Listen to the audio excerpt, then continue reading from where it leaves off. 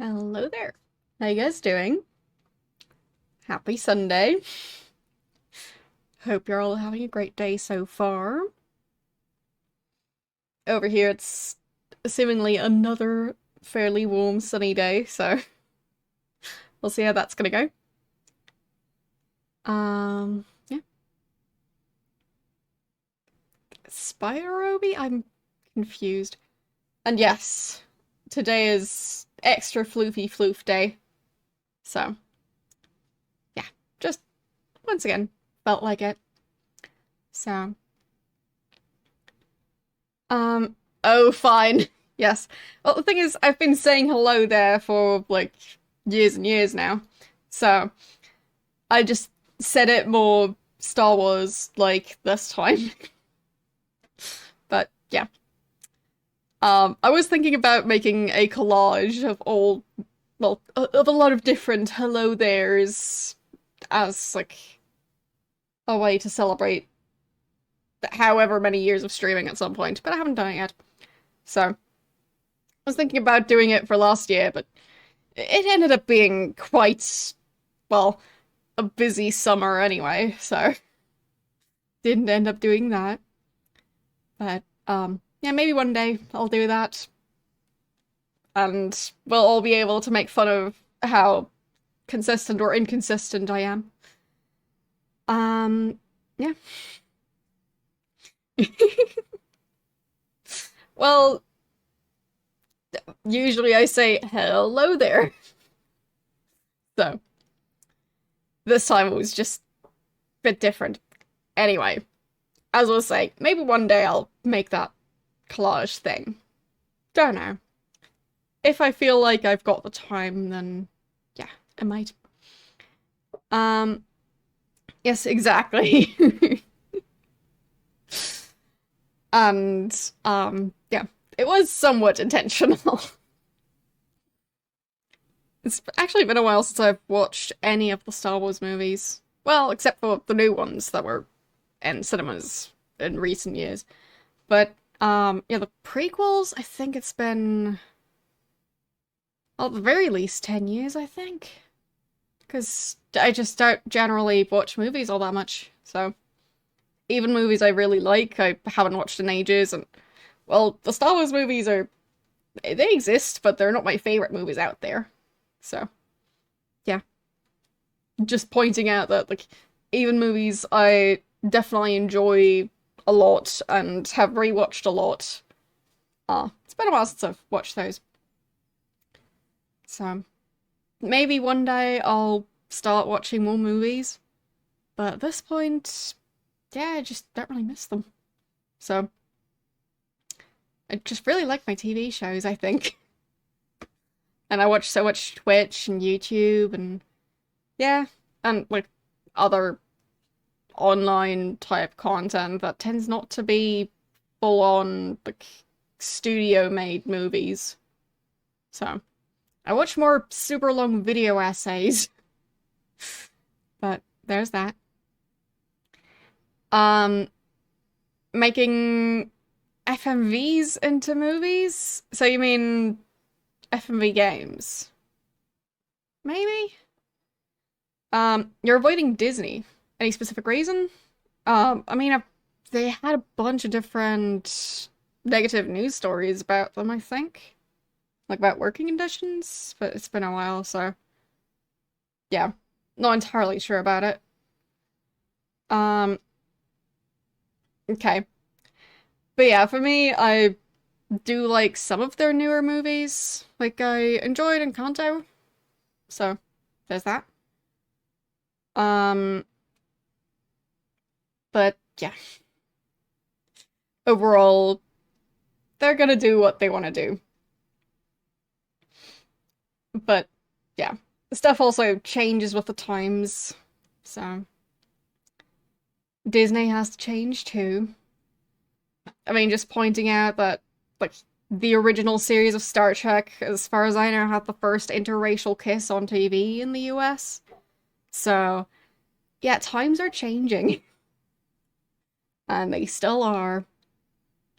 But yeah. Um, but there's always going to be some people that push boundaries more than others, and in my opinion, Disney is not pushing boundaries all that much. Yeah. It just seems like they're like trying in some ways, but uh, at least a lot of the newer like movies that are about girl power and stuff are not really that much about girl power. They're just more about like, yeah, how about you become a boss babe girl type movie? And no, that's just yeah. But that was also like the Amazon remake of Cinderella. They're just all focusing on like how to become an entrepreneur. And I mean, it's aimed at kids. So I do like fairy tales. And well, it feels like some of them are just well, I wouldn't really call it woke. I'd just call it well, it's just weird. It feels a bit how you do fellow kids. Like, yeah, don't you want to start an I don't know, Etsy shop selling homemade soaps? Like it just yeah. It feels less empowering and more just like how about you already think about your career some more when you're like 5? And to me, that was always just off-putting, going like to a 5-year-old, what do you want to do for work one day? And not seeing, I don't know, as an appropriate answer for a 5-year-old.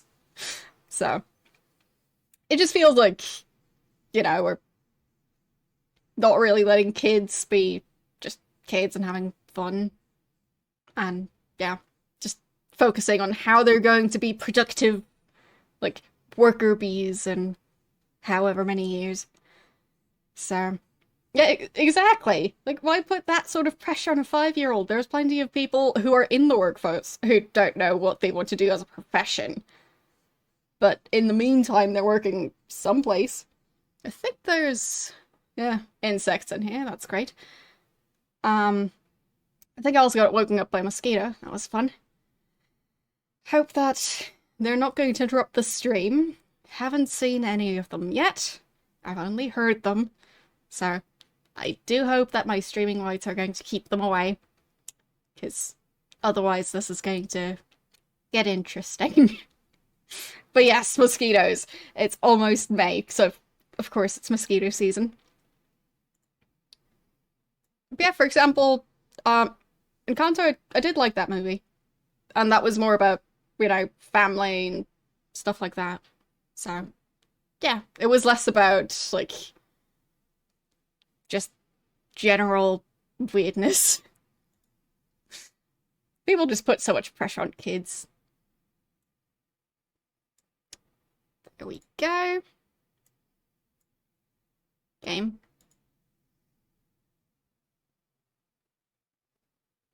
There we go.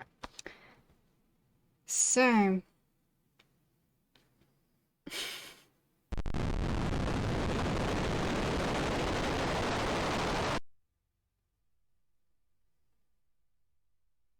All right. Let's start up the music.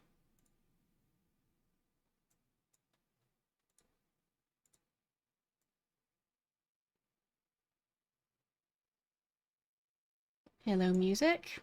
It is starting up now. There we go. That's more like it. It just didn't respond last time I clicked. It feels like my mouse is being very inconsistent still.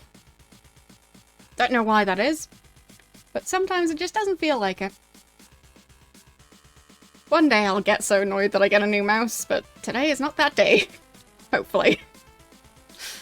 So, I double-checked the spell book that's part of the game, and there is a spell in there for casting light. So we should be able to use that today to go into a dungeon, hopefully. We'll see how much wind there is in dungeons. Because, that could still be a factor. So, let's journey on. But it does mean that we'll need to get back to the separate island where we bought the other stuff. So, let's see. Where's the map? There it is. Okay. So, yeah, it's a fairly separate island. They do have the different portals marked on the map. I'm not entirely sure what they mean, because they are marked with stuff like the moon phases, but there's 2 different moons. So maybe one of them is when the portal appears. So there's 1 moon phase for each portal. So maybe, since they're all different moon phases, one's going to be when the starting portal appears, and the second moon phase is where it's going to lead you. I think that might be the case. I'll have to test that theory. I think we're currently at the town of View? Isn't it? Yeah. So... But yeah, overall I'd say that a lot of kids' content is a bit weird. I mean, telling kids, like, yeah, you need to find true love and preferably a prince. Yeah. But then again, those are old fairy tales, so... I just think that sometimes it's weird what we teach kids via movies.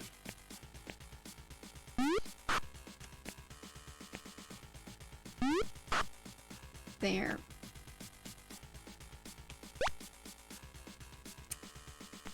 I mean, not many princes left nowadays, since the monarchy is mostly history in most countries. Not this one, but yeah, most countries. So, yeah, it is still a bit strange. And yes, true, he is a king now. Or, well, I think the coronation is next month. So, he's a king soon?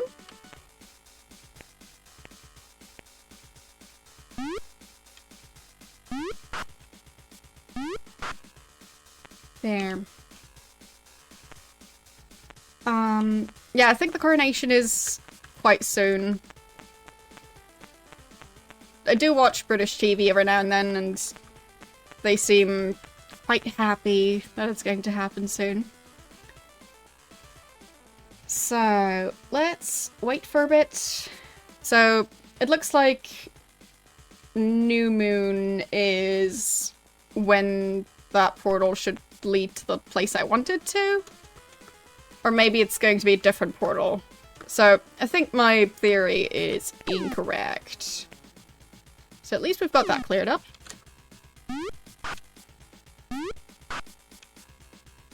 Yeah, the coronation is basically just a party.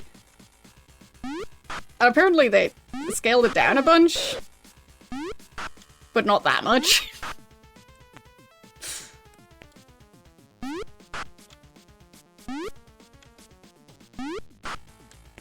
Like, I'm sure it's still gonna be an event.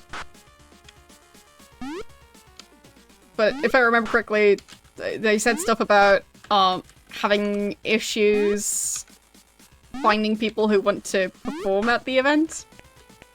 So they were asking a bunch of pop stars and they didn't want to. So, it doesn't sound too cheap of an event. If you're trying to book people like Elton John, I mean, I'm sure he's pricey.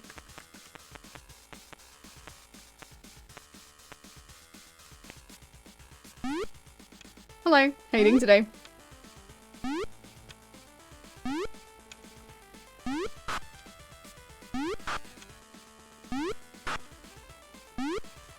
And I mean, it's not just going to be a concert, so...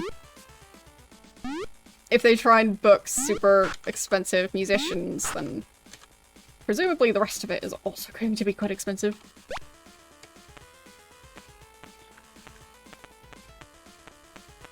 Yeah, I mean, we'll see.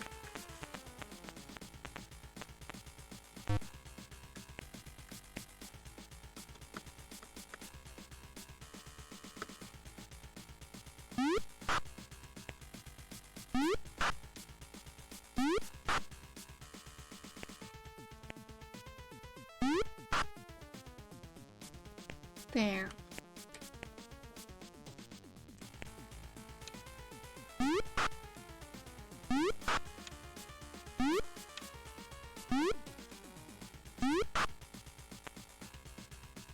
No, not fire yet.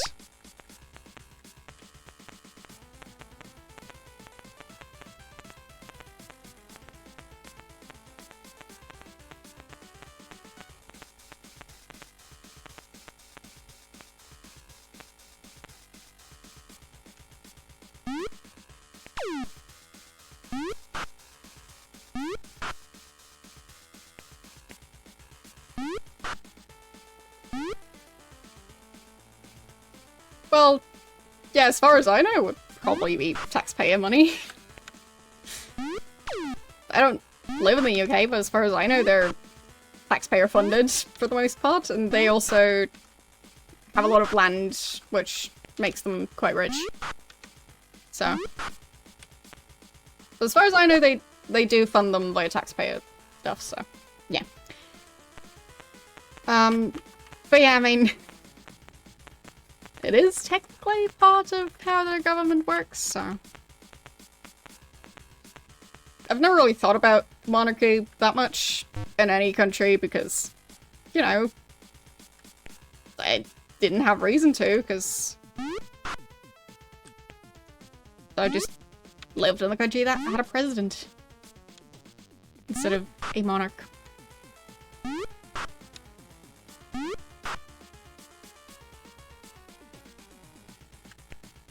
Well, they weren't able to hire Elton John because he didn't want to, as far as I know. Maybe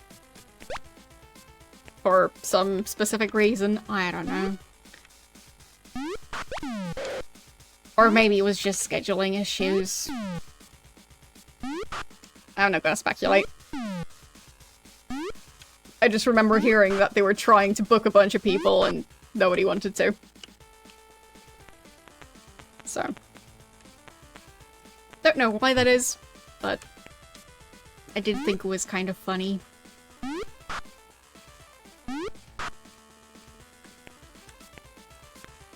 I mean, it's like a giant party and seems people aren't too eager to attend. At least some people aren't.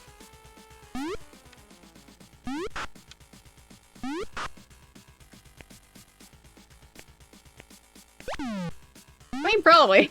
I don't know, but maybe they're just unsure. So. I'm not sure when I'll stop playing Ultima games. I don't know how modern they get. I mean, at this point, we're still in the middle of the 80s, so pretty sure I still got a couple of Ultima games to go before we go to modern AAA game levels, if they ever even go there. So, yeah.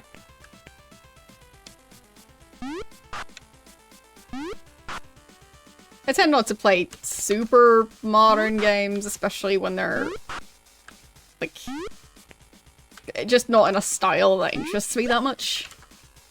So, games that are more, like, point and click, I do still play them even if they're modern. Sometimes. But for games that are basically just, like, yeah, fairly generic AAA third-person perspective, you run around an environment games, yeah, I'm not too interested. And if it's first person, then it also causes me motion sickness. So, yeah.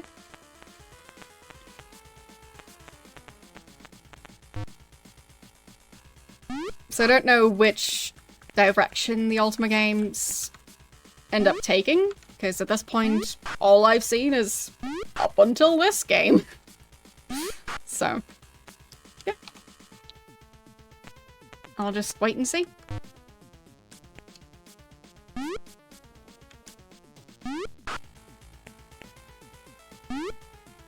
Yeah, the game poll is going to be relevant again soon. It's not a new poll yet, but soon. So, I think we'll wait till I finish the next game before we end this poll and then start a new one.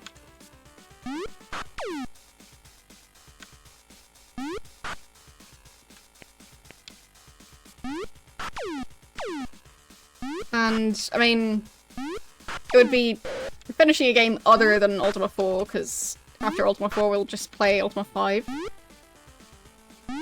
So,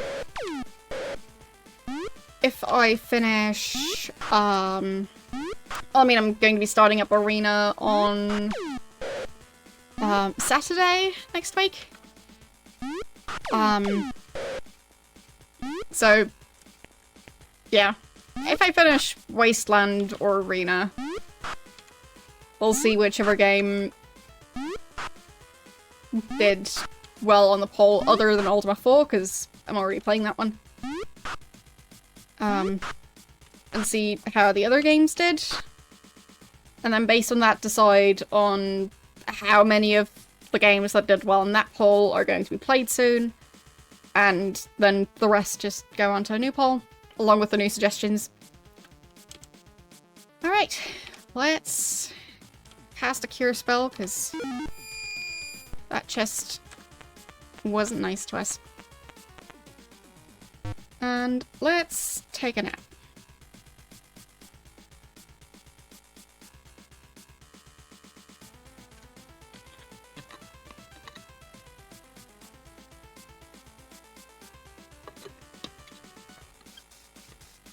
Well, the thing is, I'm not sure how long it takes to get through Arena, so. But, yeah, I mean, I'm trying to finish the main quest and those sorts of games, not, like, finish every single side quest. So, same as in Fallout 3. With the giant open world games, I just try and get to the end of the main quest.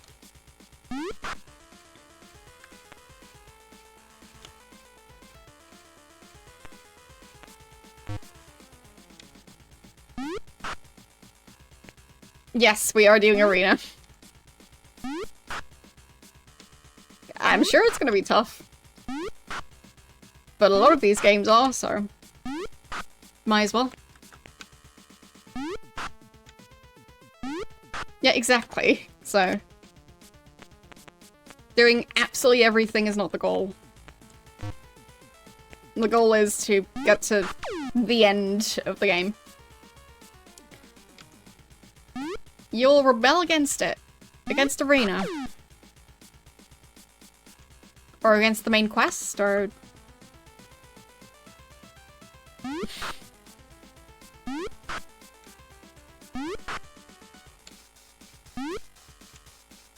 You're rebelling against Arena. Well, it'll just be one day a week.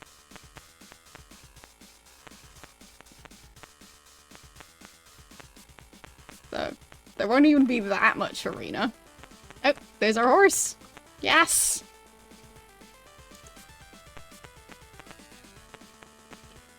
We reunited with our horse.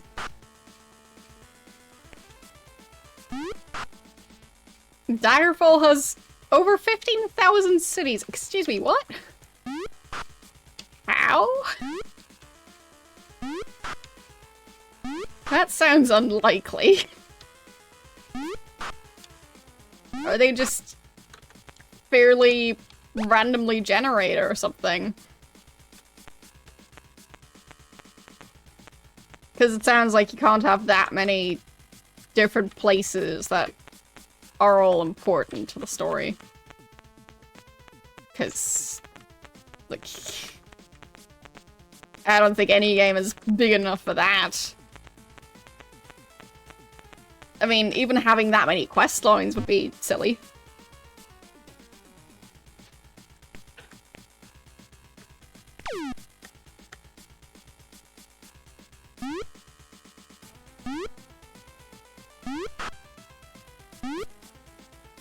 See, I'm not trying to experience every single, like,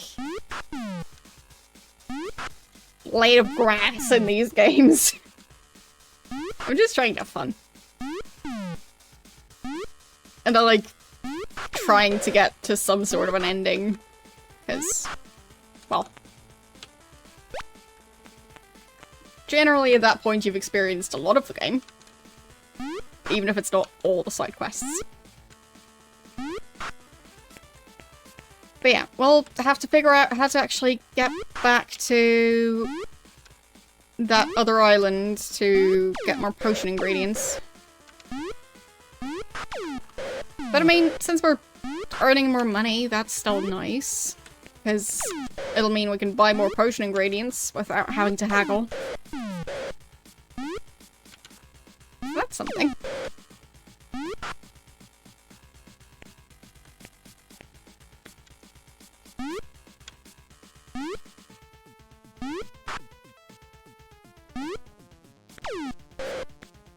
Speaking of haggling, I've never understood how that actually works. Like, sure, I get the idea of it, but in practice, I don't think I've ever haggled, and I'm not sure I ever will. But I have done it in games. But you just keep on saying random numbers and see if the other person accepts.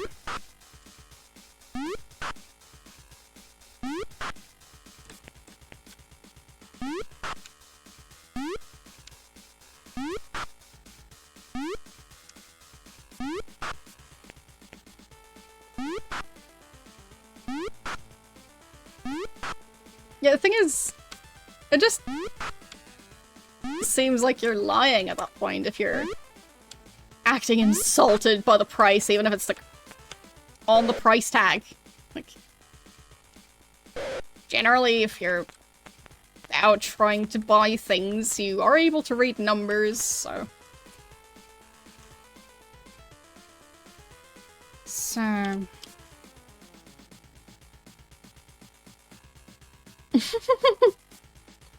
I'm not planning on going to Turkey.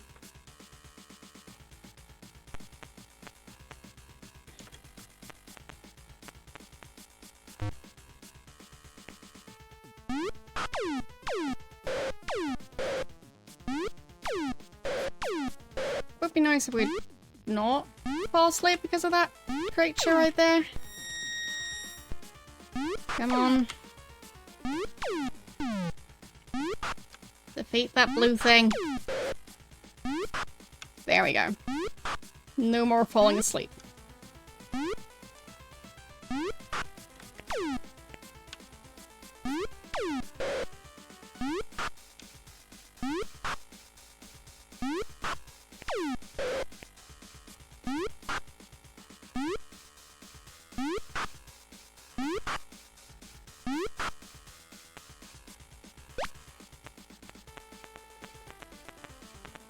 Alright.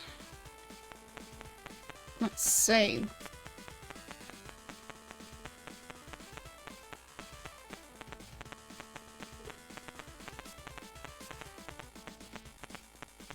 Okay. I'm just gonna look for any portals and then go for them. How about we nap again? In the meantime, I look at the map and hope that nothing attacks us. Okay. So I'm not entirely sure where we are on the map. should try and figure that out.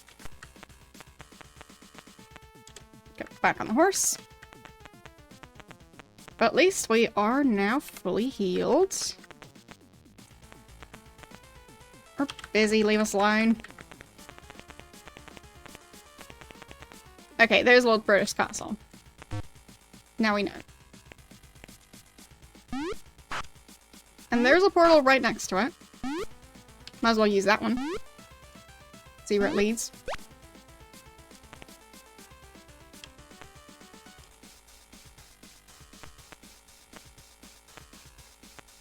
Skeletons, I'm busy. I'm trying to head to that portal.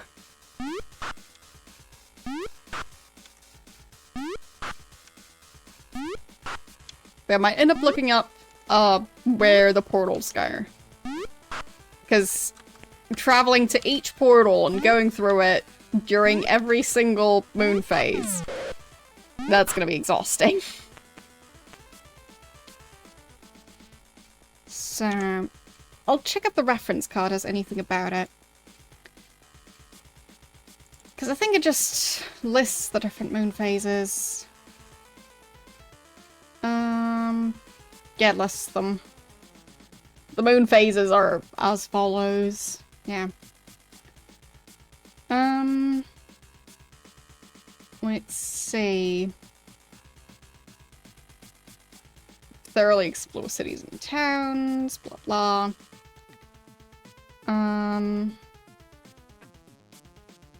So yeah, it doesn't seem like they say where stuff is going to lead. So yeah. I'll just look up that specific part. So Ultima 4, and I think they are called moon gates.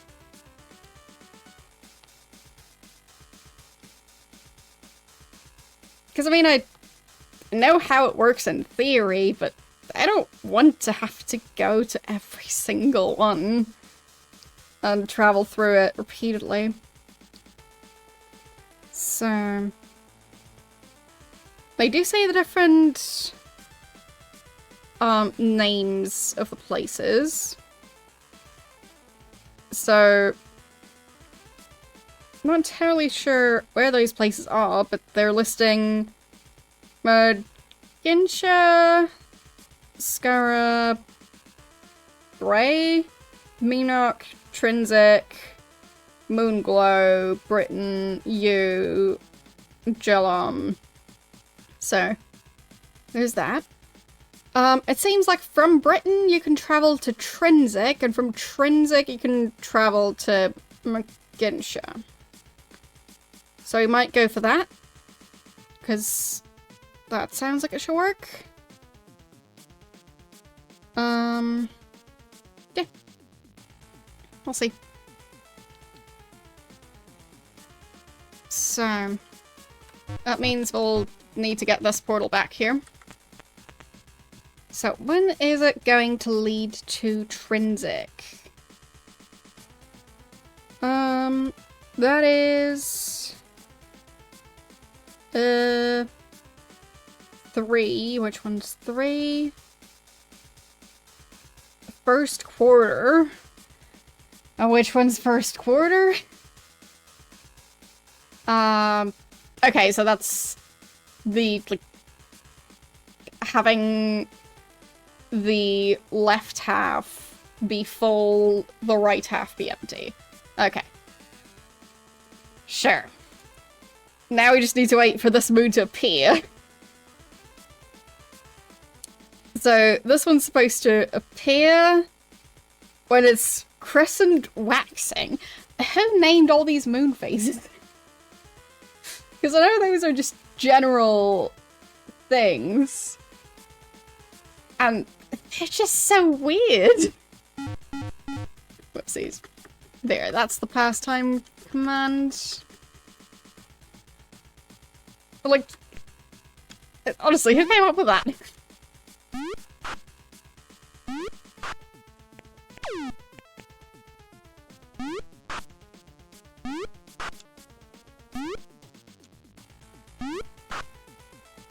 There.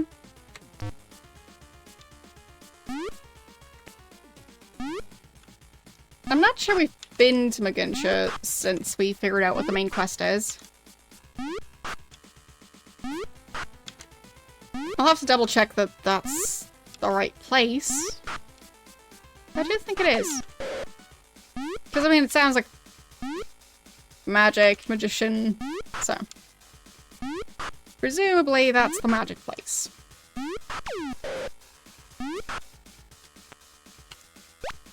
There. Alright. So, Magunsha, humility. Okay. Oh, no, the ruins of Magunsha. Okay, we're not trying to go to Magunsha. Wrong place. So, we'll have to figure out where we're actually supposed to go, because I guessed wrong. So, which one was the magic one?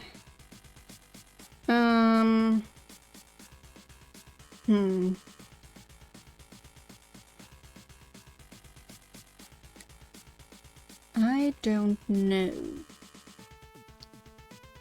Fine, I'll have to look that up too. So, Ultima 4. How do I look that specific fact up? I guess just a map with cities on it. Because that would already tell me, I think. Moonglow, looks like. So we're trying to travel to Moonglow. Alright, how do we get to Moonglow? Oh, we can travel directly from Britain to Moonglow, but not the other way around. That's great. So, we can travel from Britain to Trinsic and from Trinsic to Moonglow. So still the same idea of traveling from Britain to Trinsic first. So, need to wait for the first moon phase and then... So, we want this one, but on this side. And then that moon phase on the other side.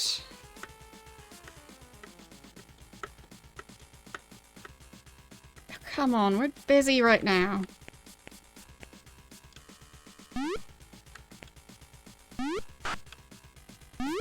Yeah, it's not convoluted. Definitely not. So I am glad that I can just look up that part, and okay, that didn't work out. Weird. Why didn't that work? Do they just not line up like that?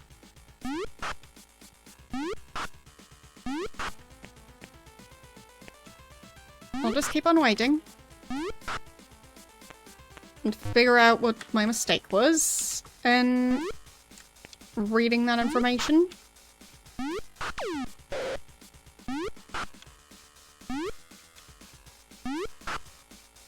Okay. Get this chest. Get that chest.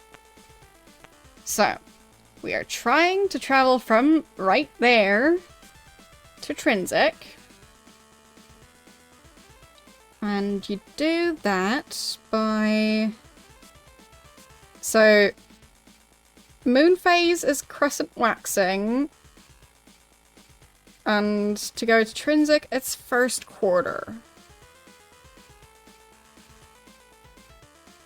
In theory. Oh no, that's arrivals. Destinations, there it is. Okay, destinations. No, 3 is still Trinsic. Okay. I'm very confused. Okay. Let's just wait again. Maybe I just missed it.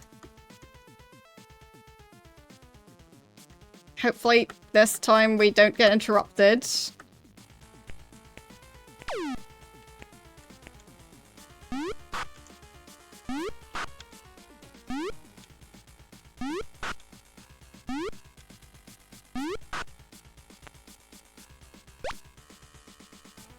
So. Almost at the correct phase for the portal to appear. There's the portal.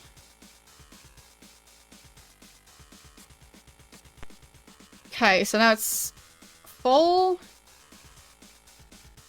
And now it disappeared again. But I thought I was supposed to travel through there at the other time. That's really weird. Okay. So I must have misunderstood something about it. Maybe it's flipped? I don't know. So I misunderstood about which half was supposed to be visible. Because I thought it was the other half. So we want crescent and then a half moon.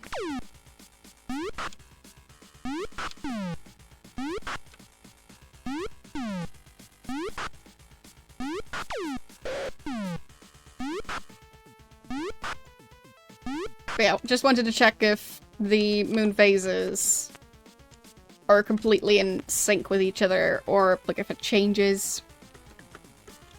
But it seems they just loop the same way. One just moves a bit faster than the other, but they're not going out of sync. So, eventually we're gonna be able to travel again. Come on.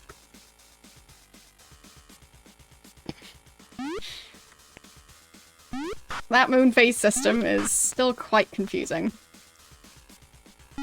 Come on, get... Oh, fine, we already did. So. Half moon on that side. Crescent. New moon. Eventually. Come on. You can do it. There. New moon. And then once it's crescent,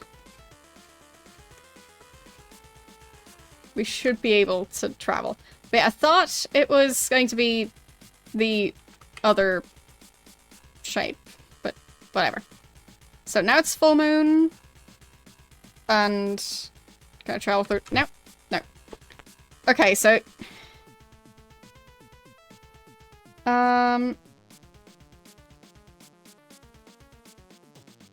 just seems like the information is incorrect then, because it says first quarter, not gibbous waxing or gibbous waning, which are the ones where it's not quite half, but not quite a full circle.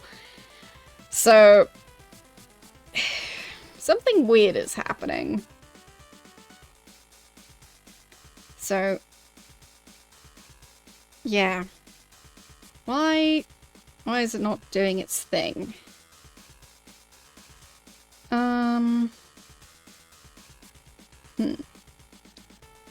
We'll just go through that portal at random times, I guess.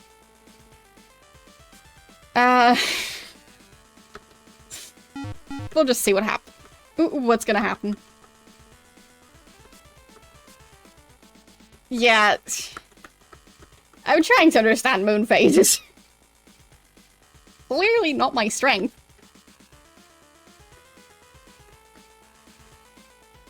So.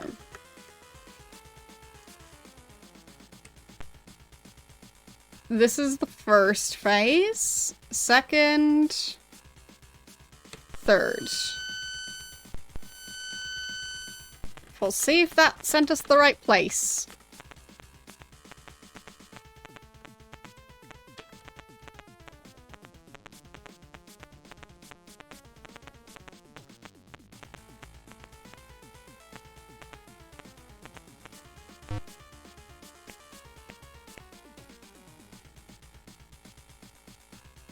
Yeah, I'm hoping this sent us to Trinzek.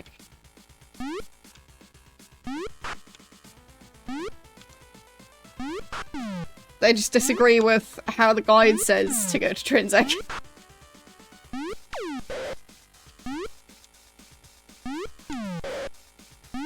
guide makes it seem like it works differently. So.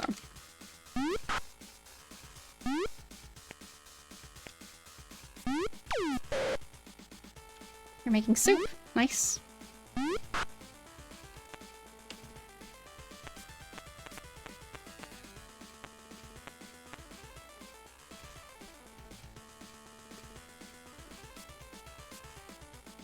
Okay. Trinsic. So it's supposed to be when it's the waning moon phase. And then supposed to send us to Moonglow on the second one. I'm confused. Okay. We'll try.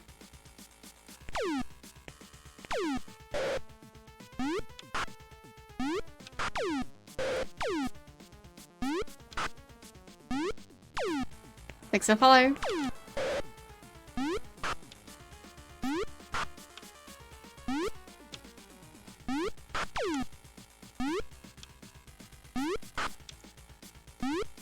Just want some potion ingredients. Because, I mean, we need to see those dungeons. We've seen them in the previous 3 games, and this one has all the colours. So, presumably, they'll also use some colours in the dungeons? Because I think the first one didn't. Even though we were playing kind of a remaster type version of it. But they just didn't feel like using colours, I guess? So. Or maybe they just wanted that specific part to... I'm so confused with the controls right now. Maybe they just wanted that specific part to be closer to how it was on other systems. I don't know. Or they just didn't know how to have those creatures that were basically just outlines. How to color them in a way that looked good. Or I mean, maybe they just like the aesthetic. But either way. Very curious how it's going to work in this one.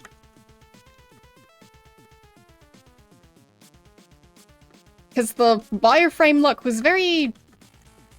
well, it was unique.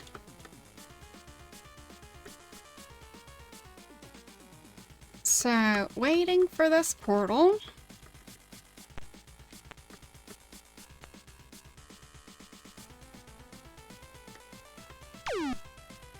Could you not? I'm busy here.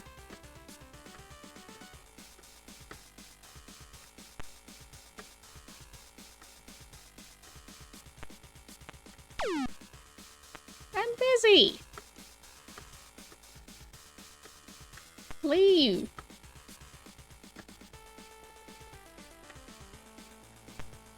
Yes, leave, please.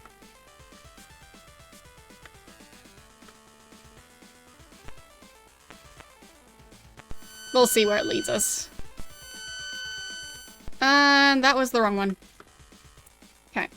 So that was Magensha. Well, I hope that sea monster leaves in the meantime.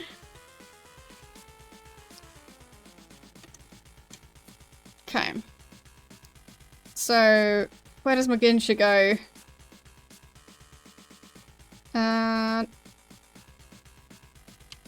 No, it already left again. Okay.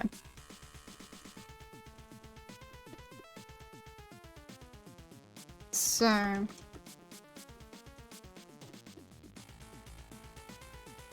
fine, I guess they go 1, 2, 3 for all the different ones, so... I guess the first one is when the portal arrives, and the middle one is the second one, and the third one is right before the portal leaves again. It just seemed like it was also referring to the moon phases, which, as I said, the guide is very confusing to me. So we're supposed to go for the second one. No, the first one. The first one. Alright. waiting for the portal.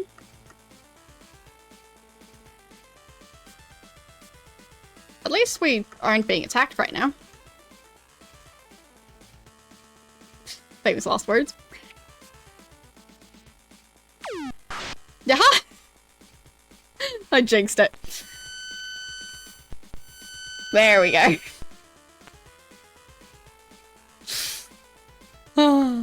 Shouldn't have said that.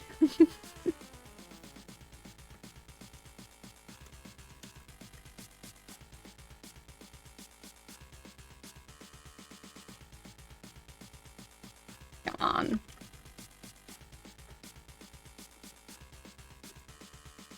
So many moon phases.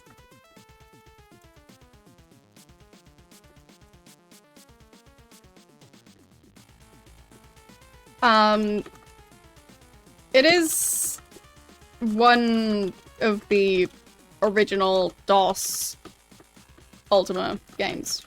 They're available on GG. So, yeah. Waiting for full moon. Come on. I've played the first 3 now. So, yeah.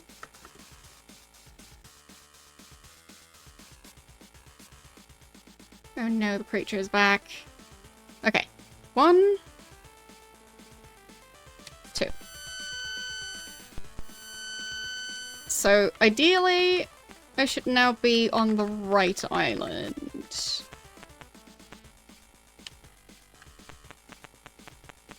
Is this the place that has the ingredient store?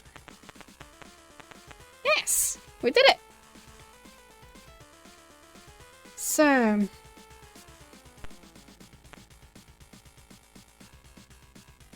what do you mean it's RNG?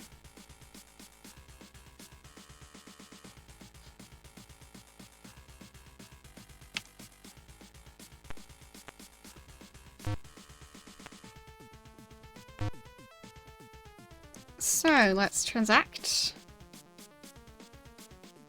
So, we want an ingredient called ash something, I think. So, yes, I am in need of reagents. Sulfurous ash, I think. I'll double check in the spellbook. So, the light spell requires...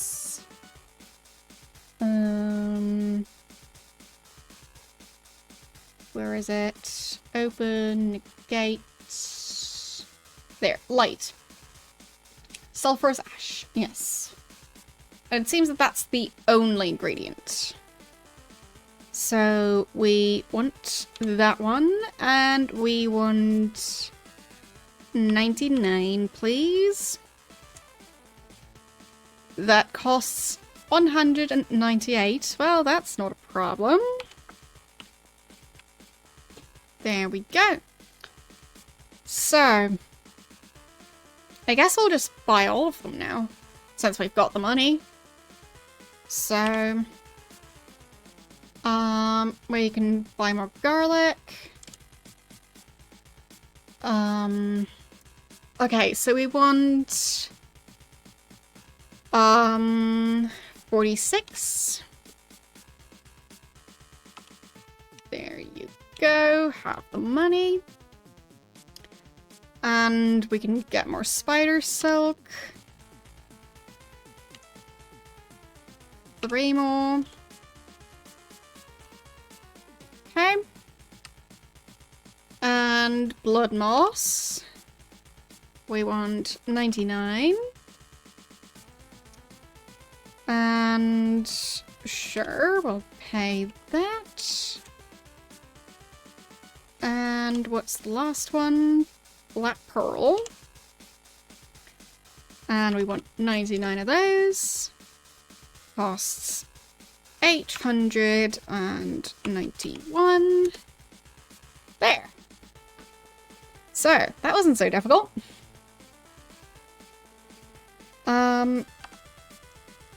Alright. So, now we'll mix some more stuff, I think, because... Well, the thing with the haggling, apparently that's just stealing, so I'm trying to not do that. But, yeah, the Oracle told us that we were thieves. And apparently, yeah, that's because we said we'd pay full price, but then we didn't. So I thought it was a haggling mechanic, but it wasn't. So, anyway. Yeah, let's make more ingredients. So, mix.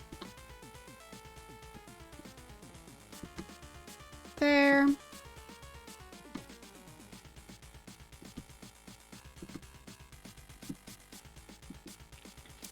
$84, 5, 6, 7, 8, 9. Okay. We're getting there. Did I do it wrong that one time? I don't know. Either way, we can afford to lose some ingredients. Not going to be a huge issue. But yeah, we're using so many cure potions because we keep on getting poisoned by enemies, by force fields, by chests. And we might get poisoned by stuff like fountains in the dungeons, possibly. So we'll see. Based on how it worked in the previous game, well, we can get poisoned by pretty much anything.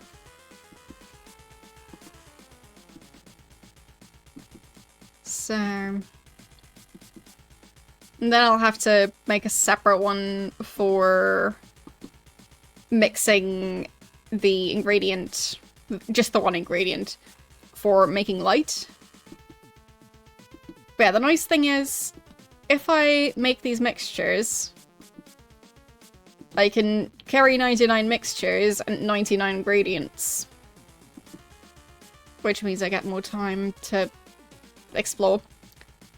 So, let's try and mix for the other spell. So, the spell is L, which is light. So, L. Then reagent is ash. A. Okay. A. And then just enter, I think?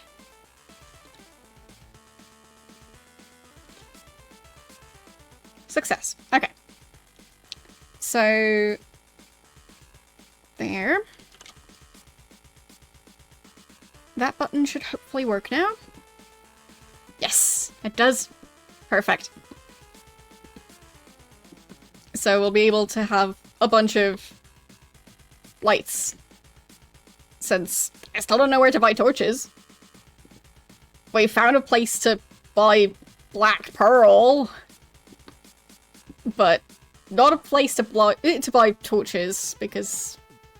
I mean, we're in a fantasy world. Who would know how to make a torch? So, yeah. Don't know why that's such a problem in this area. But apparently, there's just no way to get to torches. So, maybe one day we'll find a place that sells them. But, yeah, at this point, I'm still looking. I think there's at least one island with cities that's kind of like this one that we haven't been to. So it could be that that's the only place to get those. I'm definitely looking forward to when we have keys, because I think there's no unlock spell for doors. So, I'll have to check for that. But for now, I'll just have the light spell, which I'm sure is going to be very handy, because I want to be able to finally explore those dungeons. There we go. 99. Alright, so I'll search under U for unlock. Or maybe O for open? No, U is undead. Okay. Maybe O for open. There. There was once a time when all beings were fair and just. Principal vessel used for the transport of one's worldly possessions in these times was the wooden chest, which is still the popular means. Since the coming of the evil ones and their lasting influence on the inhabitants of our fair land, the practice of placing obnoxious and sometimes lethal traps on the locks of chests has become quite commonplace. Virtually all folks use such devices, even the denizens of the underworld who got naught but ill-gotten wealth, to bypass these sinister mechanisms. So it's just specifically for chests, not doors. So that's a shame. So let's buy some more reagents. I want 99 ash, please. There. And let's stock up on the other ingredients before we travel back. So that's 71. There you go. Garlic. That's gonna be 47. There. Spider silk. We're gonna need 25, not 52. I can math. Well, it's mainly the speaking part that's difficult. So, but yeah, I switched the numbers around because languages, they sometimes do stuff like that. Because, yeah, sometimes languages are inconsistent. Or, well, overall languages are inconsistent in which way round they have those numbers. So, I just said it the wrong way round. I meant the right number. But yeah. Long story short, languages are silly. So, there's the portal. But I don't know where it currently leads. There. So, let's save and then check which one leads us back. So, we are at Moonglow. And we want to travel to Britain, if possible. So, that leads... Well, it's going to be the second one. And the portal arrives at New Moon. Okay. Wait, does that mean that the one that looks like full moon is New Moon? Or did it take me that long to check that? We'll find out. So, whenever the portal arrives, that's gonna be New Moon.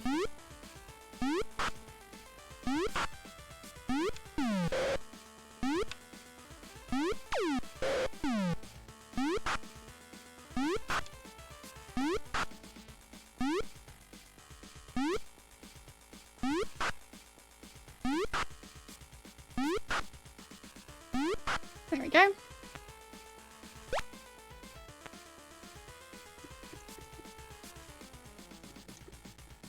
So,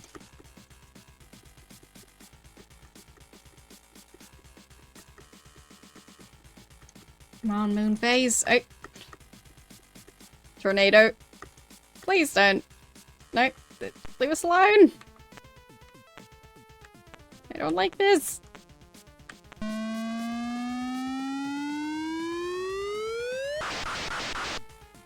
Okay, so it's just damage.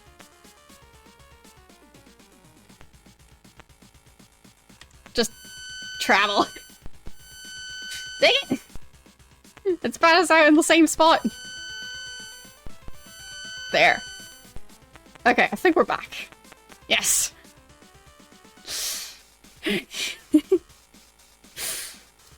Let's sleep.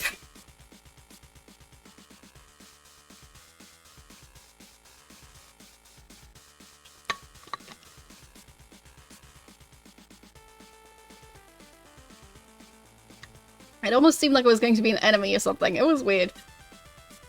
So, it seems that tornadoes in this one might just do damage. Instead of allowing you to travel to alternate worlds. Alright. Let's stop by our good old pal's place.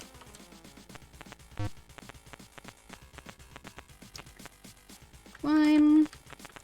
Because maybe someone's got a level up waiting for them. I don't know.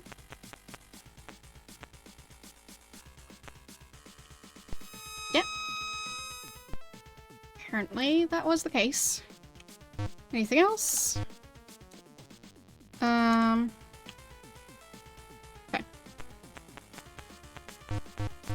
So my character got a level up, but YOLO didn't get one yet. There. Let's open this door.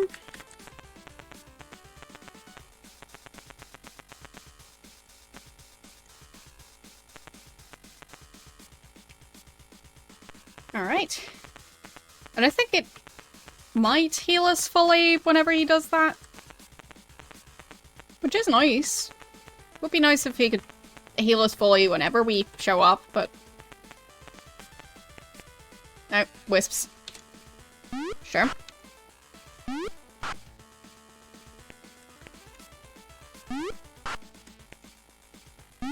It's interesting with the different games how they've had time travel, they've had gates that allow you to time travel.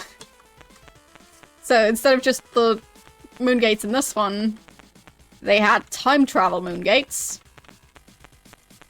Because I think in this one it's not time travel. So, yeah. And, yeah, they just had the, like, you build an actual physical time machine. That was the first one. I think. And I think then the third one just had moon gates for travel? Can't remember. But yeah, I think it might have been like that. So I think first one had just the time travel via the time machine. Second one had time travel via moon gates. I think third one had teleportation via moon gates, and this one also has teleportation via moon gates. But I might be wrong. So, right, there's no chest there anymore. But we need to cure. Okay. So now we're just going to look for a dungeon to explore.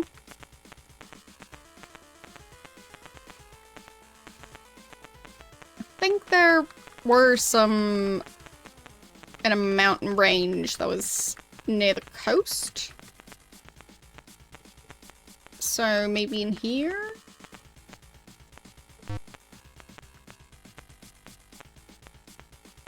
Yep, there's one. Perfect. And enter. Fine. Can't enter a dungeon while riding a horse. Wrong. Okay. Cast... light. There we go! Oh boy, they're colorful! Wow!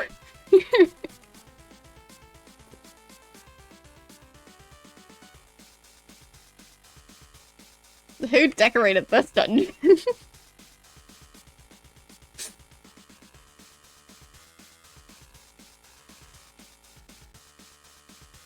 Okay. This is how the combat works. That is very different.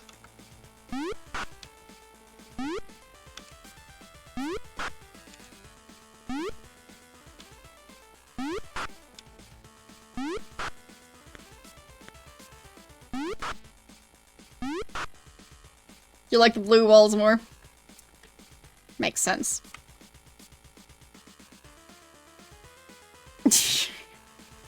I like how they make the enemies be square, even if it doesn't make sense in terms of the outlines. So they block part of the background just because it's not... well, whatever. I'm scared too.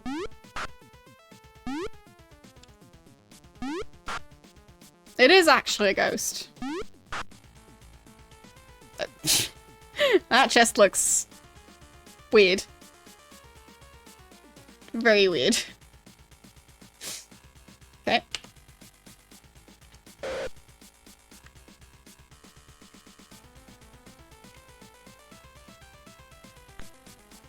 What are these? Oh. Are those? Yep, those are spiders. Spiders. They have 6 legs. And only 1 body segment.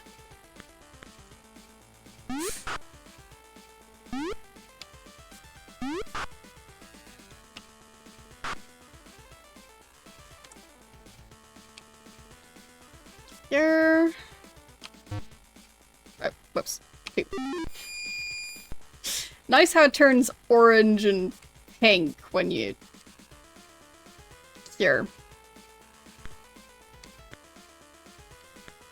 But yeah, those balloon green walls, I didn't know what to expect, but it wasn't that. Also, why are the spiders able to do ranged damage? They're spiders, not Spider-Man.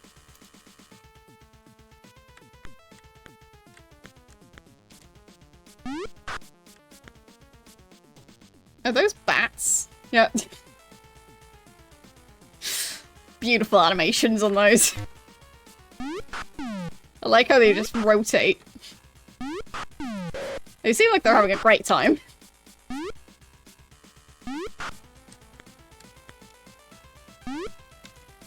Yes, green rotating bats.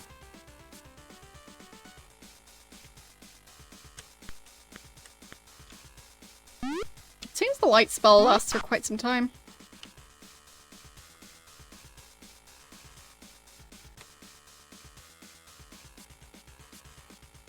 Not like in the previous game.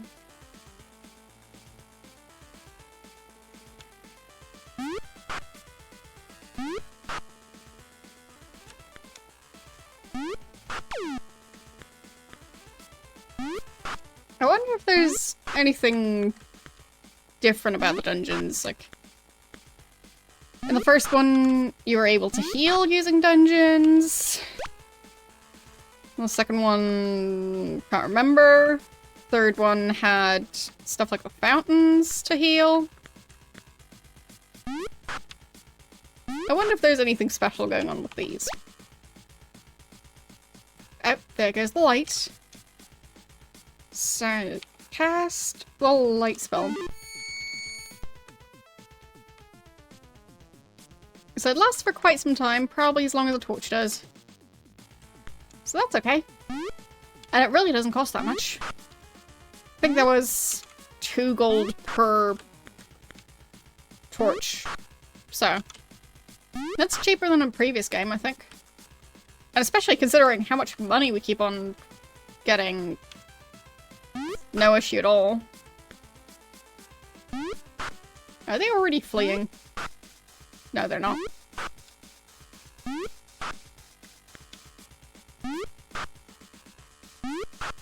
There we go. Fine. And get back on the horse. No, board the horse. Save. There we go. There, now we know how the dungeons work.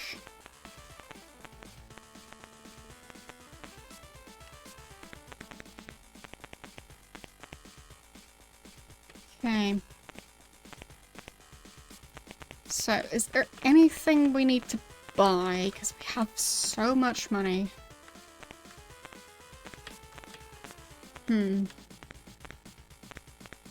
What's this place? Very swampy.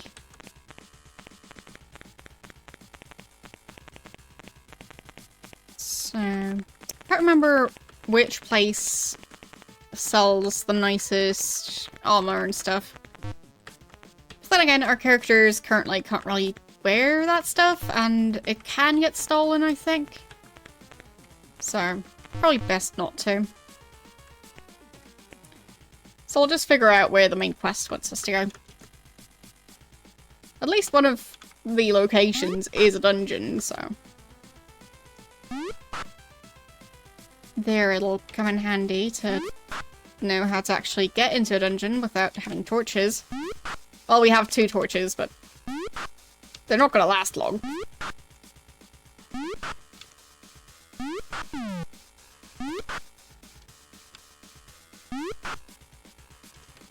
Okay. Right. Let's slow the horse down. Alright, so.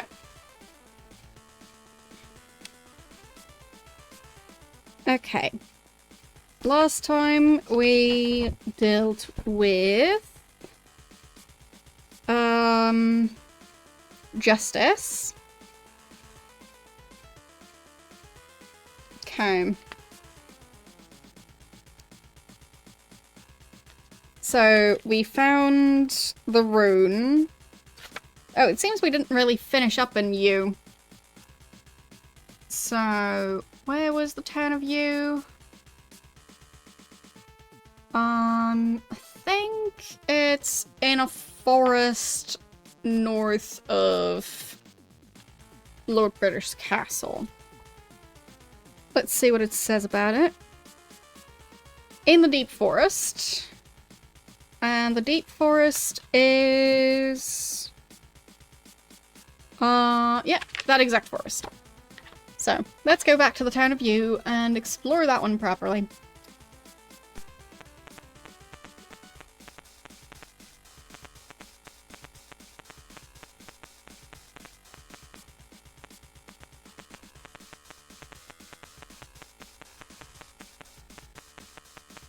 Okay.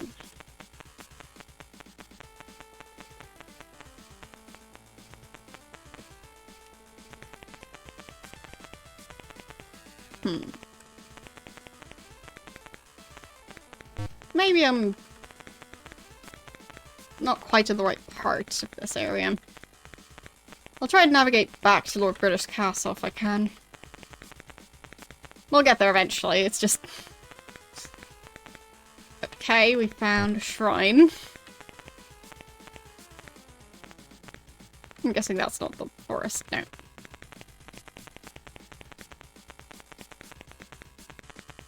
I feel like we found more shrines than necessarily exist for the different virtues, so I'm not sure why there are so many different shrines. Okay, let's enter the town again.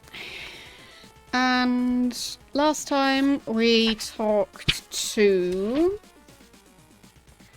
Talford and Jana.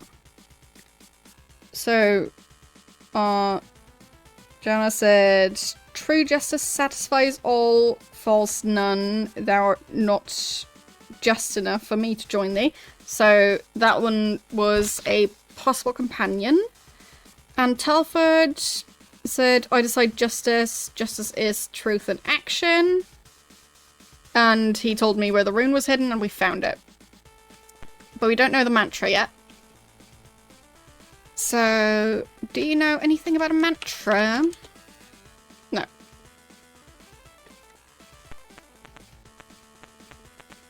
Okay.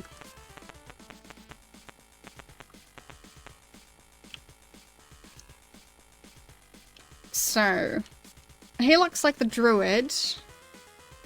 What did he say about the mantra? Can't help you with that. Okay. Do you know anything about a mantra? Nope.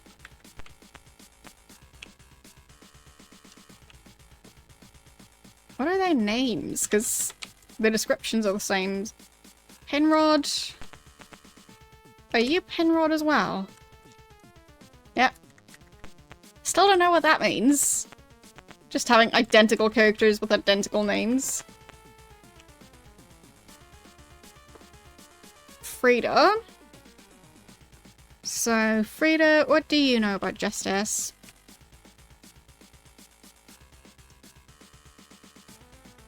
Joanna may join me. Okay, right. Do you know anything about mantra? No.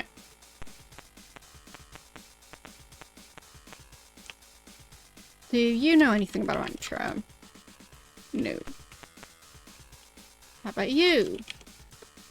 No. But yeah, there have been several places where there were characters who were identical for some reason. A ranger. What's your name? I'm a ranger. How about you? I'm a ranger. So, as you can see, two identical random characters who don't even have names. But they know they're rangers. But yeah, ones where there's a person named Pinrod and then next to that person is a person named Pinrod. Yeah, that's where it gets a bit silly. So, what's your name? I'm a druid. Well, good for you. How about you get out of the way so I can walk around that building?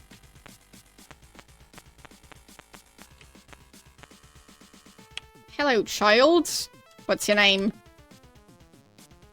Right, short round. I think we've talked to you. You know about the mantra? No. What's your job? Work for Jones. Right, that was an Indiana Jones reference, I think. Ask about Jones. I think Indy's on a quick quest. Ask about Indy. Ask about quest. Not so sure, but it should be fun. Are you having fun? Yes. Write to Lord British and tell him.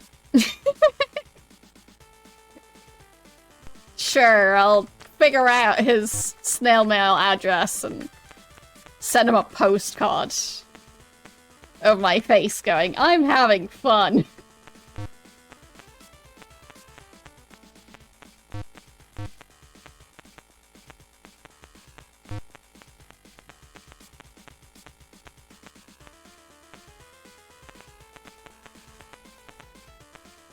Okay, how about you? Solemn Druid. What's your name? Calumny. Do you know about a mantra? Can't help you with that. What's your job? You make spells. Right. We talked to you before? I think we might have.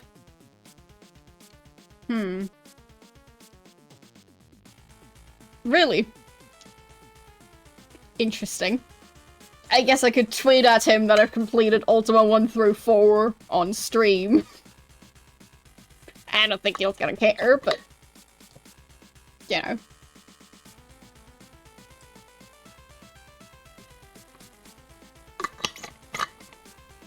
Okay. Nice. I mean... maybe you'd like to know that I'm playing them.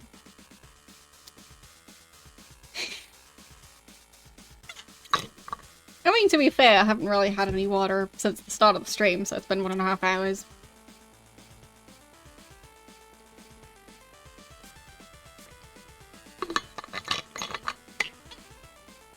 Yeah. I figured.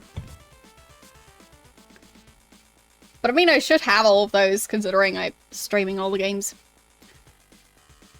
So... He used to send paper certificates for completion. That's kind of fun. Okay. Didn't think he'd still be that involved, though. So, I'd assume he doesn't do that anymore, but, like...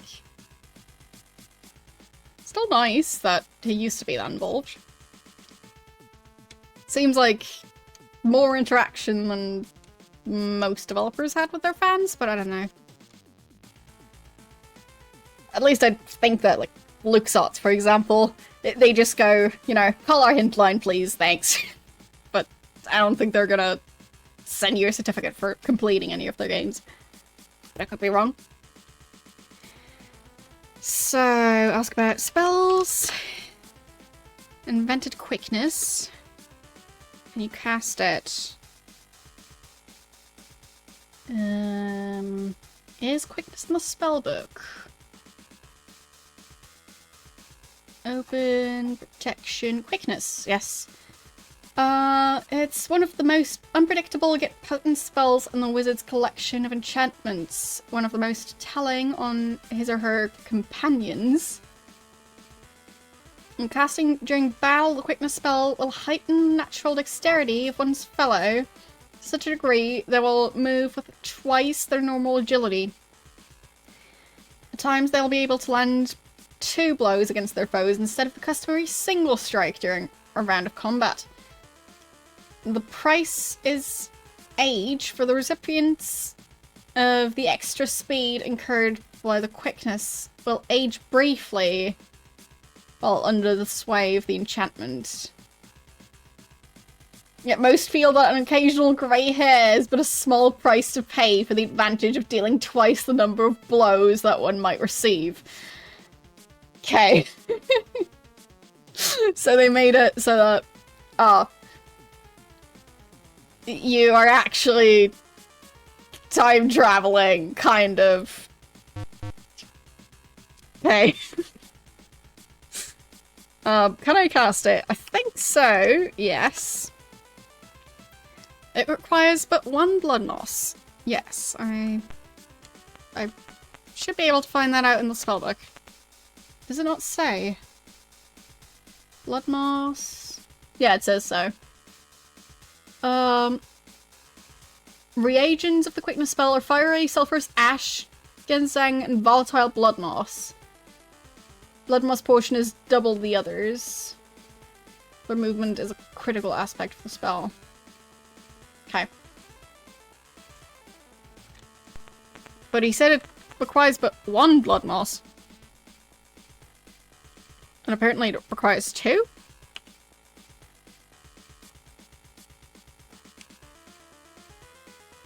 So... weakness?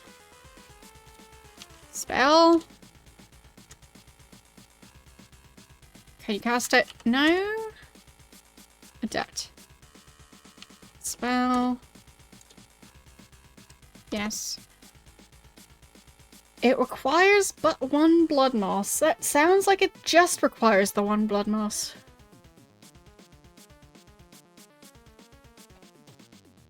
So let's try that, I guess. We've got plenty of ingredients.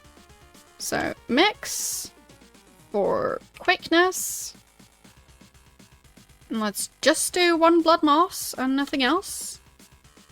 It fizzles. Yeah, exactly. He was lying to us.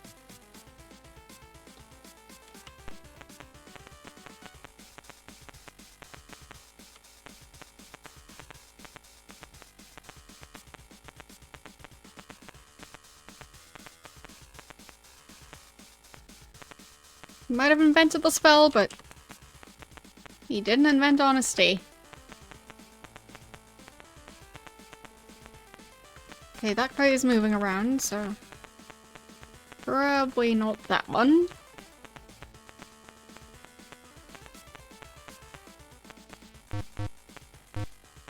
Where was the bridge? There it is. Okay. Thanks for the raid. How are you doing today and what were you streaming?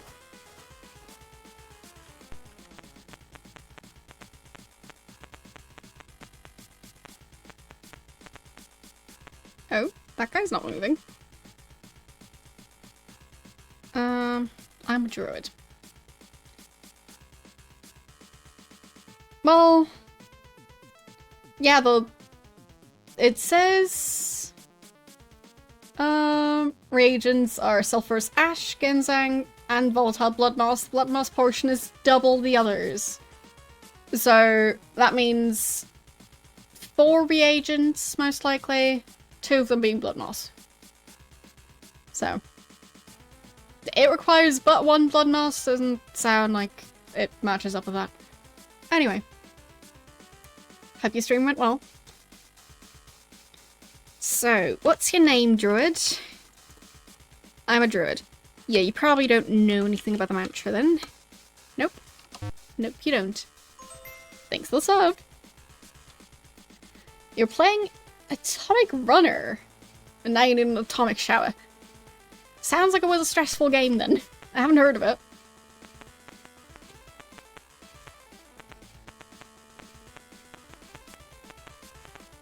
Okay, that guy's not moving. What's your name? It's a good name. So, what's your mantra?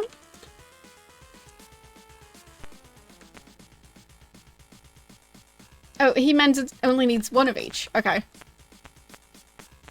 I guess we can try that too.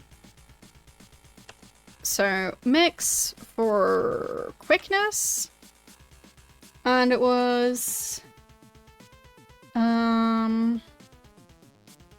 ash, ginseng, and blood moss. So... ash... ginseng... blood moss. Okay.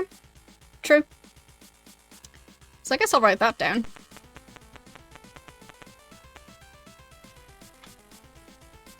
So...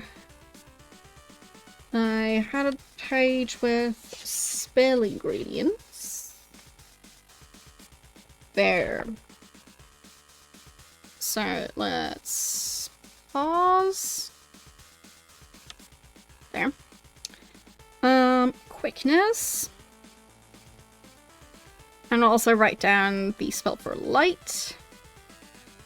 So for quickness, it was... what was it exactly?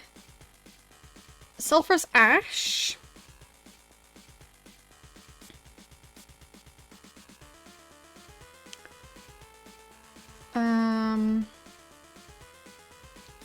It's so easy to lose your line in that giant paragraph.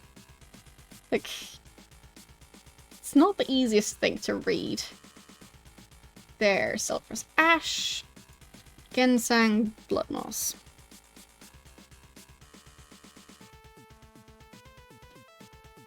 One ginseng. 1 blood moss.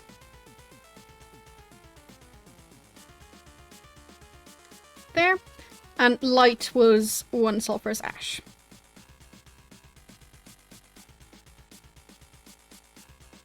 Yeah. Because, you know, it's good to keep track of that stuff. Played on a treadmill. Oh. Yeah, that explains things. Streaming while playing something on a treadmill, that sounds like... it's gonna feel like a very long stream.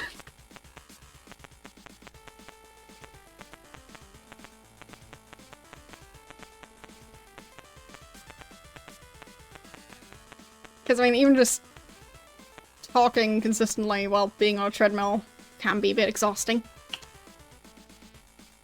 I'm silent. Do you know about anything called a mantra? No. You? No. Mantra? No. So, who can know about the mantra?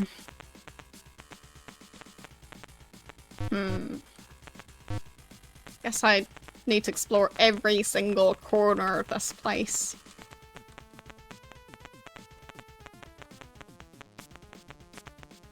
Oh, who's this? Ranger. Yeah.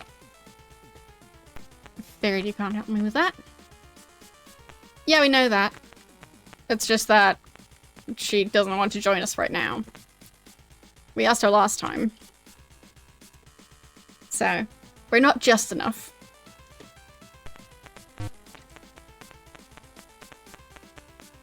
So maybe she'll like us eventually, but she currently does not. A wandering druid. What's your name? I'm a druid. What's the mantra? No, you don't know. Right. Yeah, you're the druid we saw from the other side. So...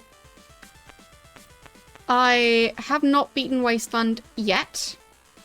I play Wasteland on Thursdays. So, yeah, I'll be continuing it next Thursday.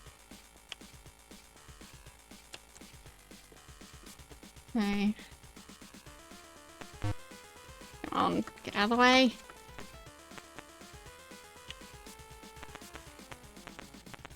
Maybe this guy knows about the mantra?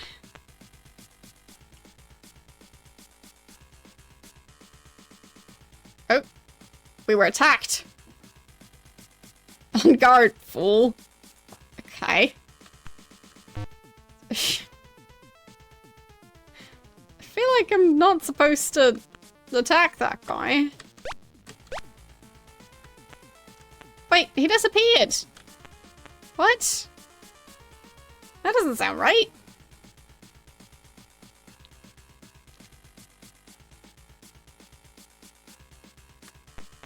But, okay.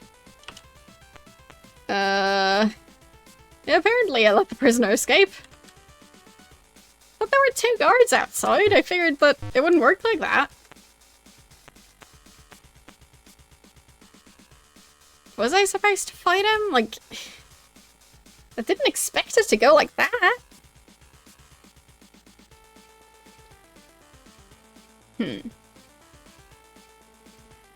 I'm just gonna assume it's fine.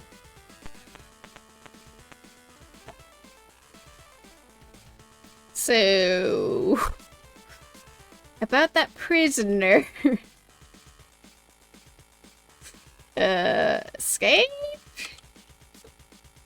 Okay. He probably doesn't care. It's probably fine.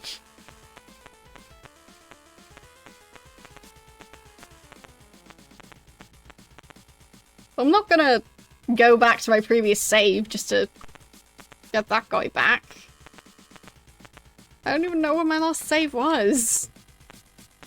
So I don't want to risk it.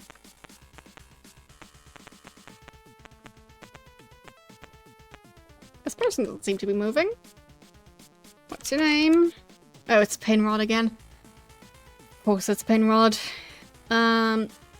So, Pinrod, do you know about the mantra yet? No. Still no clue about the mantra. Oh, now he's moving.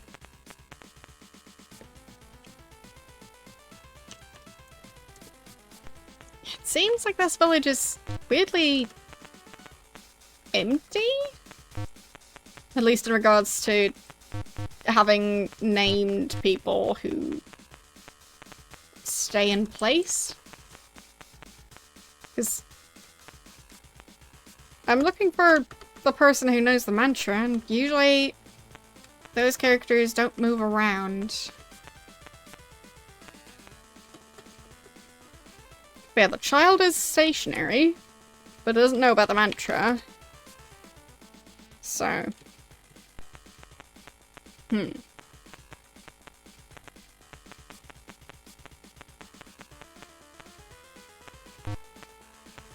But yeah, that's why I was checking in the prison, but let's see, maybe there's a secret passageway somewhere. Don't see one here.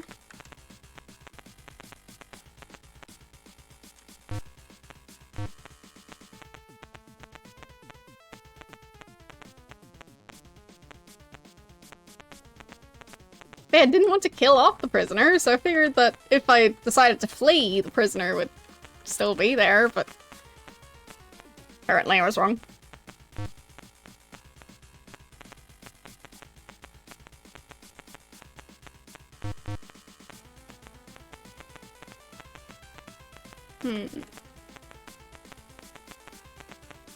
Yeah, I don't see any weirdly different colored pixels. So, nobody seems to know the mantra. Weird. Let's see, what was the description of this place? Justice. The city of you in the deep forest, justice is served.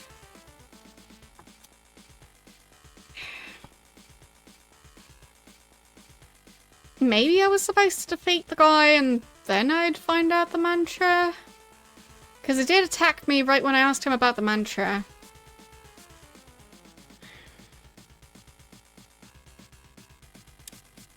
Fine.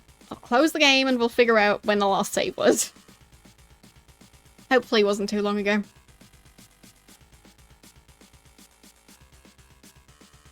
But if he attacks me again right when I ask for the mantra, we'll see. Let's switch to a different track in the meantime.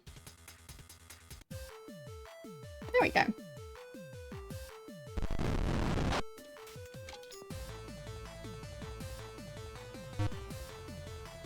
Journey.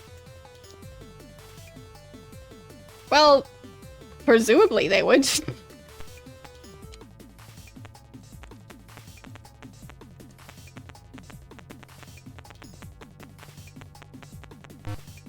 They might not like it, but I'd assume they're the ones who'd know the most about the justice system. So... no, you don't need to exit to save the game. You can just save when you're outside. So, in the overworld. So, talk. What's your name? What do you know about the mantra? Can't help you with that. Fine. So, it was just a coincidence that he attacked us. I guess. Alright. Did he know anything about the mantra? No. So how am I supposed to figure it out?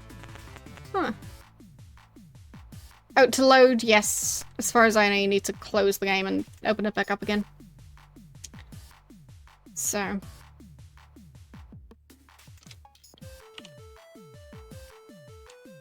No, not open. Talk. Okay.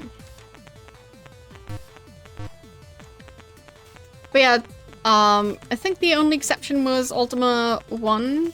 Well, the DOS version of it. Because that one had the most sophisticated save system out of all of them. Since it's not the, like, original version, it's kind of a remaster. Because they didn't originally release it on DOS. But, yeah. I think that was the only one where you didn't necessarily have to close and open the game back up again. So you can save whenever you want, but to load a save, you close the game.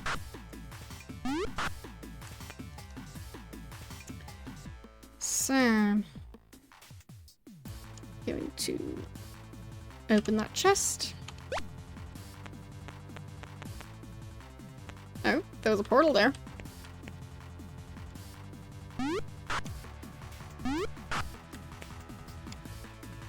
But yeah, it's weird that we know where the rune is, but we don't know where the shrine is. Like, we already got the rune. We don't know where the shrine is, and we don't know what the mantra is. Maybe I can ask him about the shrine? I don't think I've done that yet. But shrine... Ask about justice. Justice is truth and action. Ask about action. Ask about truth.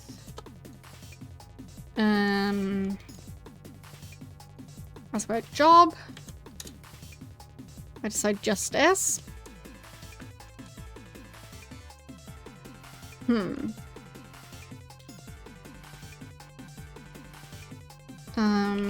We've asked about the rune already. It's hidden well. Can you honestly claim to be guilty of no crime ever? No. Search their penance in a cell. Yeah. But how do I know where the shrine is? That's the important part. I guess some gods don't know. So... Do you know about the mantra? Do you mantra about the no? Do you know about the shrine? No. Can we ask here? Are you in need of help? No. Are you willing to give 100 points of your blood to 8 others?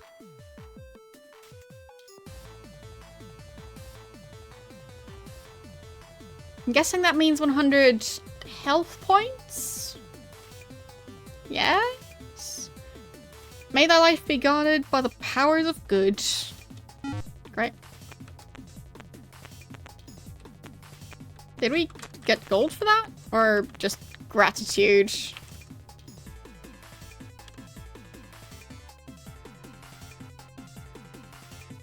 Well, 100 isn't that much, assuming that we can regain it later. Let's see, stats. Yeah, maximum is still 700, so it should be fine. So let's check that. Yeah, okay, we're not getting gold for it. So presumably we're getting just morality points. So, do you want to join me now? No.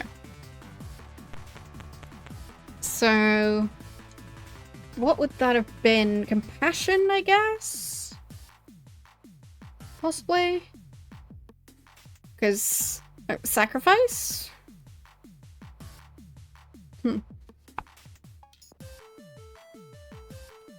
So, I'll write down that we can donate blood.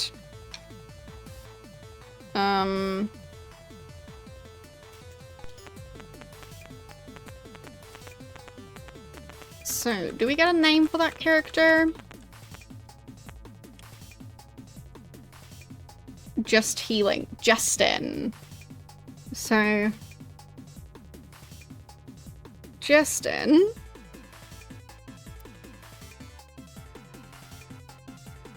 Okay. Peace and joy be with you, my friend. Yeah, I'm still trying to figure out which virtue this is going to benefit. So... Welcome... to just healing.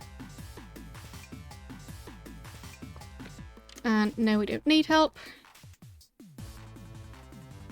Are you willing to give 100 points of thy blood to aid others. There.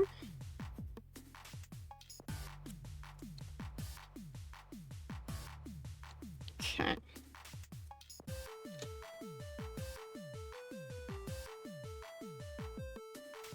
So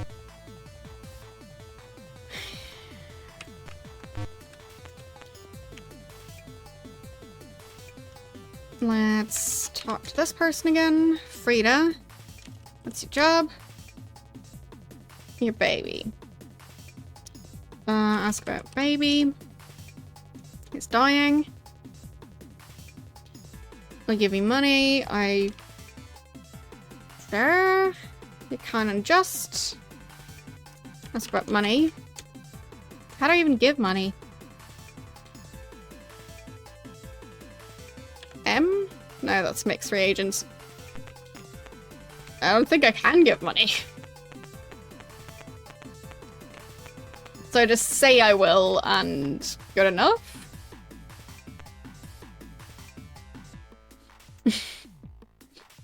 Oh, fine. 100 pints is 57 liters. Yeah, I don't think humans generally have that much blood.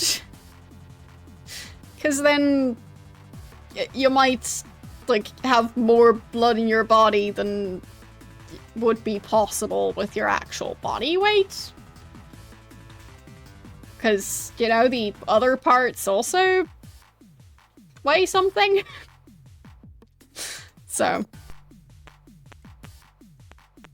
I don't know how much blood one human would generally have, but probably not nearly that much.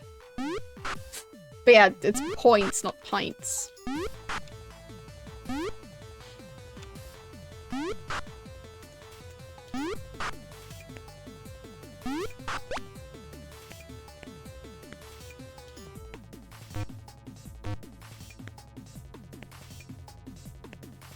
But I mean, if it was like, hey, would you donate all your blood to help others? Under 5 liters, exactly. So. Let's see.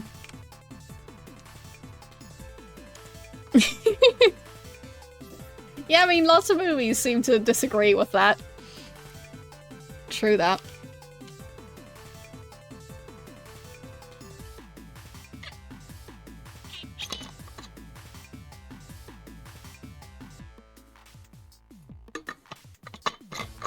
I mean, in the grand scheme of things, 5 liters really isn't that much. Like, if you have a 5-liter fish tank, that's a fairly small fish tank. Like, that's about as small as they go. World record is 200 pints. Well, presumably over several sessions. I don't think I'd even be allowed to donate blood. Because, yeah. They're quite picky about who's allowed to donate.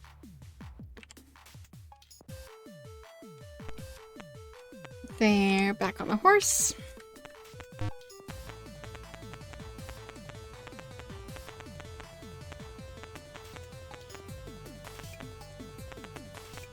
Like, they have a full list of requirements and everything.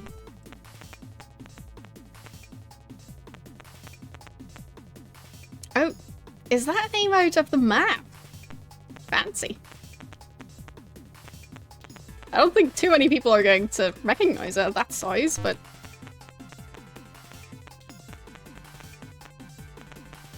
I guess it's kind of an insider emote in that regard.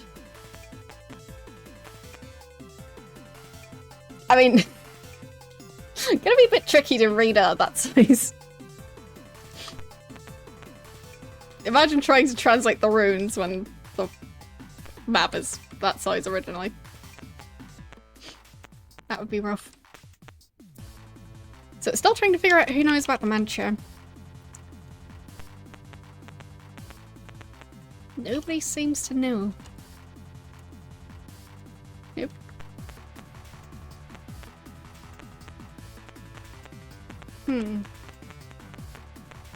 Maybe one of them knows about the shrine?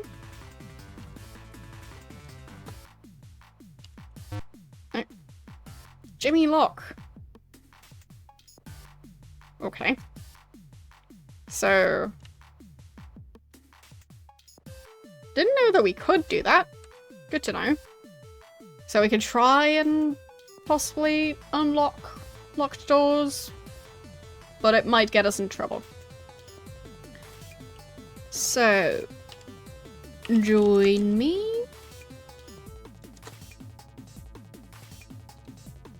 No. Still not just enough. Fine.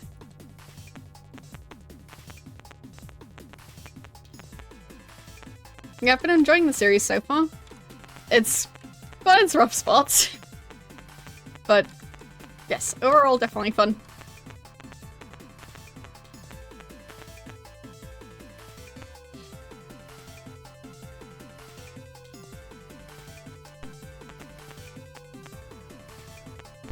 Yes, we need to be more just. Because nobody seems to want to join us. So...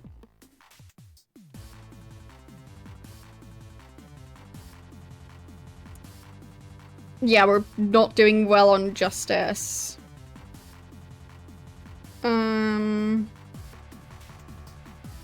So... near Scarborough, the spiritual path is taught. Find it on an isle near Spiritwood. So we're apparently doing well on spirituality. And we're also apparently doing well on humility and valor. So we might be able to recruit people from there.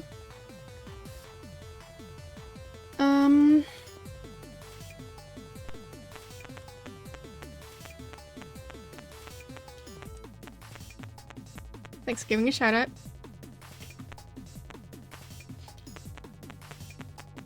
So, let's see. I'll just have to try and get to one of those locations and see if we can figure out who would be willing to join us. Thanks for follow. Because I just feel like it would be nice to have more people fighting with us, you know?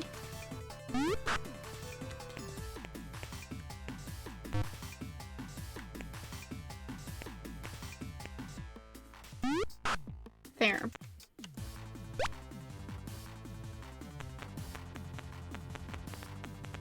But I wonder if that counts as sacrifice. So, how do we get back to Lord British?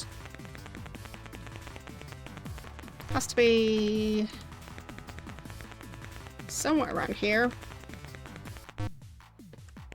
What is that eyeball thing?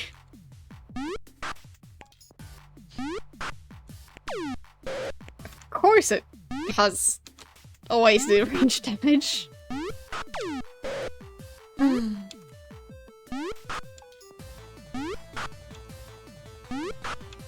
What evil eyeball monster doesn't do range damage?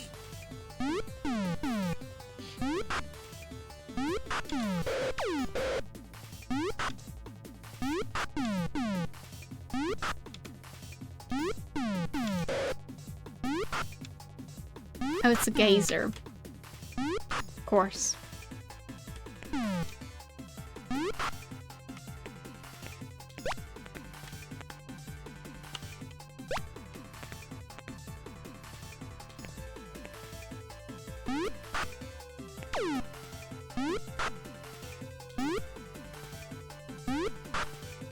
There we go. At least that one wasn't as difficult to kill as the previous one.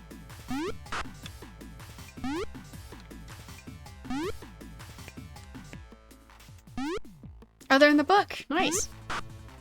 Yeah, I haven't actually read that one. It said I should read it, but you know... it's the thing about streaming. Generally, you don't do streams where you read an entire book.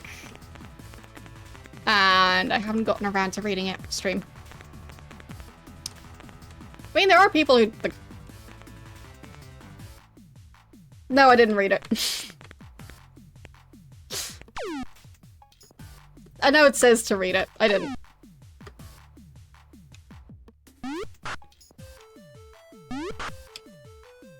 I probably still should, but yeah, I haven't done it. So far it seems to be going okay, though.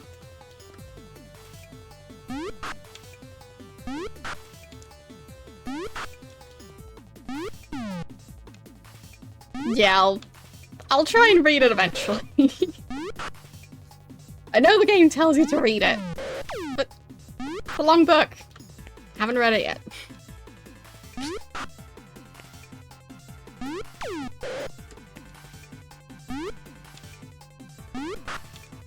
I'm gonna check how many pages that is. Yeah, some people have reading streams.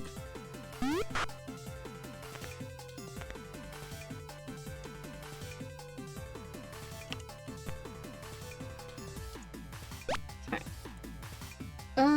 How long is that book?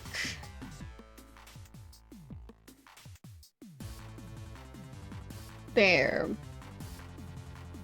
That's 36 pages.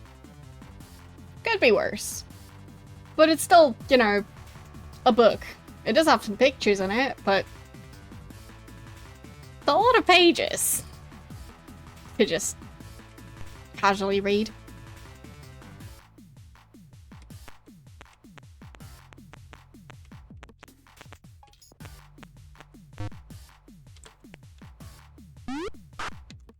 I don't generally do reading streams, so...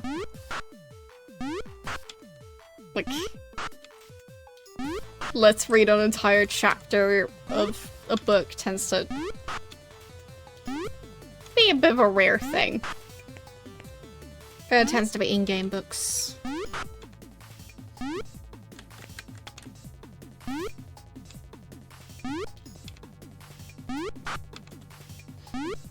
But yeah, I'll try and read that book eventually. But for now it seems to be going okay without it.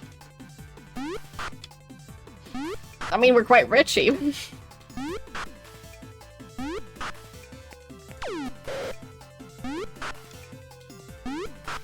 And we have some clue what the main quest is.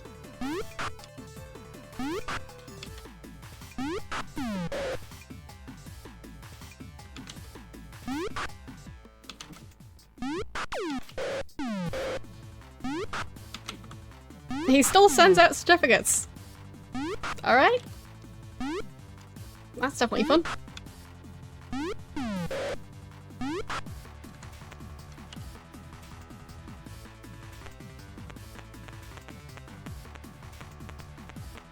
Didn't really expect him to still be that involved with the game franchise this many years after they've been released, but yeah. Sounds like he's still very proud of it.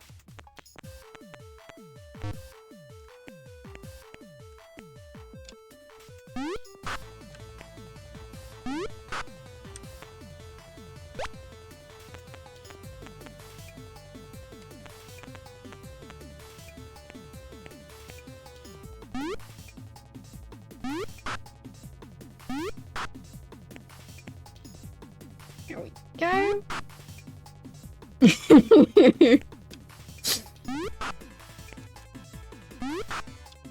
Yeah, well, I'll be reading it.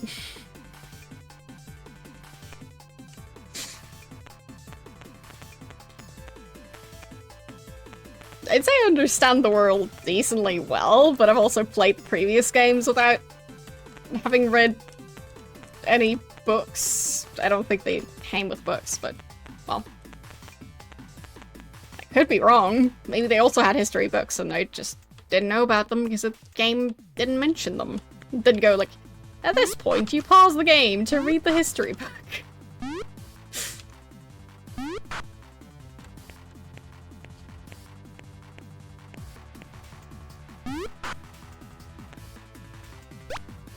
There.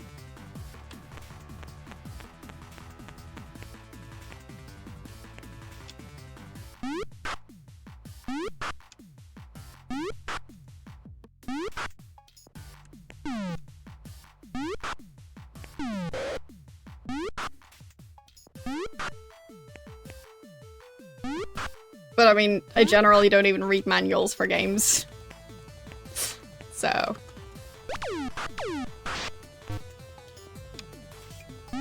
And I still tend to manage to finish them. Even without having, like, the full context. So in a way, it's also just a fun challenge.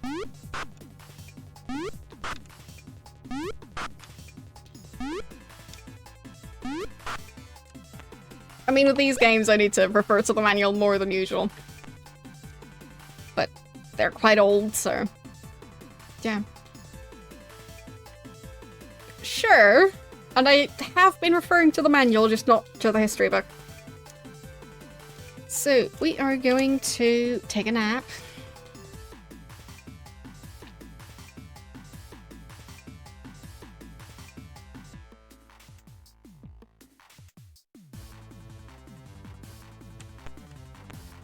And get back on the horse.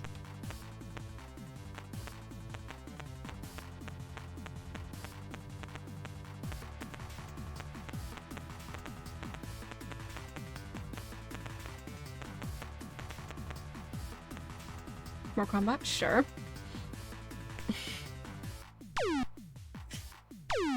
I mean, we can do a poll on whether or not we'll just pause this stream to read the book. My voice is doing okay today, so... should be able to just do 36 pages of reading, in theory.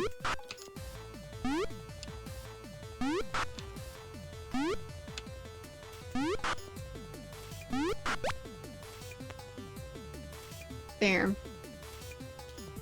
So... let's do a poll.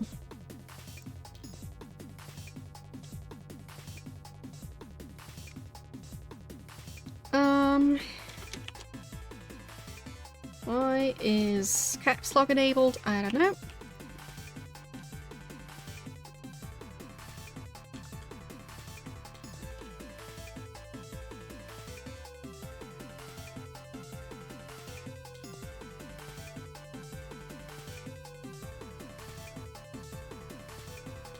And you get 2 minutes to decide. Go for it. So... but yeah, it is 36 pages, so...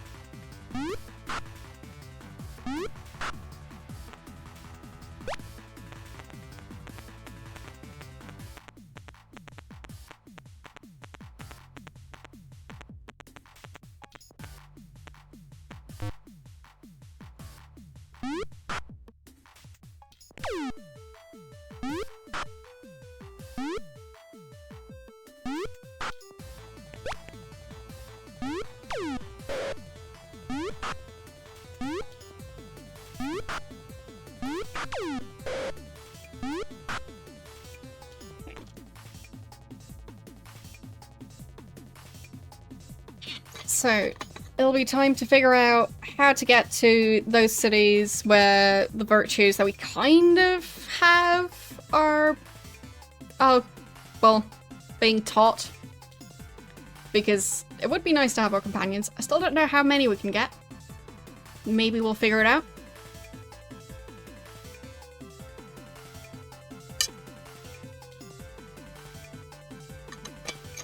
Oh, you know him personally. That's fun.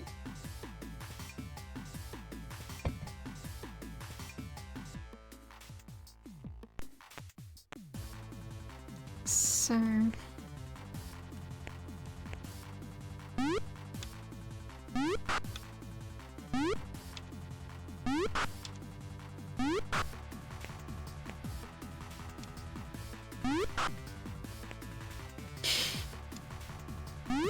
looks like consensus is yes. Time to read the book.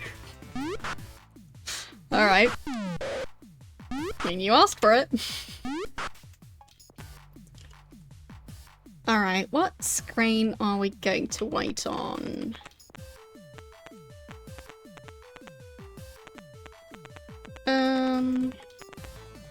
I'll try and at least be somewhere where I know which way to go afterwards. So, I think Lord British Castle would be a nice place to just sit and read a book, right? Okay. But where was that? I'm just trying to get to a point where afterwards I won't be entirely lost. Because at this point I'm not sure where I am on the map. And I'll have even less of a clue if I spend like half an hour focusing on a book.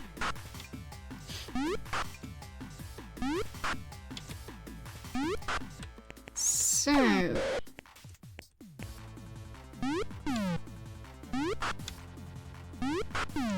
come on.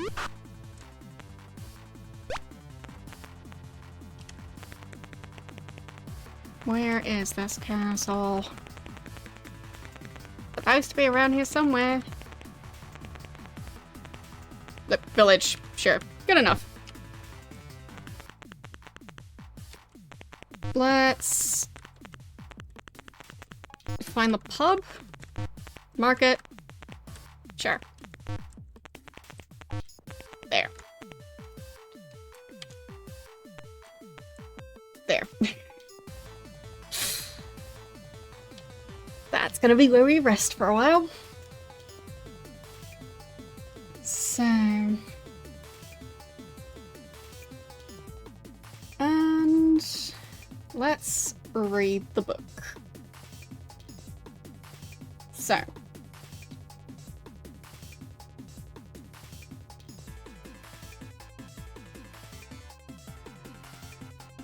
the history of Britannia. Let's have different music in the back, I think. This seems a bit too intense for it.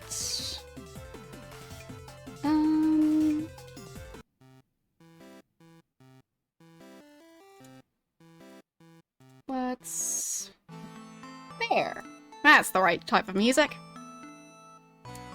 So, the history of Britannia, as told by Kyle the Younger. Chapter 1, Political History.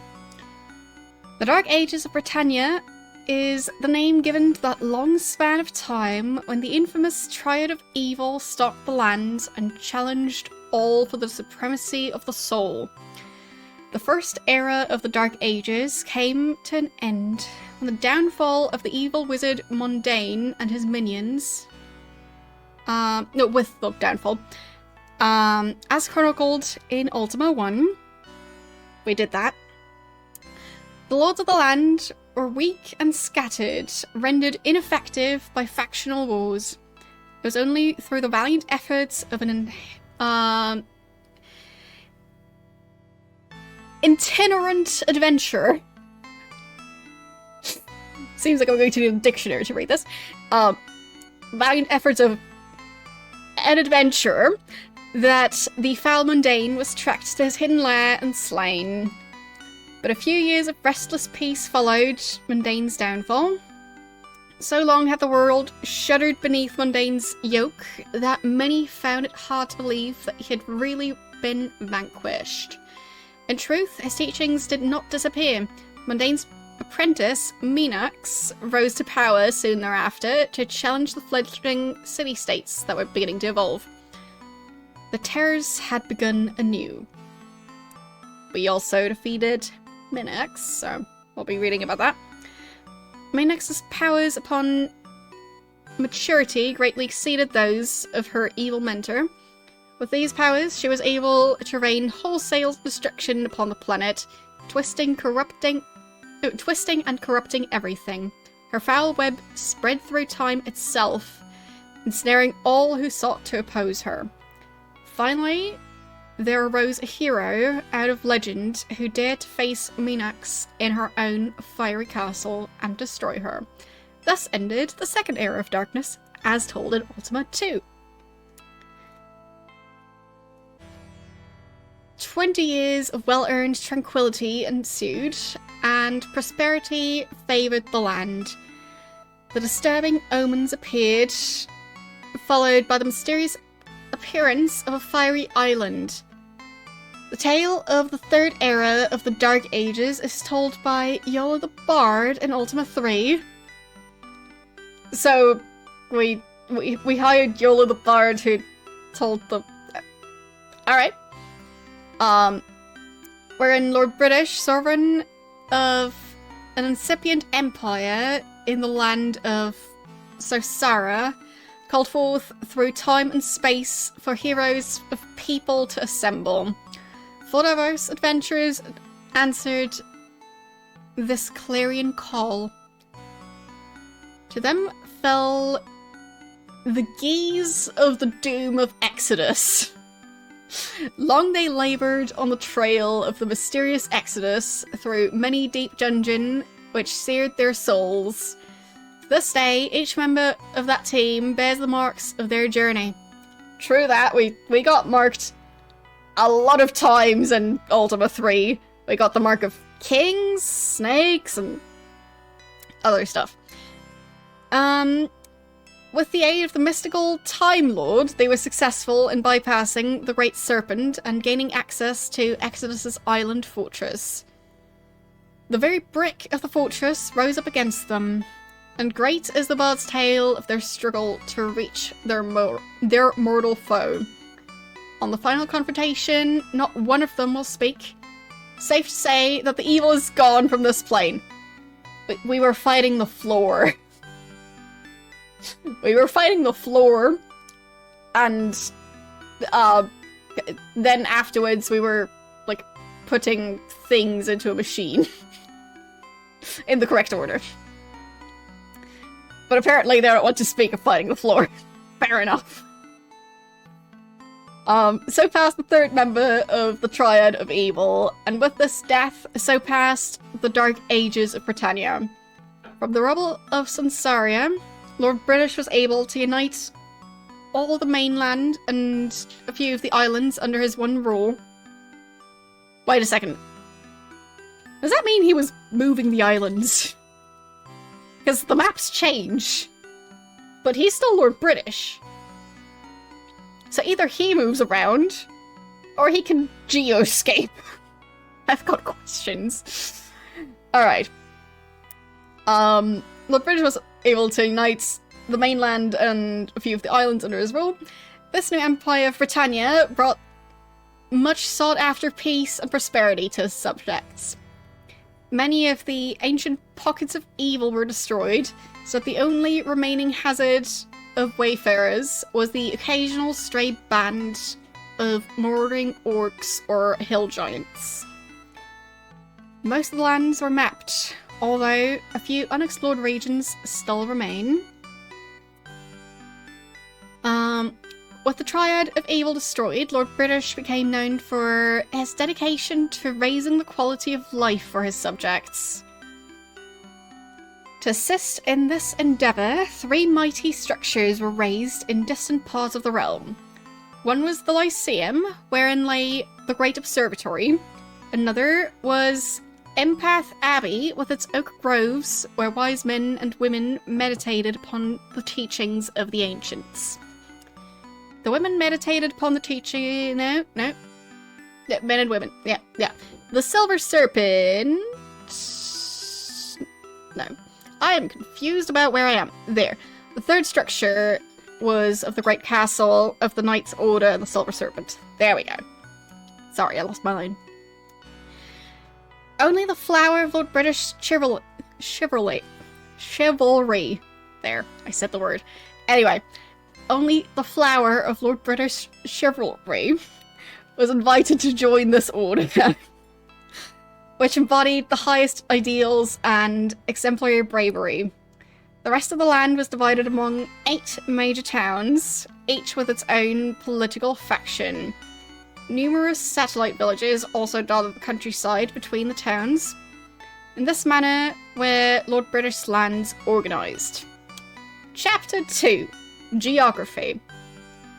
The final destruction of Exodus rocked the known world. There were several rockets in the first two Ultima games, but rocked the known world. Mountains rose, land masses sank. Most of the surface area of the world became fused together into one large mass. It is over this major continent, now called Britannia, that Lord British rules. Some nearby islands also pay homage to him, while beyond these islands lurk uncharted shoals and rumoured pockets of evil. Lord British's magnificent castle is situated in the centre of the continent, overlooking Brittany Bay. This tall building is the greatest architectural structure in of the New Age. Loyal subjects may pay homage to His Majesty and renew fealty whenever they are in the vicinity of his castle. Nearby lies the arts centre of Britannia, the town of Britain, where bards weave tales of legendary deeds and serenade visitors. To the north castle of Lord British... To the north of the castle of Lord British lies the great mountain range known as the Serpent's Spine. The peaks of this range are the highest in all Britannia. During the summer months, a small, out-of-the-way pass allows knowledgeable travellers to save much time on their journeys. Beware of the one-eyed Cyclops and fierce two-headed Ettins that inhabit this range. We've defeated plenty of those, so I don't think I need to beware of those. Northwest of the mountains begin the vast woods known as the Deep Forest. Many travellers become lost among these tall, majestic trees. If thy feet stray from the beaten path, do not despair, for within the woods lies the beautiful city of Yew, home to the mystic druids.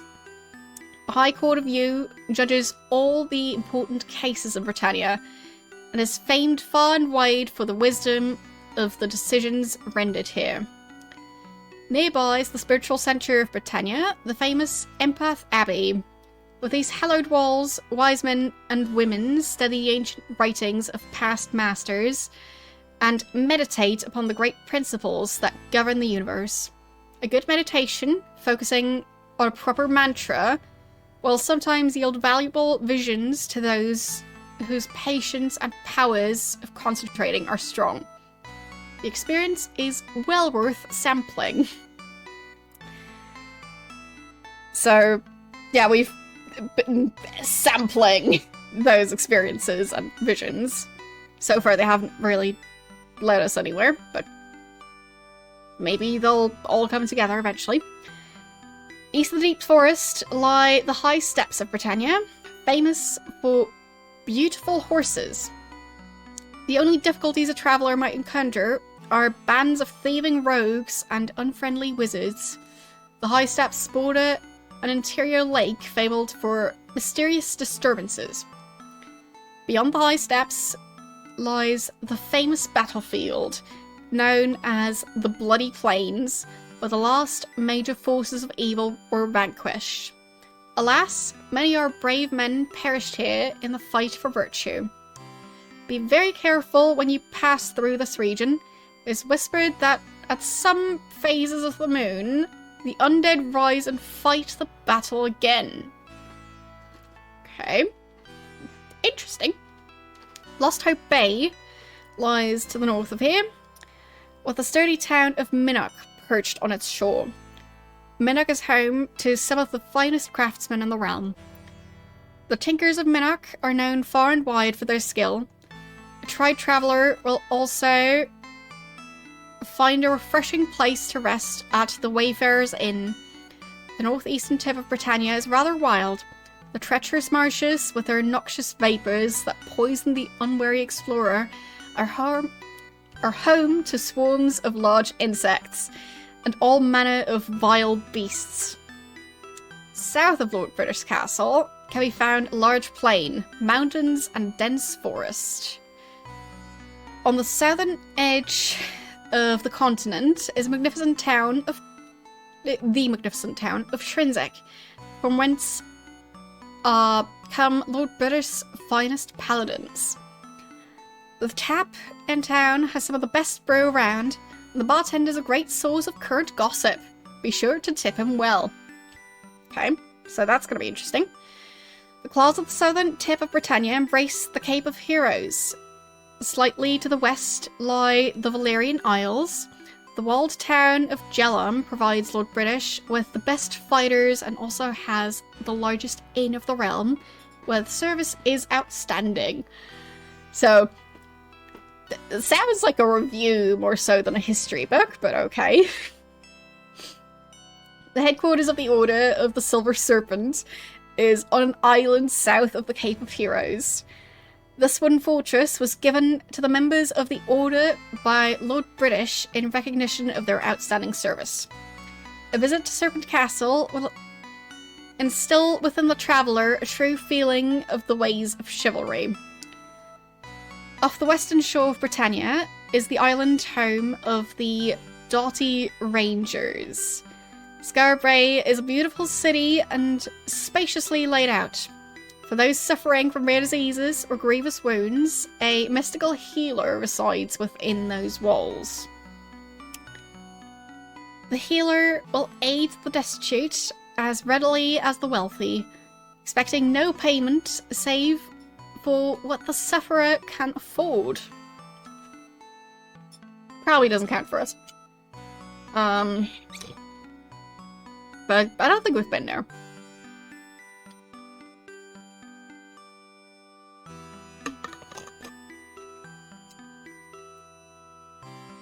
On we go. So, in the northeastern part of Britannia lies Verity Isle, famed as the home of the Lyceum. The pillar of higher learning constitutes the centre of the sharpening of the finest minds in Britannia. The centre for the sharpening. The Lyceum's observatory provides Lord British with valuable information about the course of the heavens and provides a vantage point to watch the happenings within his realm.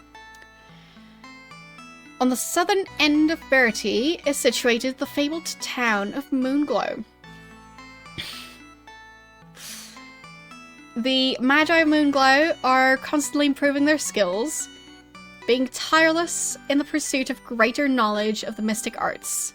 Within Moonglow, however, can be obtained the finest mystical reagents.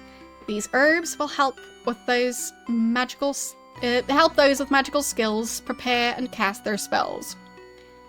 This then is the known realm of Britannia. Several small villages also dot the landscape, but are not recorded in the charts of the realm.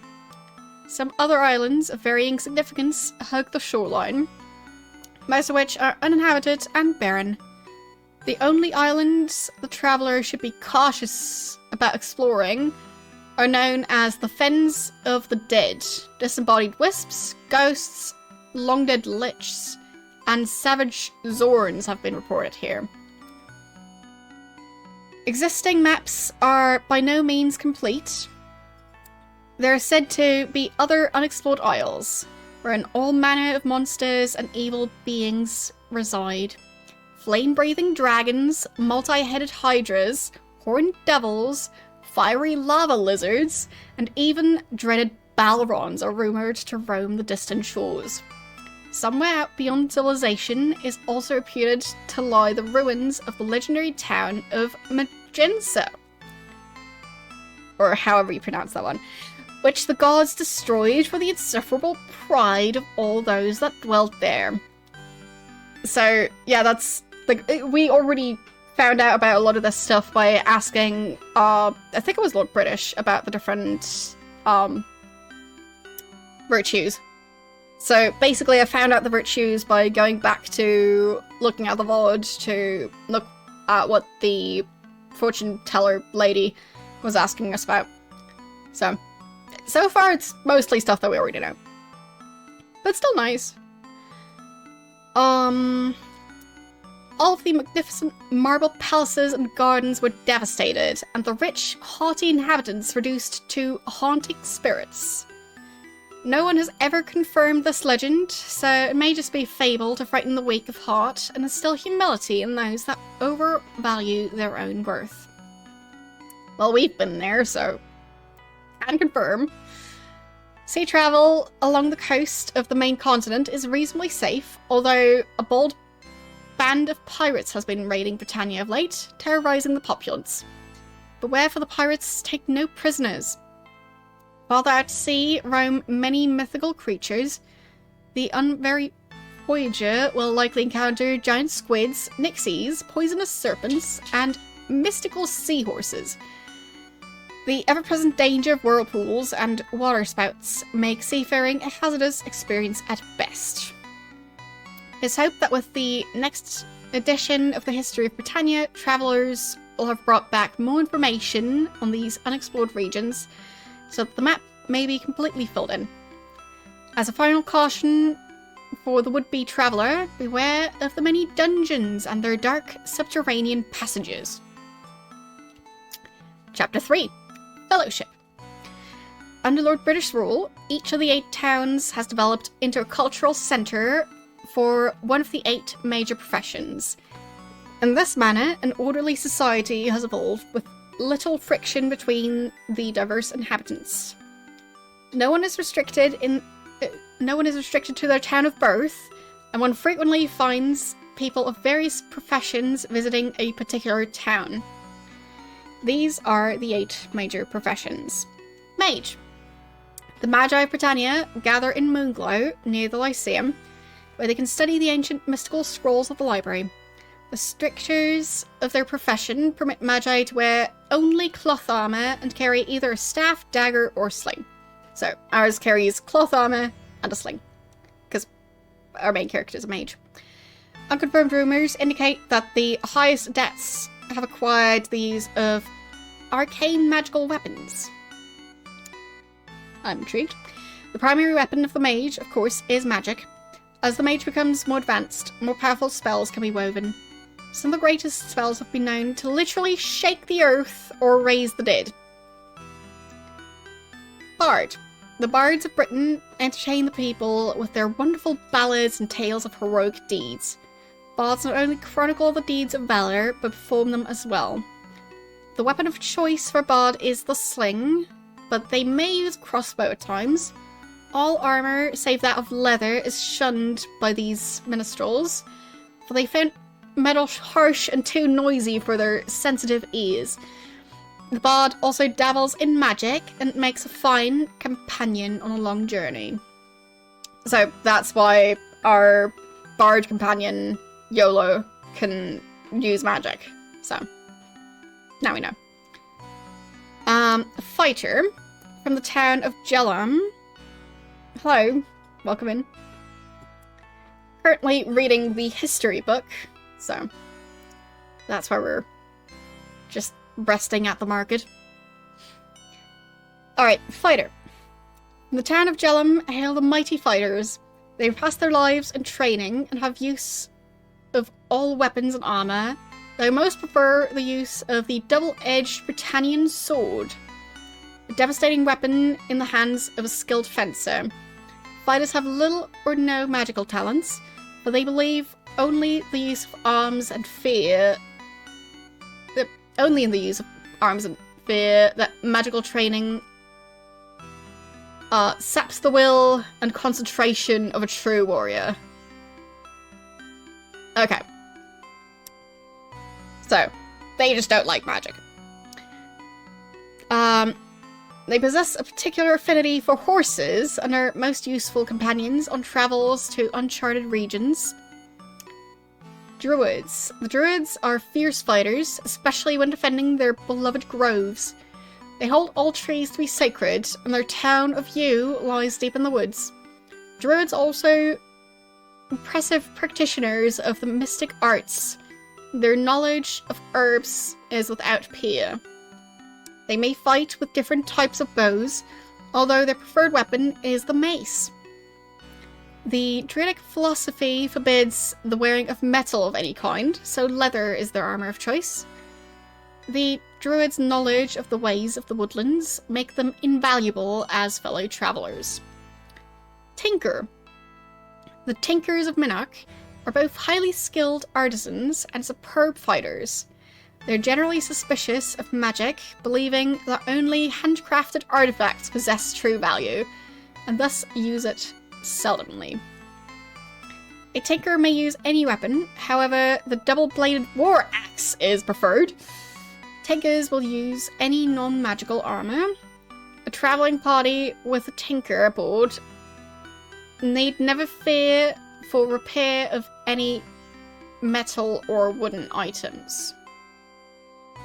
Wait, there's stuff to be repaired?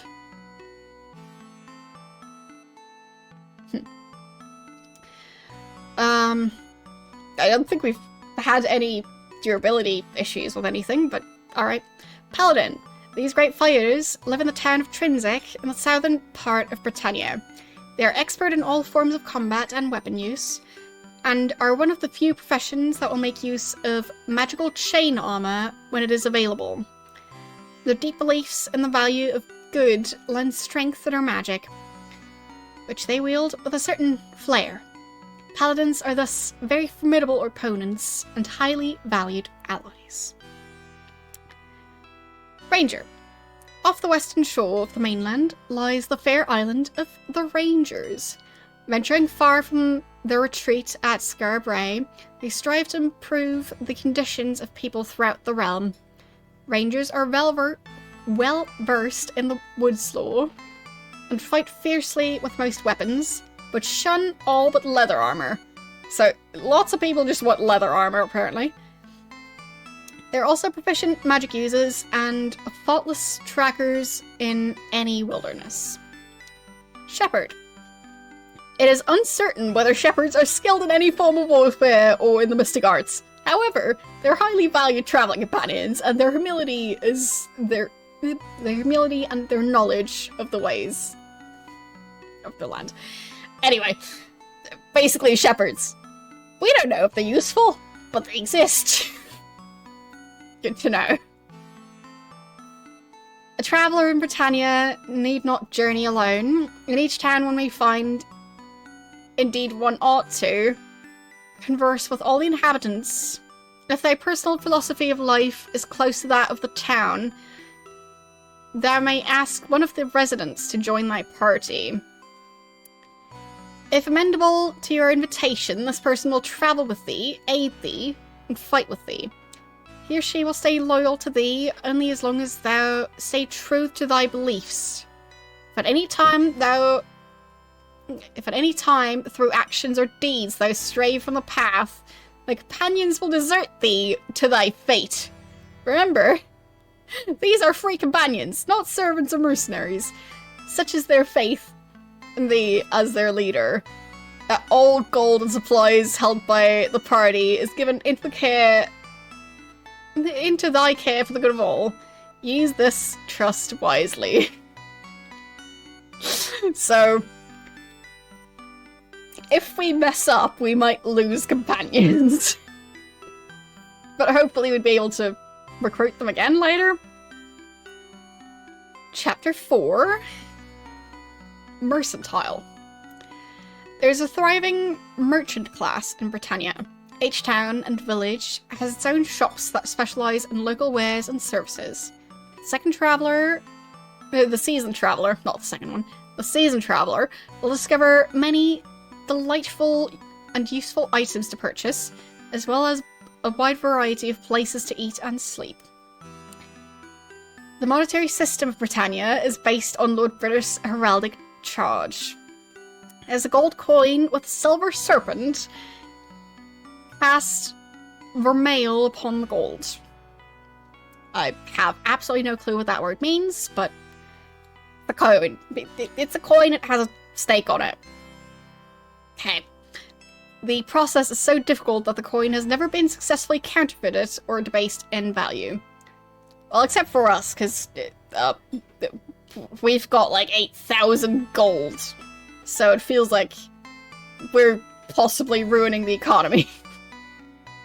Because we're just collecting so much money and it feels like it's not that valuable. This coin has been the foundation of the realm's stability and is universally accepted by merchants. Coins of the realm are also to be found in chests that appear from time to time and are found below the surface in the dark dungeons. beware, most chests have diabolical traps in place to confound thieves. There's a partial list of some of the more popular shops and their wares. Weapons shop. Here are one of the many... Here one may purchase the finest in weaponry that blacksmiths can forge. Depending on the skills of the local artisans, a shop might offer the following range of weapons: staff, dagger, sling, mace, ace, sword, bow, crossbow, flaming oil, and halberd. Halberd sounds like a name, not like an item. But okay, I don't know what it is. The weapon shops offer liberal trade-ins on used equipment, although if the axe is greatly notched from battle, do not expect much for it. So there is some sort of wear and tear happening, possibly. Armory. Fine armor may be purchased in the armories of Britain. 'Tis just the item to keep highwaymen from slipping a dirk through thy ribs. The local armory may offer any of the following selection: cloth. Yeah, that's gonna stop a knife. Leather, chain, and plate. The armories will likewise offer trade-ins on used armor, although most would not consider them liberal. By the time most fighters get around to seeking improved armor, the old armor is almost completely falling apart, and its principal value is as scrap for the foundries. Pub. The subjects of Lord British truly prize their pubs, and it shows in the gracious hospitality to be found in all public houses. Wait, is that what pub stands for? Most offer an excellent array of drinks, and food for the wayfarer. It's also commonly known that the bartenders are incurable gossips if asked the right questions and offered the right price. Interesting. Rare news may be attained.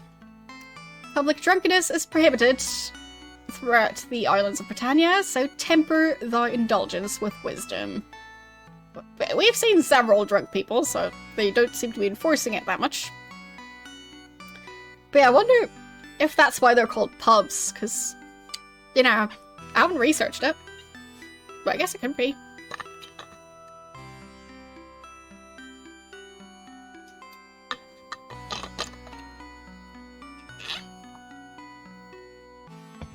Yes, that is basically what the game, or what the text is saying. So, yeah, just ask bartenders, give them money, and they'll probably tell you important stuff. Grocery. Little is worse than being far from town and finding thyself and one's companions starving to death because the person in charge of the expedition, thou, has forgotten to buy enough food. Be sure to lay in a plentiful supply at each opportunity. Thy fellow travellers will most certainly be appreciative of thy foresight. The healer. In some towns contain these invaluable places of aid where one may go to be healed when suffering from grievous wounds. Remember to heal thy companions also, for a healthy party ensures survival in the wild regions. The healers are the only ones who may cure victims of the noxious venoms inflicted by inhuman denizens of the land. But, like, does that mean they're the only ones who can, like, cure poison? Because we've got a spell for that. Inn. The numerous inns of Britannia provide the tired travellers with a comfortable night's sleep, which refreshes and revitalizes each character. The character of the inns throughout Britannia varies, as does the price. Herb shop. All practitioners of the mystic arts will search far and wide to locate these rare shops. Within them is to be found the components or reagents, as they are known to enchanters, for spell mixtures. Without these mixtures, no spell may be cast successfully. Due to the rareness of some of these herbs, many are not offered for sale regularly, if at all. The known magical reagents are sulphurous ash, ginseng, garlic, spider silk, blood moss, black pearl, nightshade, and mandrake root. So we've got everything except nightshade and mandrake root. Care should be taken to mix herbs in the correct proportions as not to waste the valuable ingredients. Well, not that valuable considering we've got way too much money, but if we were low on money, yes. For us, it's more that it just takes so long to travel there. Guild shop. Thieves Guild has been essentially driven out of Britannia, but rumours persist of its existence somewhere in the ocean, perhaps on one of the uncharted islands. Somehow, the guild maintains contact with the mainland, perhaps through the brazen pirates. The goods once offered by the guild were quite expensive, but invaluable to the traveller, who sought to stray off the beaten path in search of novel experiences. Shrines. Here the devout of each town may meditate upon their path in life. Each shrine corresponds to the meditation of a different mantra, chant. Consistency and concentration are the keys to meditation. Enlightenment is attained only through care. And the Seer Hawkwind. Residing within Lord British Castle is the Royal Seer Hawkwind. Many aspire to tread the path, but very few find their way. Seek the advice of the seer as to thy progress upon the path. He can look into thy heart. He can look into thy heart's heart and read thy progress or failure. Heed his advice, for feet that have strayed may be brought back upon the path. I mean, he says that you're always gonna be a thief, but apparently we can be redeemed. Chapter 5, Transportation. Throughout the centuries, most travel has been accomplished by use of the feet. While this method lends itself to scenic hikes, it is terribly slow. A terribly slow way to journey from one end of a huge continent to the other. You don't say. We've been doing that a lot. Get around Britannia, which may never be without risk, can soon become easier. Under the auspices... I never had to say that word. Anyway. Under Lord British, studies of the properties of the moon gates are beginning to yield a clear understanding of the gate's mystical workings. People forecast that future citizens will use these gates as a normal means of distant travel. The destinations of the gates appear to be originally bound to the phases of the twin moons Trammel and Felucia. The appearance and disappearance of the gates are definitely so linked. The location of the gates are represented on most maps of the realm as phases of the moon. The gate active is indicated by the phase of the moon, Trammel. Once the gate is entered, the destination is indicated by the face of the moon, Felucia. Britannia is marked by 6 terrain types, each with their own features. Grass, the smoothest and easiest to travel on. The lush grass of Britannia serves to fatten its herds. Now I'm thinking of a flat herd, and I'm confused. One may pass here without any impediments. I think that's how you say that word. Another one I've never had to say. Brush. Low scrub growth. Low scrub growth and bushes will hinder thy progress, permitting thy party to move but at 3/4 of thy normal speed. Fine tinder for campfires may be found at the base of the larger shrubs. Forest. The going slow through the dense woods With thy speed cut fully in half, the oak so dearly loved by the druids predominates here, along with healthy growths of ash and beech. There is quite a lack of visibility in the forest regions. Hills. Hilly terrain, much favoured by those who raise sheep, will slow thee down considerably, so much that none but the sure-footed mountain goat can move at more than a snail's pace. We are reading the game's history book. We're currently on page 16. Getting there. Because it's part of the game and apparently I'm missing important parts. So, it's part of, like, it's basically the game's manual. And I haven't read it yet. So, we're fixing that. So, yeah. And we're just sitting at the market to do that because, you know, I just wanted a nice area to stand in. Alright, so, alright, so you need to be a mountain goat to travel through hills, apparently. We've been traveling through hills a lot, but maybe we're mountain goats.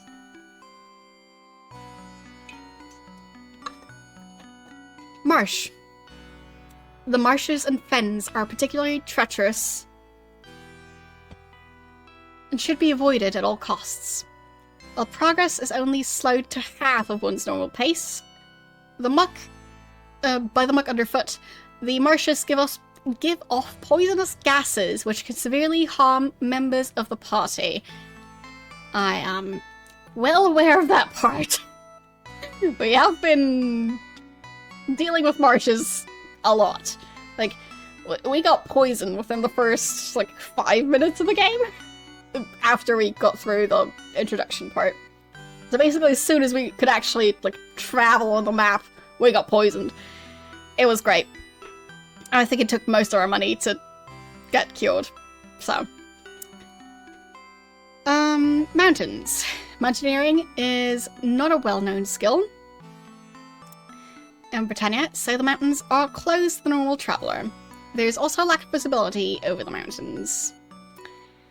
Horses may be obtained, and greatly speed travel on land. The sages of the Lyceum are reputed to have been working on a lighter-than-air device for Lord British, but it was stolen some months ago, and its whereabouts is not known.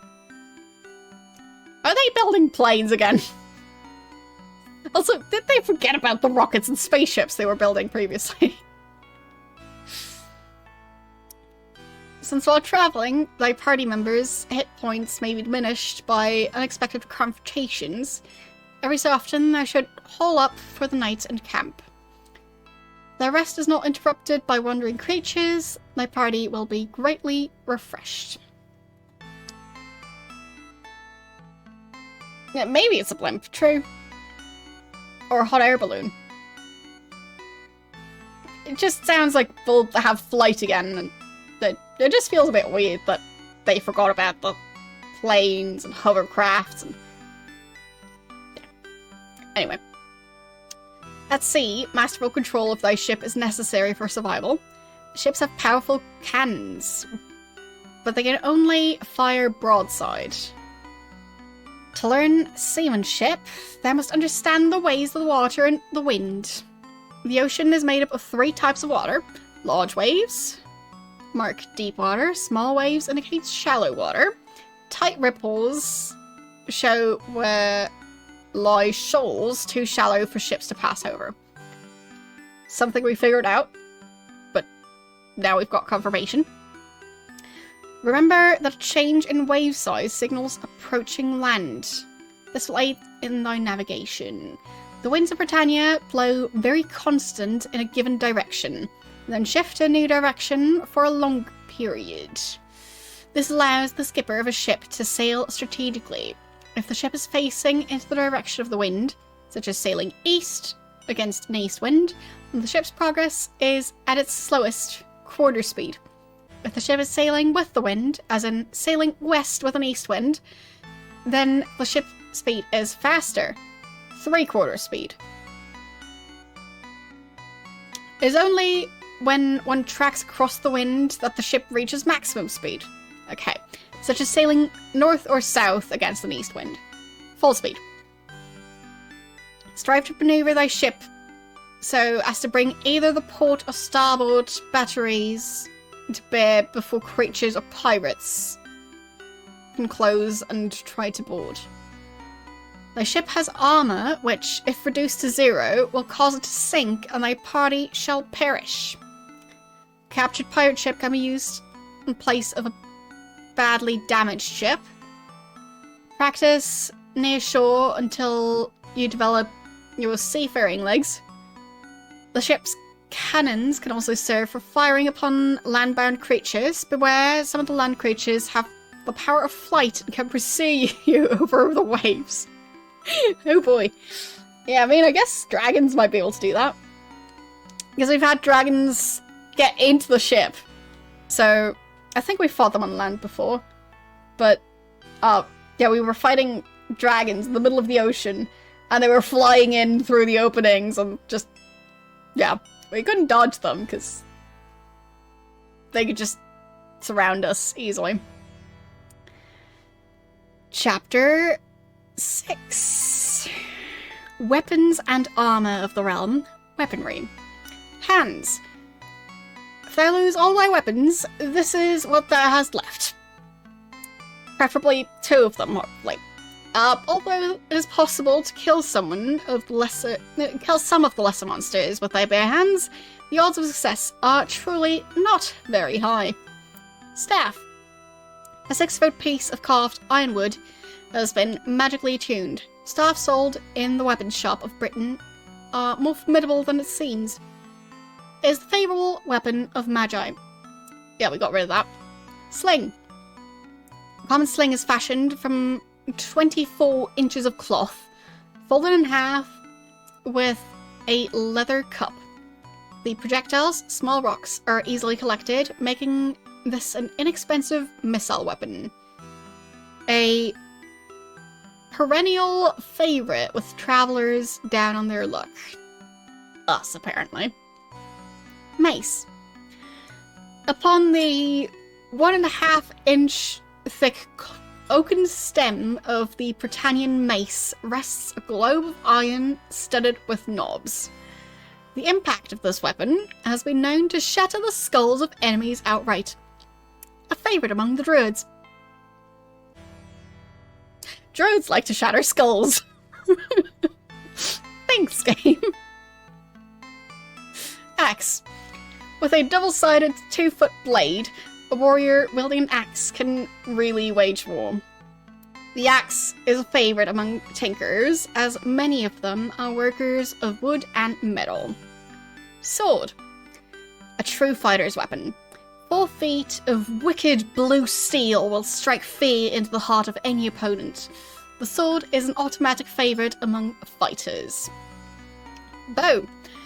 A truly competent long-range weapon. Get thy enemies before they can get thee. The Britannian bows are made from the finest yew wood. Each longbow is hand-rubbed and ornamented with horn knocks on the tips. A favourite among those with poor armour. Crossbow. Now, here's a real missile weapon. The impact of the crossbow will stop a rampaging troll. The crossbow is traditionally made of mahogany with carved maple veneer on the sides depicting Lord British device, the Silver Serpent. A favourite among bards for the singing of the crossbow's string. I don't think crossbows sing, but I don't know. Flame oil. The use of flame oil constitutes an innovation in Britannia. Any of the 8 great professions can use it. Oh, okay. The wielder casts the ignited oil in a chosen direction, creating a corridor of flaming oil which lasts several minutes. Any enemy entering the field of flaming oil suffers burn damage for each turn passed in the inferno. A favourite weapon amongst those badly hurt and in need of rescue, a last ditch of defense. Halberd.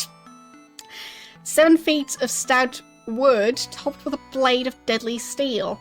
The halberd requires excellent coordination to be used efficiently. Or effectively. It is the most deadly weapon in the hands of an expert who uses it to strike over the heads of his fellows. A favourite among paladins. Several magical weapons are said to be found hither and yon, but the location of these are not known for certain. It is said that perchance a traveller must be worthy of such a weapon before it will become available. Okay. Yeah, I'm playing the DOS version, and it does have beeps. But yeah, it's very quiet. So, armor, skin. What thou art left wearing when thou hast no armor at all. Yeah. I mean, does that mean we were just running around naked? Because cloth armor is a separate category of armor. I think that means we were just running around buck naked, fighting stuff with our fists. Okay.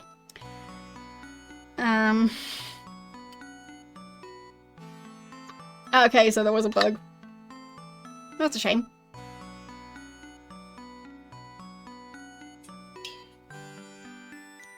But I guess those things do happen. Cloth. Peasant's garb for those who can afford nothing better, or those restricted by the vows of their profession from wearing aught else. A reluctant favourite among magi. Leather. The workhorse of novice travellers, leather armour is found throughout Britannia.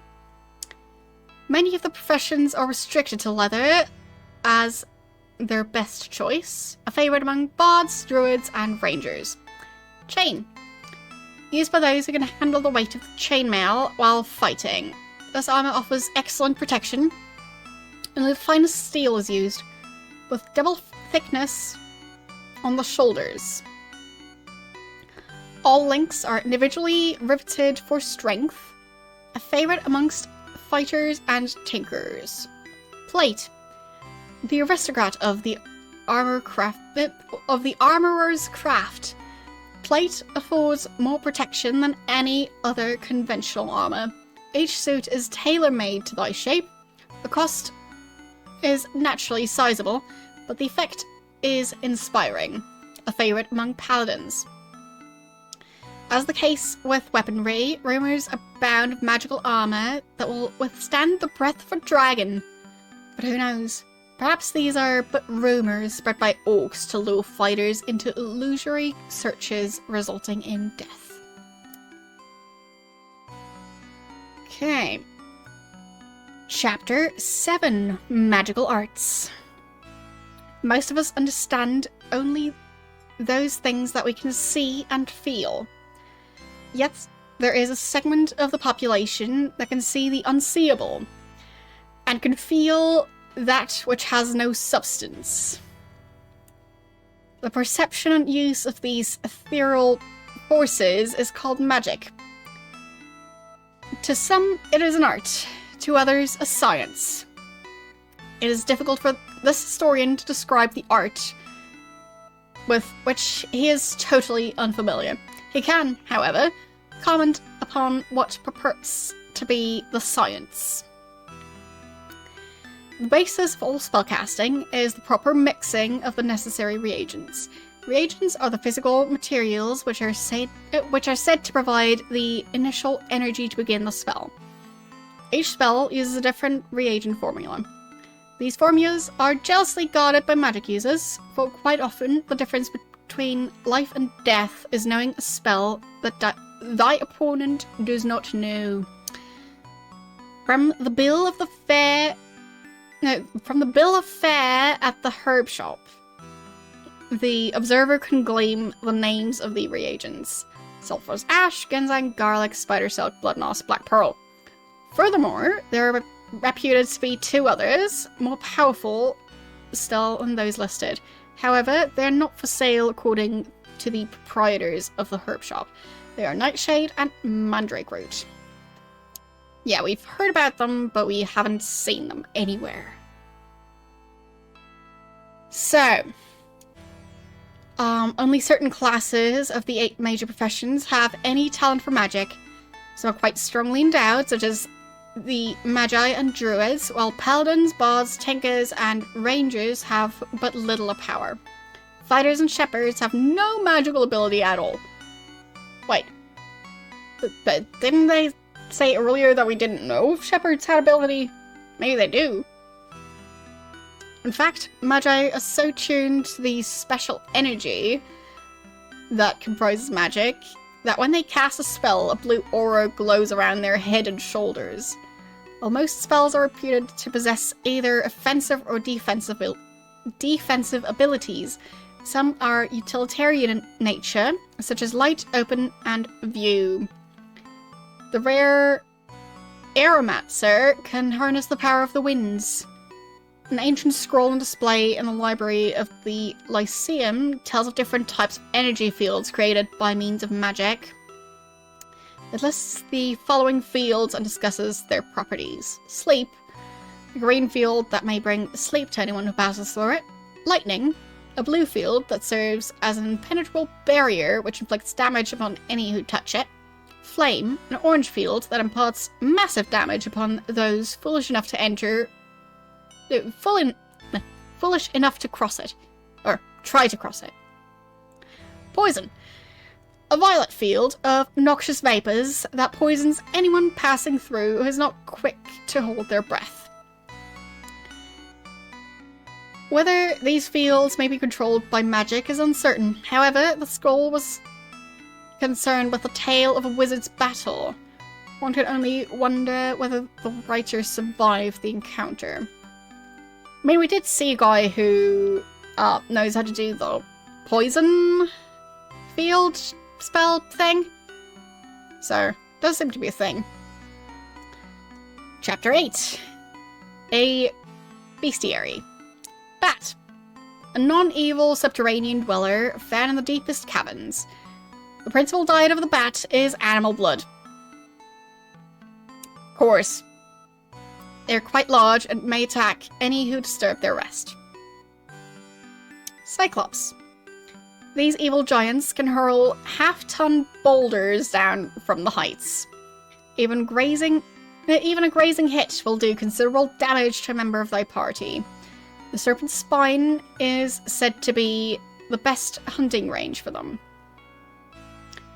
I mean, well, but it says it does a lot of damage, but it's not that bad. We've fought lots of Cyclopses. Cyclopses? Whatever the plural is. Dragon.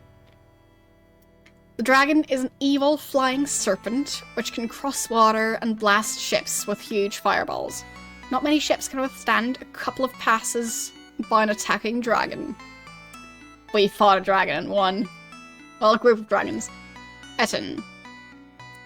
These evil two-headed aberrations of nature can cast huge boulders upon thy party, causing immense damage.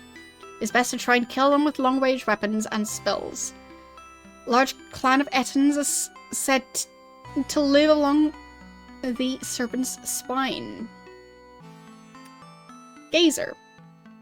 These hypnotic creatures snare their prey by putting them to sleep. The deep forests are the favourite habitat of these evil floating eyes. Ghost. The restless spirits of those trapped between the planes. Ghosts can pass through walls, so use extreme caution when they are thought to be nearby. Ill ghosts are often found in ruins, battlefields, and crypts. And apparently dungeons. Gremlin. These hungry denizens of the underworld love to sneak up to unwary travelers and steal their food. Do not let an evil gremlin get next to thee. I'm glad that they added that feature from the previous game. I would have missed it so much otherwise. Headless. Another evil being best suited to terror and destruction. The Headless is indeed a creature of nightmares. Many a traveller has fled in abject horror at the sight of these headless torsos bearing down upon them. Hydra. Well, we haven't gotten to the evil floor boss yet. Beware of the evil breath of the multi-headed Hydra. Massive fireballs can fry most members of thy party. Insects. If thou dost stay clear of these non-evil vermin, they will not bother thee. Martian dungeons are their favourite locales. Insects can fly, so they can chase thee over water. Lich. This undead shade of a powerful wizard can still cast very powerful magic. Lich is a most dangerous opponent under even favourable conditions.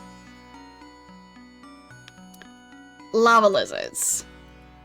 These reptilian creatures love fire and dwell in infernos. In combat, they've been known to spit flaming lava 30 feet, so beware of these evil beasts. Yeah, we've met some of them. Mimic. One of the most treacherous and evil creatures in all of Britain, the Mimic can assume any shape, although they seem to prefer assuming the likeness of treasure chests. Upon spotting one, the careless traveller greedily rushes towards the chest. When the traveller gets close enough, the Mimic casts out a poisonous venom.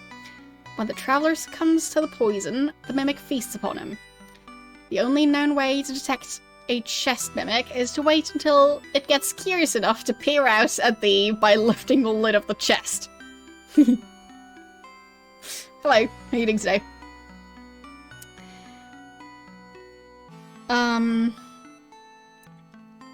Nixie. These aquatic first cousins of the ancient race of elves rise from the depths to strike terror into the hearts of seafarers. The evil Nixies wield sharp tridents which can be hurled against ship crew from afar, causing great damage. Orc.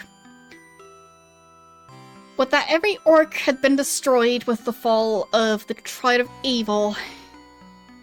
They breed like rabbits and still infest the woods and hills, though in much smaller numbers than before. Phantom. These tragic souls have been captured by evil and forced to reenact their battles throughout all time. They are bodiless but can be detected because their swords and shields remain visible.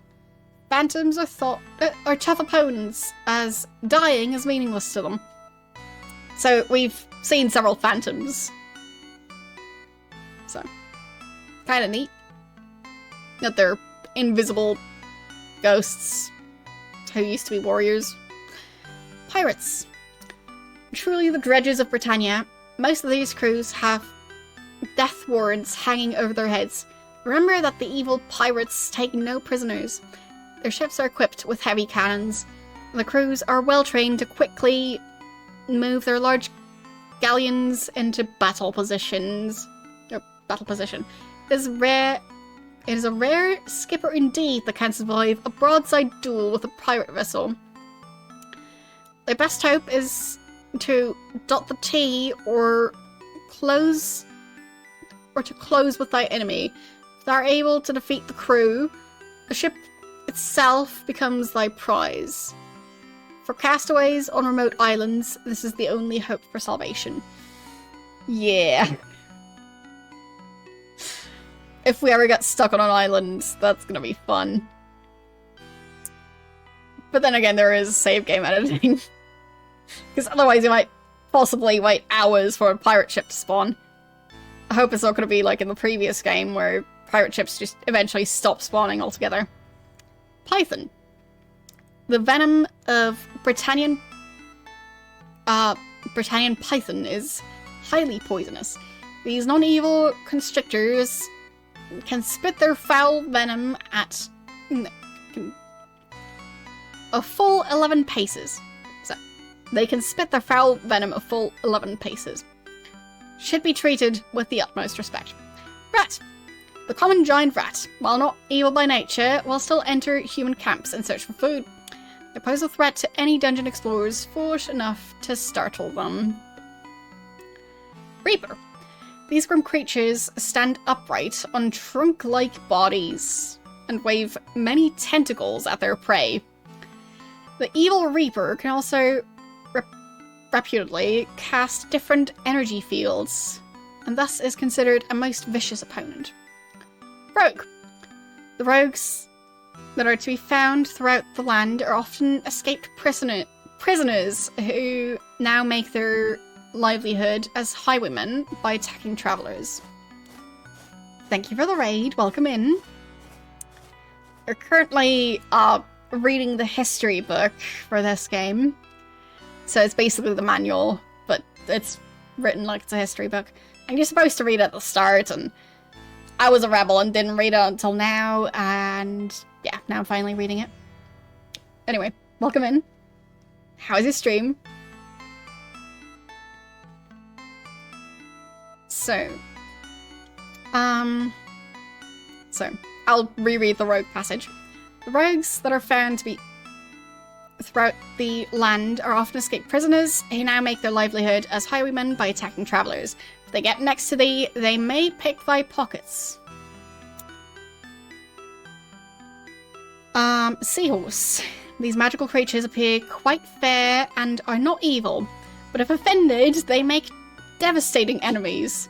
They are possessed of powerful magical abilities which can wreak havoc among thy party. Serpent. The sea serpent is an aquatic relative of the dragon. The fireball cast by the serpent can sink a ship long before it has a chance to close with the beast. The best defense against the sea serpent is to engage in close combat as quickly as possible. Alright. It's the only chance, albeit a slim one, to survive the encounter. Skeleton. Animated bones. The skeletons are the undead incarnations of a variety of creatures. These tools of evil strike fear into ordinary travelers. With the proper enchantment, however, they can be dispelled. Interesting. I mean, we fight a lot of skeletons. I don't think we can... I don't think we need to buy ingredients to use a spell to deal with skeletons. They're, like, easy enough. Anyway, slime. The dungeon walls fairly ooze with slime. Most slime just sits there. This evil righty comes after thee. Good. Spider. Beware of inadvertently wreaking a spider's web, and this non-evil creature will probably leave thee in peace. If thou suffer the misfortune of crossing one, take care to avoid the venomous spittle. Squid. When the tentacles of the giant squid close around a man or ship, the very power of lightning is released upon the prey. It is best to destroy the evil squid with cannon fire before it can engage thee in close quarters. Okay. So for some creatures, try and fight them like close combat, and the other creatures try and use guns or cannons, whatever. Alright, Troll. These large and evil creatures can hurl axes, of which they carry a plentiful supply. They can hurl axes with frightening accuracy. Beware of their tricks. Trolls are usually found in hills and mountains.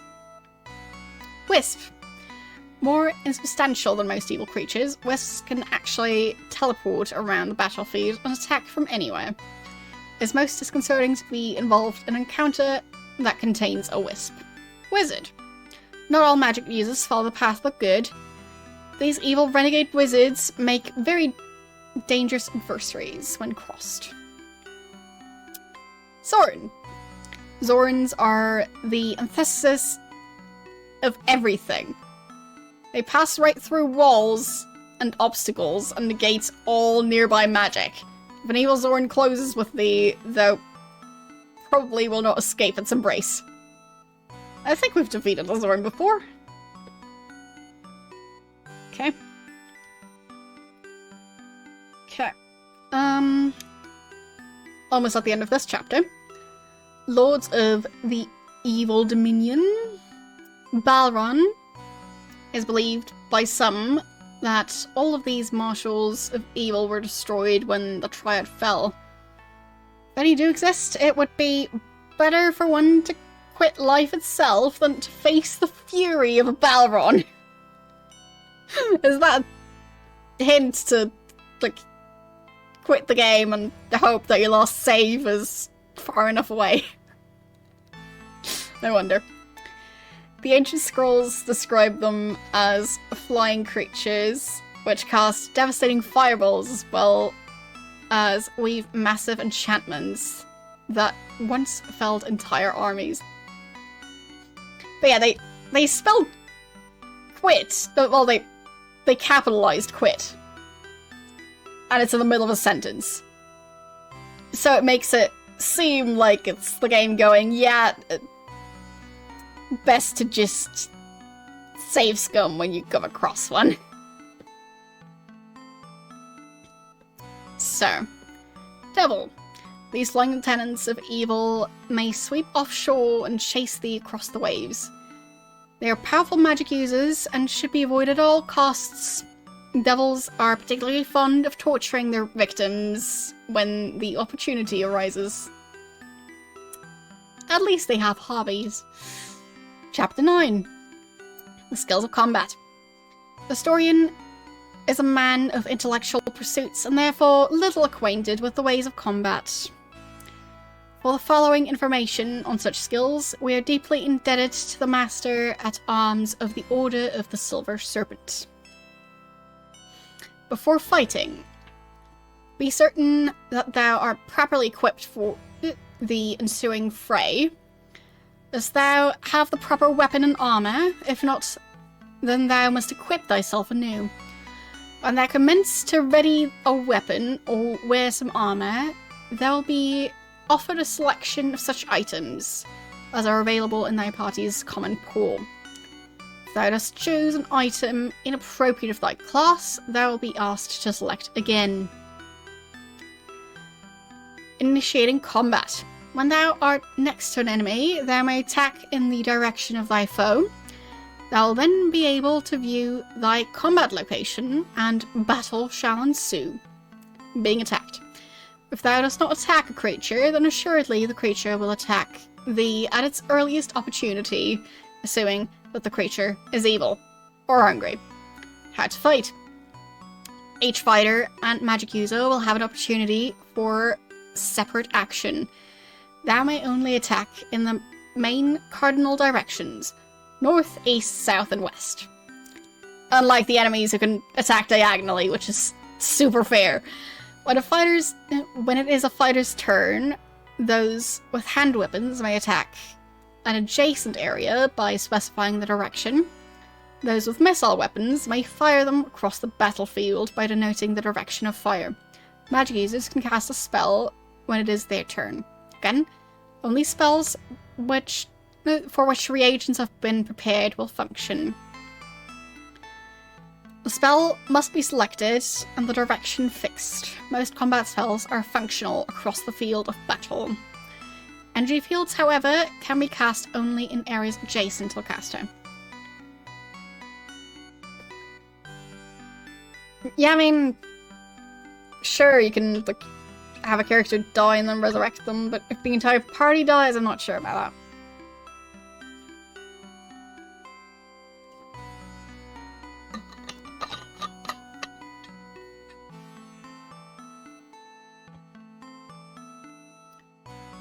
So, victory.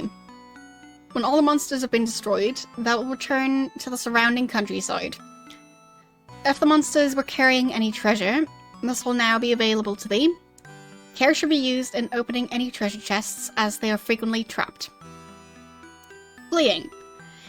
There'll come times in thy quest when thou will be confronted with superior forces. Whenever one of thy team is near death, guide him or her off the combat field to save them. If the tactical situation deteriorates completely, removing all members of the party from the field will disengage from thy enemy. There are those who will call thy actions cowardly, but a wise leader will know the value of preserving the life of one's fellows. Yeah, well, we've been fleeing from bandits and stuff quite a bit, so that's why we're known as Cartwoods for now, but we'll get around to fixing that. Terrain considerations. Devote considerable time to the study of the fields of combat. Locate defensible positions for thy party, making sure to maintain an avenue of escape should the battle go badly. Remember our heritage. A few valiant fighters strategically placed in a narrow rocky pass can stand off an army numbered in the thousands. Well, fair enough. Well, hope you have a good night. Thanks for stopping by. Weapon considerations. There are 3 distinct classes of weapons available to the warrior. Thanks for the follow. They are missile weapons, which permit the striking of foes at a distance, pole arms, which allow one to smite over an obstacle or companion, and hand-to-hand weapons, which necessitate engaging one's enemies at very close quarters. Ethics of war. Do not feel that it is thy birthright to slay everything that walks, flies, or swims. Code of Chivalry states that before engaging in combat with a foe, the warrior should ask, is this foe truly evil? If it is not, then thou must not kill it, but stand thy ground and force it to retreat. The code is thy touchstone. For without it, thou art but a speck of dust in the whirlwind of chaos. Whoopsies. We've just emerged... Chapter 10. Modern Civilization and Our Universe. We have just emerged from the darkest periods in recorded history, with the vanquishing of the Triad of Evil. We need no longer anxiously watch our backs for fear that evil will fall upon us in the first unguarded moment. The stability achieved by the New Age seems to herald a golden age of peace and prosperity. What kind of people will inherit this New Age? Surely our destiny is not to perpetually fight as warring tribes throughout all time. Is there not a higher calling, one worthy of our efforts and capabilities? If one accepts that the next era of human growth should not be fostered through aggressive territorial expansion, then a possible answer emerges. We must turn inward. Of late, a small group of inquisitive philosophers at the Lyceum have been asking such questions of each other. While their musings seem quite radical and new, they are worthy of consideration. Is living a life of virtue an essential element of civilization, or can society survive the test of time without such principles? How might we ensure the long-term continuation of our newfound peace? What systems of laws and ethics will ensure the continued happiness of our people?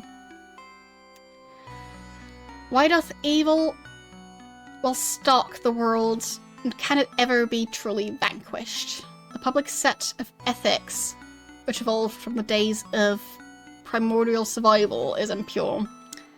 How can we achieve a clean foundation upon which to build a life of virtue? Given the premise that to understand purity, one must strive to be so, how does one strive for that which cannot be understood?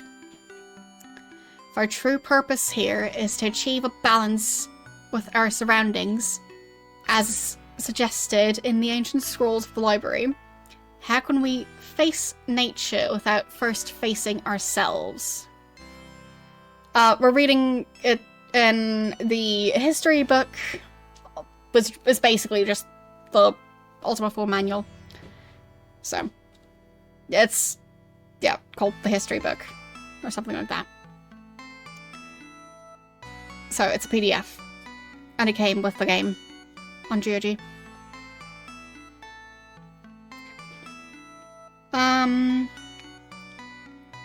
So, where was I? I'll just reread a part. Given the premise that to understand purity, one must strive to be so, how does one strive for that which cannot be understood? If our true purpose here is to achieve balance with our surroundings, as is suggested in the ancient scrolls of the library, how can we face nature without first facing ourselves? Meditation seems to hold the key to perspective. In the transcendental state, one is freed from the shackles of modern living. The whole of the universe resonates with thee, and thou dost feel for once as thou dost belong to a greater whole. Yet all too soon the meditation ends, and thou dost return from this brief glimpse of the sublime to the daily need for survival. It's time for all to put aside their warlike ways and begin fighting the evil that lurks within themselves. It's far too easy to sit and espouse the path of virtue, yet never set foot upon it. The ancient rule of treating others as thou wouldst be treated thyself takes on new meaning when put in context of universal harmony. We must become living examples of our beliefs. How does one begin to first walk along this new way? Do road markers exist if we but open our eyes to see them? To be at peace in all areas is a state only achieved by an avatar. Is such a state attainable by any human, fallible as we are? The true answer can only be found by those who quest forth in search of it. For who can see the end of the path before beginning the journey? It is also written that for each person the path is different. Perhaps the seeker of wisdom and enlightenment should begin by visiting Lord British, for his knowledge of the ways of the land is great. Conversing with him may help one determine where lie the centres of the 8 virtues of the Avatar. Many philosophers hold the opinion that the path is in reality but a series of separate small paths. Each minor path leads to the fulfillment of an aspect of ourselves. Treading one of these minor paths may be construed as a life's goal, and many people have debated which is the most advantageous to follow. Yet it is not the whole much greater than the sum of its parts. Take up the challenge and tread not one but all of the minor paths in thy search for enlightenment and perfection. Perhaps only then will thou find the beginnings of the great path. The quest of the Avatar waits.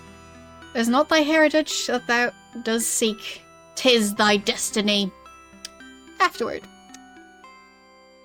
As the addendum to this work, I, Lord British, would like to speak of the quest of the Avatar mentioned in these pages. The quest of the Avatar is the search for a new standard, a new vision of life for which our people strive. Our people may strive. We seek the person who can become a shining example for our nation and guide us from the age of darkness into the age of light. We have sent this message out to the farthest reaches of the known universe. Indeed, we have even spoken across the void of time. Is there one who can complete the quest of the Avatar? Many have tried already and have met with partial success, becoming enlightened in one or more of the 8 virtues of the Avatar, but none have yet attained the true state of being an Avatar. The secrets of the Avatar are buried deep in the hearts of both our people and the land in which we dwell. The search will be arduous, and the one who shall succeed must be able to assemble all the parts of the great mystery in order to solve the quest. Gaze upon the device betrayed on the facing page of the tome. Learn it well, for when thou dost gaze upon it again, then shall thy life's quest be revealed. Okay. I guess I'll draw that thing. But that was the end of the book. It was a long book. I think I was reading for like an hour. But yeah, I'll try and draw that symbol. So it's a circle with a very strange star triangle shaped thing. And then a bunch of lines through it.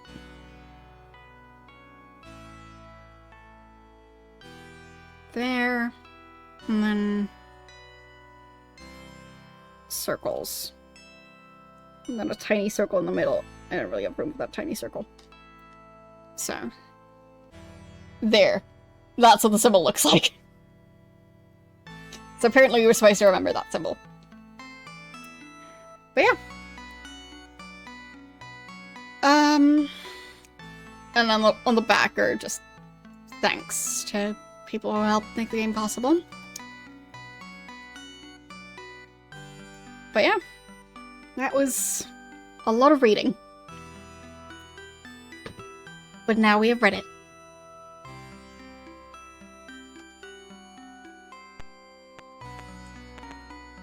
Let's get back on the horse. Very educational.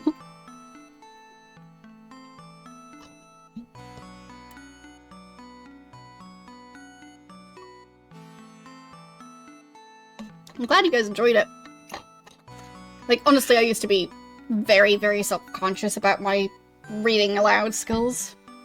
And streaming has given me the opportunity to work on that to the point where I'm willing to read that much in one go.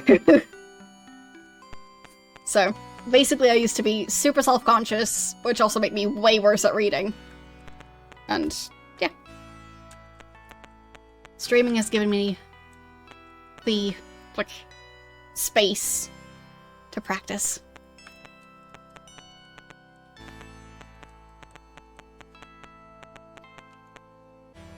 Well, thank you. But yeah, I used to be objectively horrible at reading, so. But that's what happens when you're so just busy thinking about all the ways you could do stuff wrong that, yeah, you're just gonna not be that good at the skill. So if any of you have the same issue, start streaming. Well, thank you.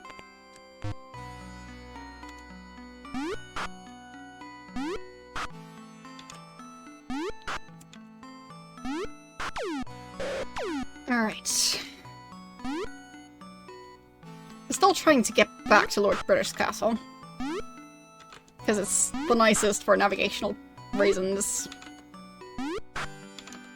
And it's also quite central. We should probably figure out which creatures are evil and which ones aren't. Because we were supposed to let the other ones flee. Okay. So...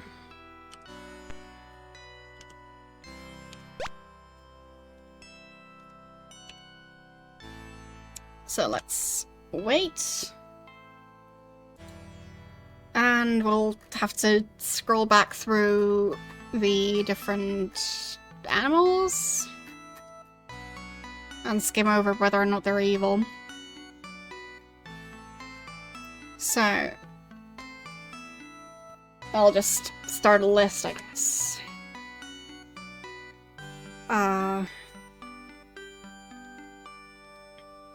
How about, like, just having 2 columns, evil, non-evil. So, evil, non-evil.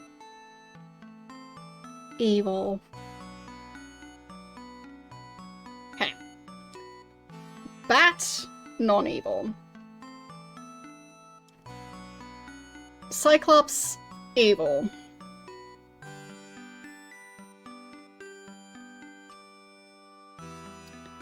Dragon, evil.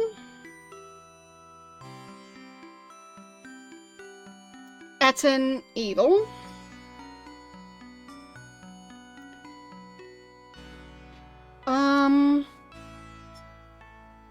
Gazer, evil, floating eyes, so yes. Ghost. Evil ghosts are found in ruins, so.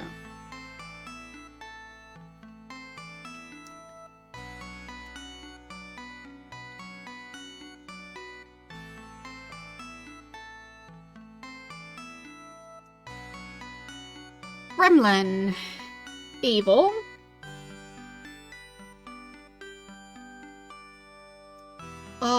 Headless, evil.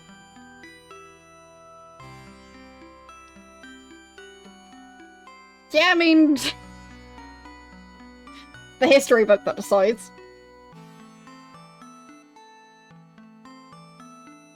Which feels true on several levels.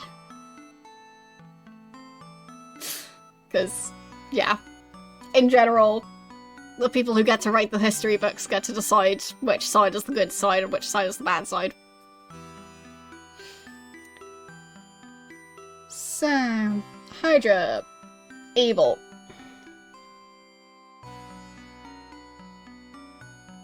Insects, non-evil.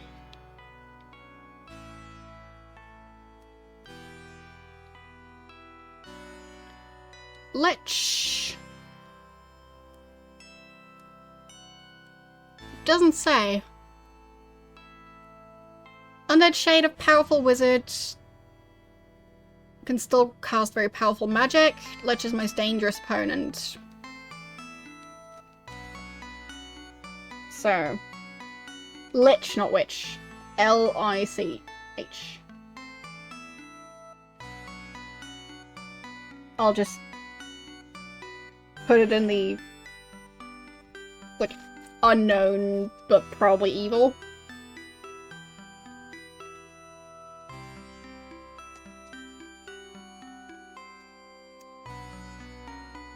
Okay.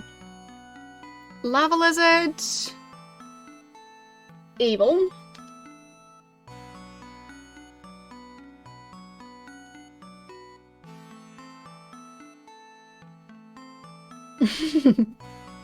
I do think I've tasted one, but I wouldn't call them evil. I just don't like them. Mimic, evil.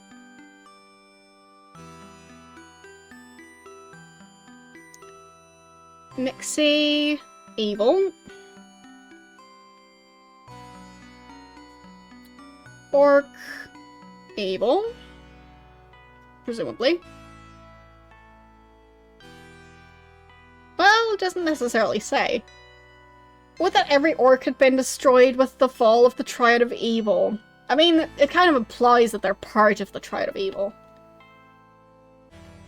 But other than that, it just says they breed like rabbits and still infest the forests. I'll just put them in the not quite sure category.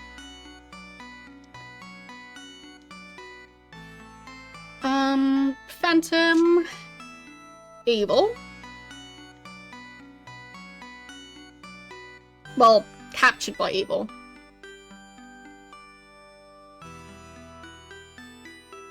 So. Pirates, pretty sure they're seen as evil. Yes, evil pirates. I'm just looking for the word evil in each one. Python, non-evil.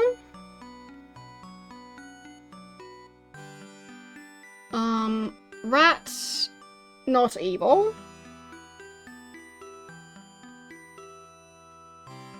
Reaper, evil. I'm running out of room. Rogue.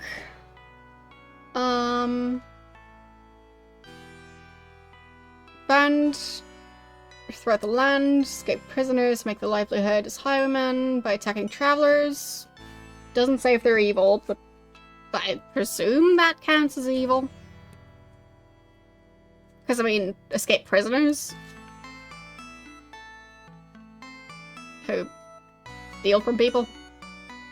That sounds pretty evil to me. I'll call that evil. Rogue. Seahorse. Not evil. I see a theme. Serpent.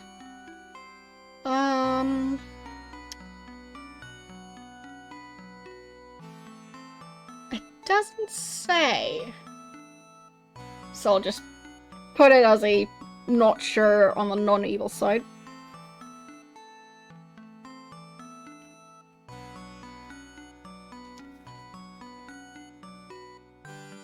Best defense is to engage it in close combat. So they might be able to flee in close combat. Skeleton. Evil.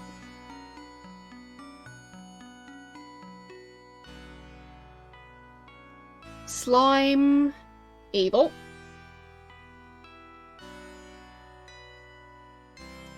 Spider. Non-evil. Agreed. Squid. Evil squid. Okay. Troll. Evil. I need more room on the evil side because the evil list has gotten quite long.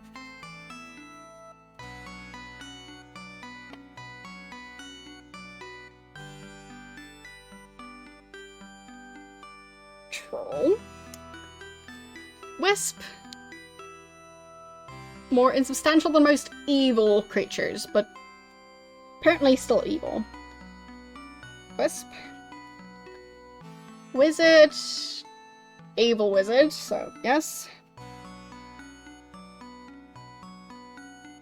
And Zorn. Evil Zorn, yes. Alright. And Balron and Devil. Pretty sure those are, yeah. Marshals of Evil. Flying Lieutenants of Evil, yes. So, Balron. And Devil on the evil side. So the non-evil side has bats, insects, pythons, rats, seahorses, spiders, and sea serpents, maybe? Possibly? I don't know. So, yeah.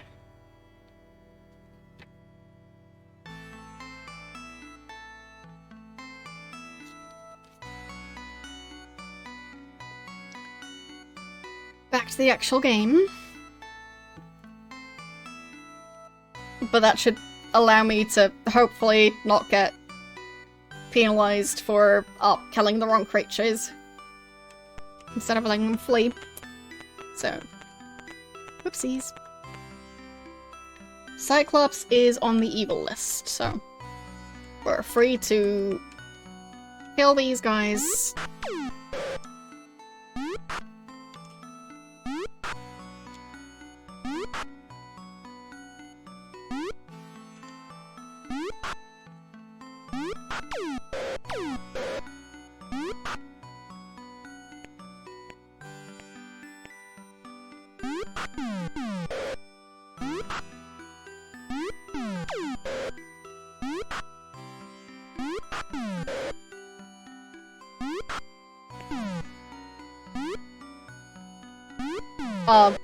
Balrogs are in Lord of the Rings, right? I've watched the movies once, all one after the other, because, sorry. And I was quite tired by the last one. So, kind of need to rewatch them at some point. Or at least read the books. I tend to be more the kind of person to read stuff than to watch movies that closely.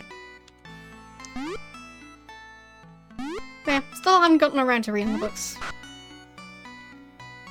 Like, orcs are probably evil.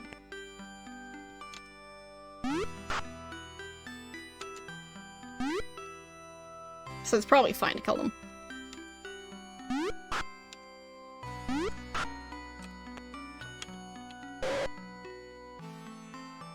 I think that's an Etten, and what are the flying things?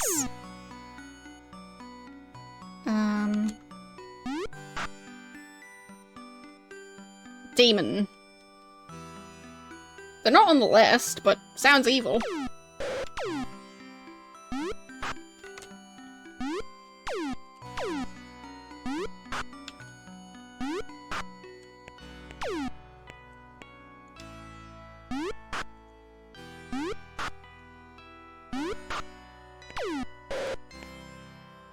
And Etten...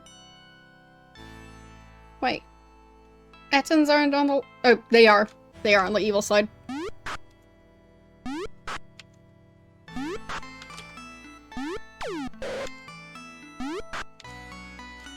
They were hiding between dragons and gazers.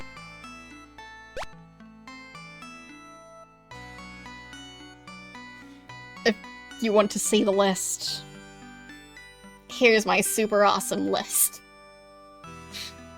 I've apparently moved my wonderful slat wood, because the desk underneath is just black and kind of shiny, so... Anyway. Yeah. That's the super awesome list. That's definitely as accurate as it could be. Especially with ones that I'm not sure about. So...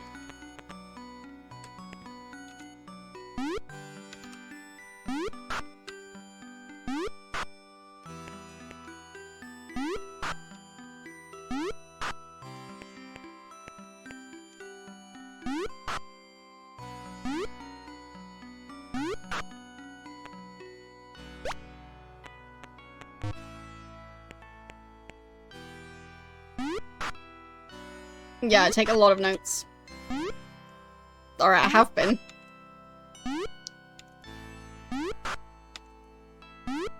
It's definitely fun when games are structured in a way where taking notes is useful.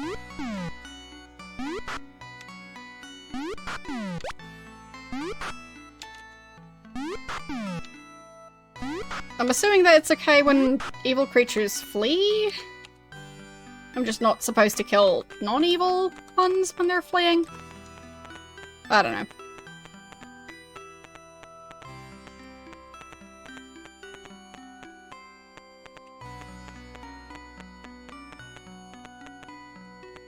But that kind of means this game is against killing spiders. I agree with that.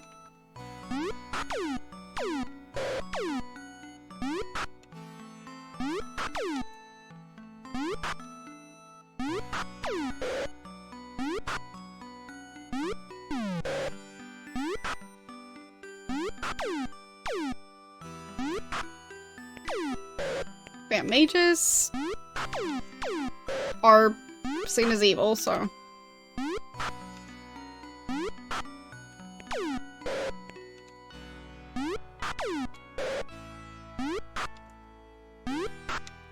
should be fine.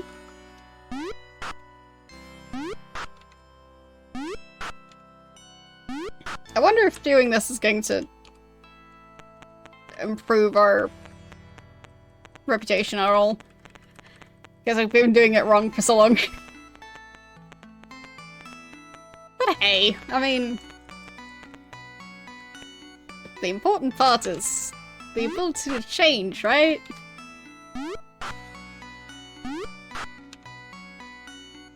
I'm pretty sure orcs are evil.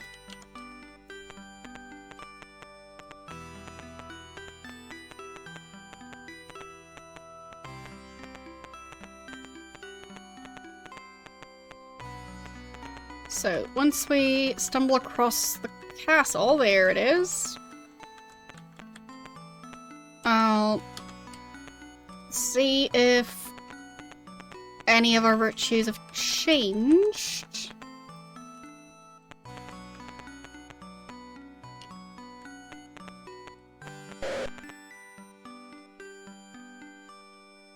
So, where's my list?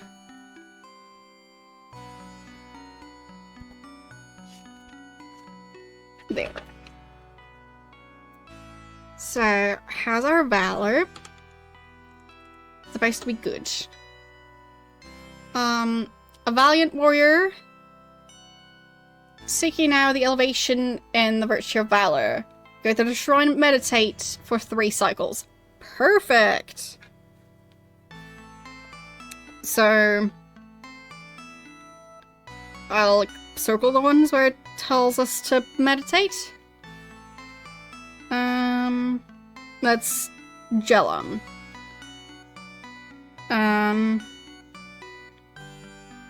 Justice.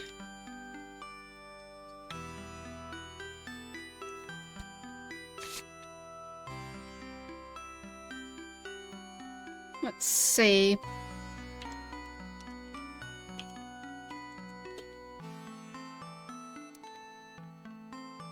Thou art an unjust wretch. Thou art a fulsome meddler. Okay. Still horrible. No, don't cast a spell. Talk again. Oh, wrong way. Compassion.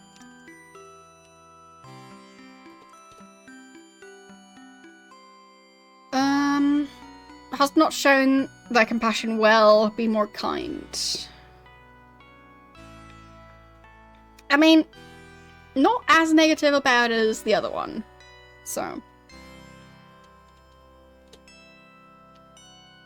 Oh, whoopsies, I ended the conversation again. Spirituality.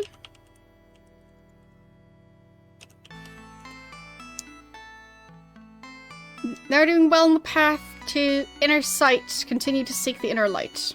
Okay. So that hasn't changed. Honesty.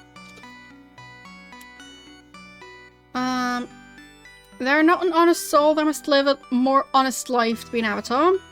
Okay. Honor. Thou dost not fight with honor, but with malice and deceit. Yep, sounds about right. Sacrifice. Thou art self-serving tuft hunter. Weird spacing there. Thou deservest not my help, yet I grant it. Yeah, so still doing horrible on that. And humility.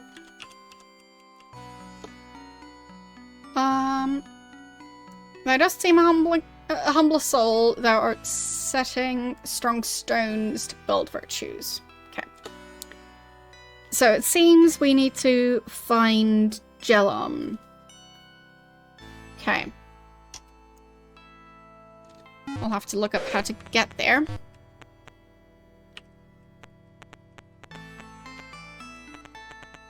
Because I'm pretty sure it's through moon portals. Or a ship, but I prefer the moon portals. That's just less messy. Tuft Hunter. Hanger onto Nobleman. Okay.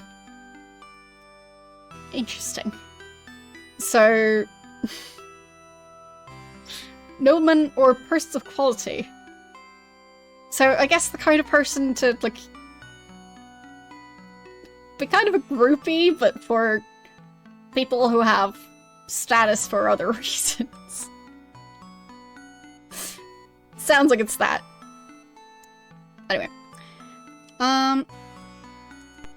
Let's wait for a while.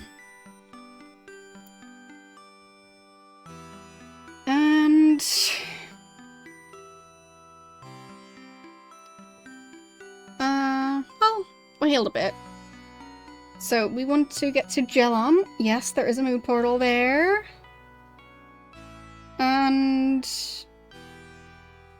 we can get there from Moonglow or you. Okay. So let's go over to you. So you... Yeah. From you, we should be able to get to Gelom. Okay, I think that's the lava lizard, so we're allowed to kill that.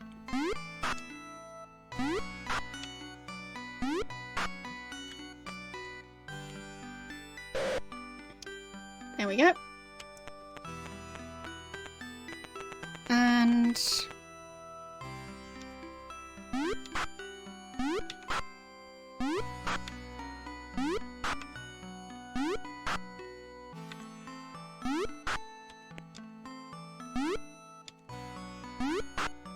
there. As far as I know, we're allowed to kill bandits, so we'll keep on doing that. Gotta gain experience somehow.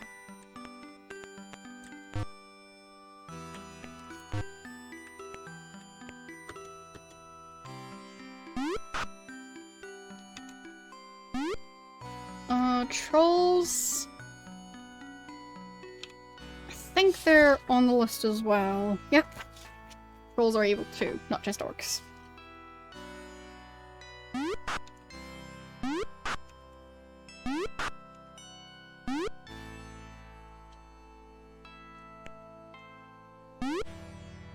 Well, I mean, orcs are presumably evil. What if there's a mix between evil and non-evil? That would be silly. But I guess we'll see if that happens.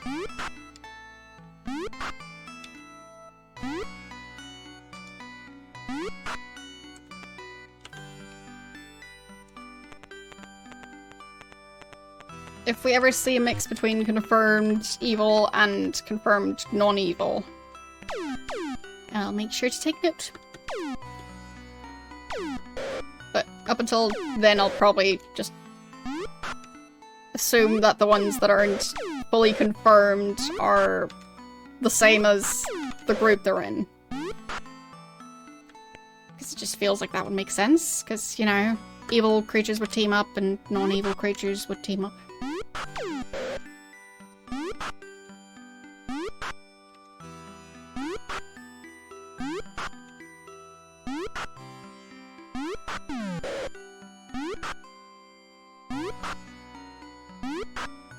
There. Let's change tracks, because we've been listening to this one for quite some time. Oh, that's the same one.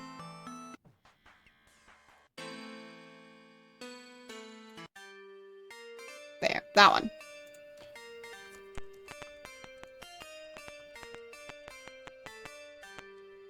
Still trying to get to Gelom. But first to you. I am struggling with the controls once again.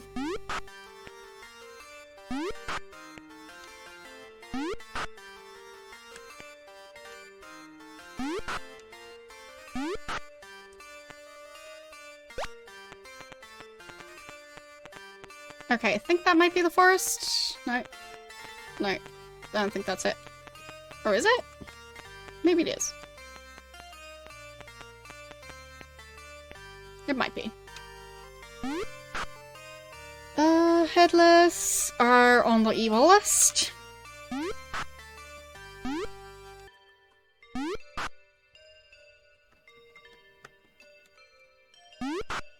It seems like all creatures on the non-evil list are just not even mythical creatures. They're just animals that we've got too.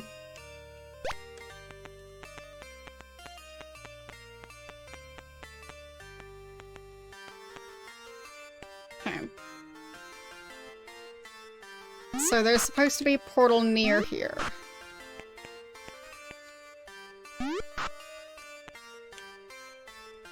think it was over this way somewhere. Well, guess we're gonna be in combat.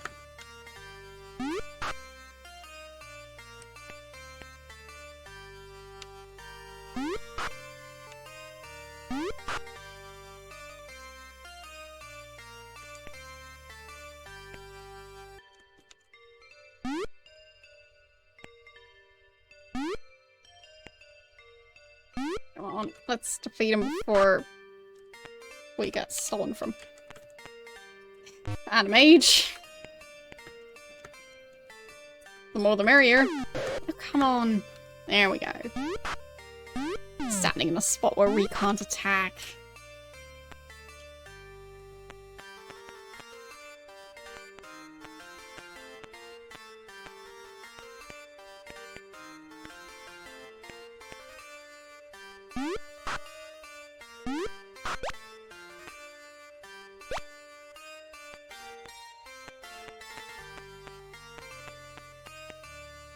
On. We're just trying to figure out where the portal is. Leave us alone. Getting through that portal is probably going to be difficult too. Because it's in the middle of a forest that's just full of creatures trying to eat us alive. Or steal our stuff.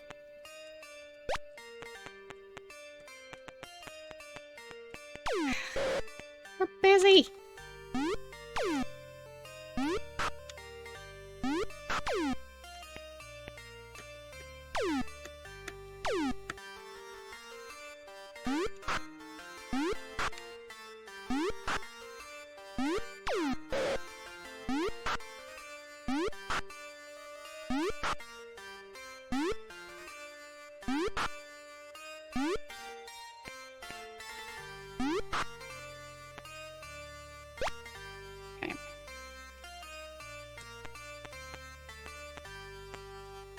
Let's look at the map.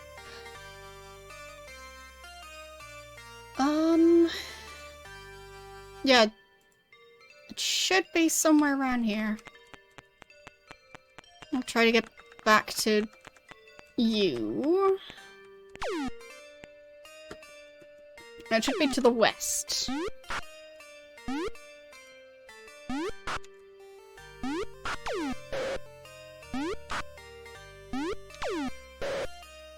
I stumbled across it earlier, so...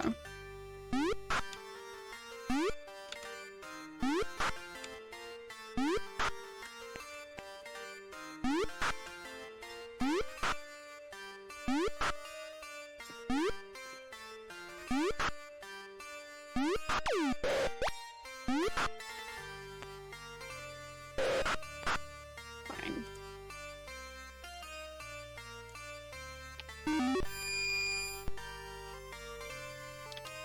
Can we hold up for a while? We'll see.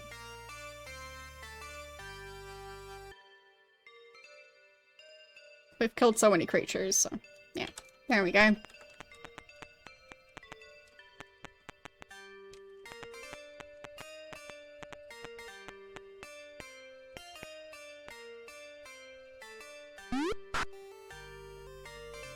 You'd think the forest would be empty by now, but nope.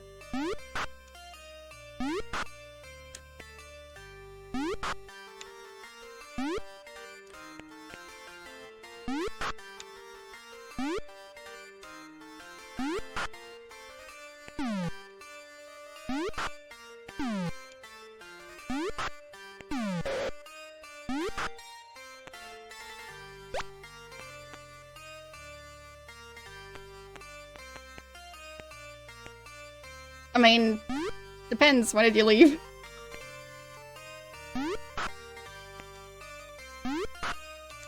Like, what's the last thing you saw? 1 hour ago. So that was in the middle of me reading? I'd presume? Or was that just before I started reading?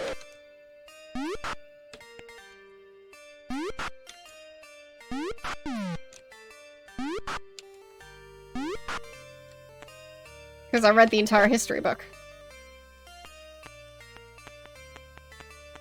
So you missed that, possibly.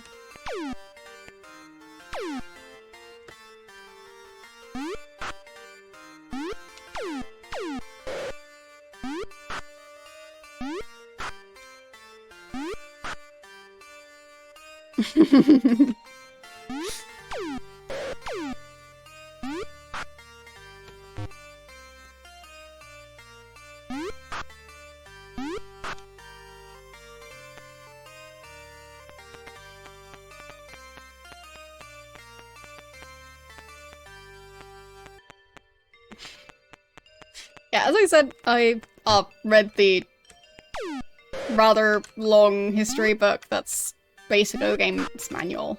I think that took like an hour-ish. Don't know how long exactly, I could check, but not right now.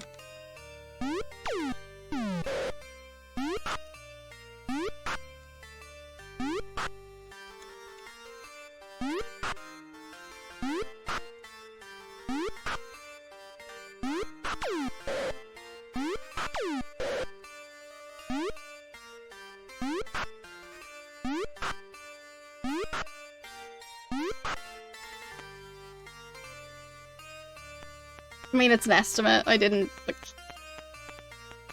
time it or something. But I do think it took around that long.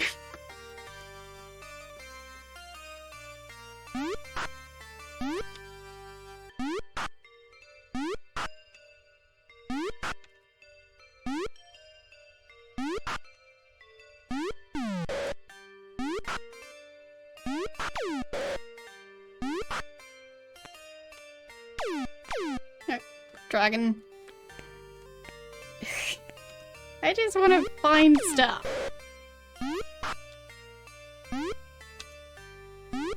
Stop attacking me.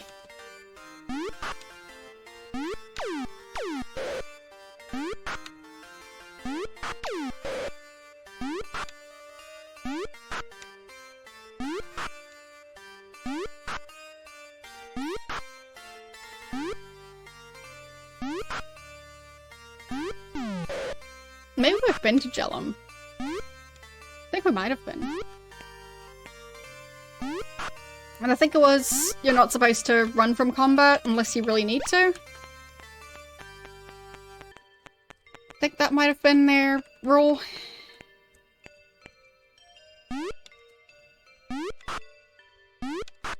And we have been doing pretty well on that.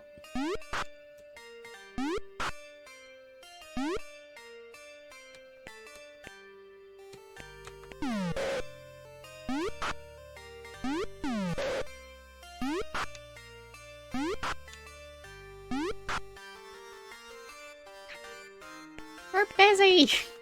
Leave us alone!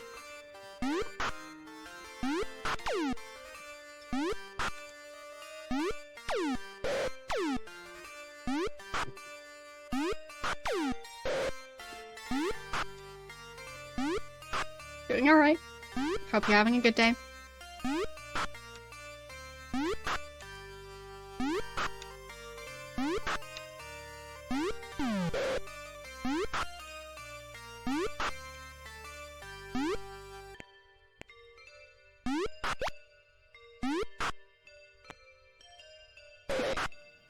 Of course we got poisoned.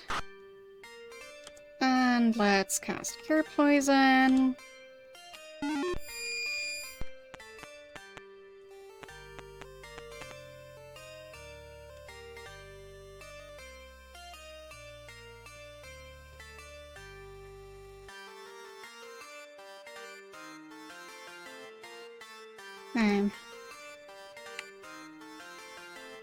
Let's see.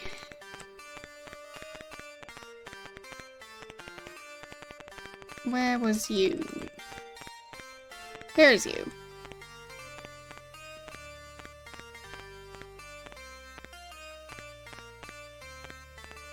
Looking for this portal. No, that's a pathway. I'm looking for a clearing, basically.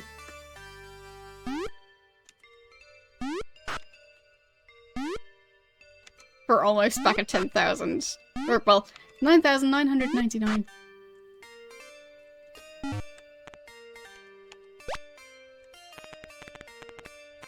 I guess we might as well go to you.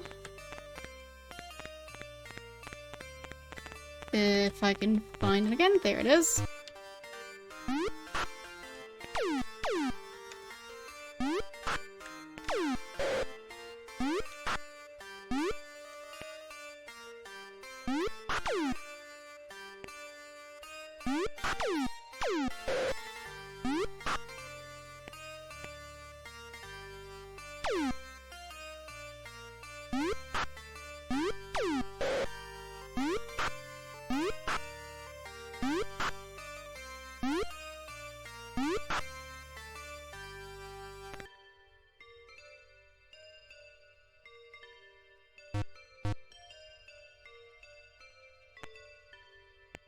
There. We're quite popular in here. Just trying to find a portal. Calm down, everyone. We don't even have room to carry all that money.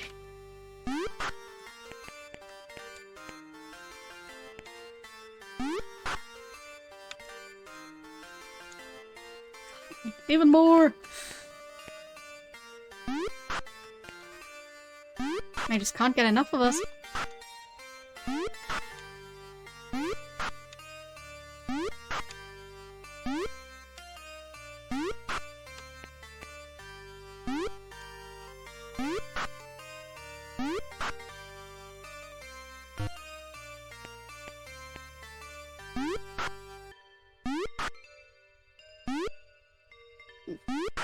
There we go. Before they manage to steal from us.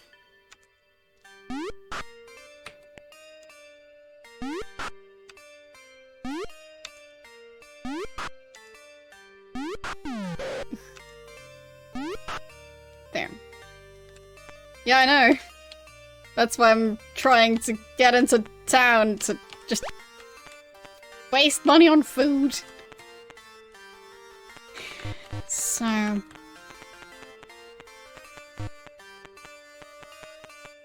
dry goods, sure.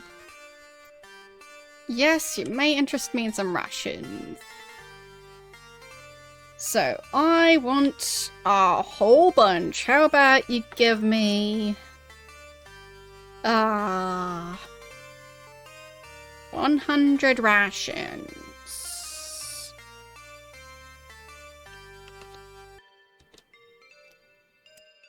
And then... let's do 80 rations. There. I think we're getting close to the maximum number of food you can have.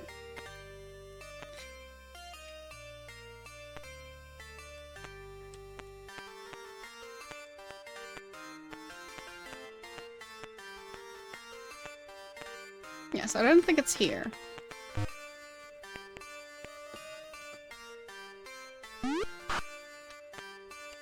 That's close by.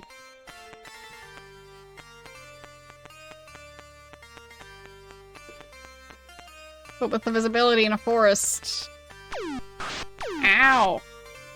Leave us alone! Cheaters. Cheaters! Stop it! Just let us wake up! Come on. Ugh.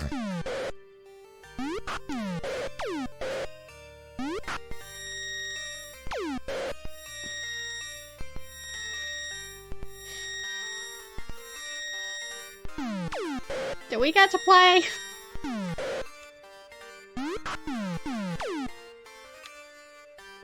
Wrong way.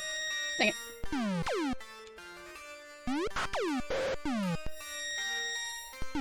Come on.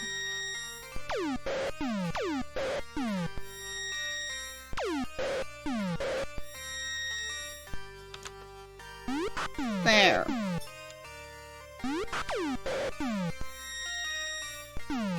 They're both asleep again. There, finally killed one of them. Hope they'll at least be a bit less efficient at knocking both characters out. I mean, they're still efficient, but like, maybe a bit less.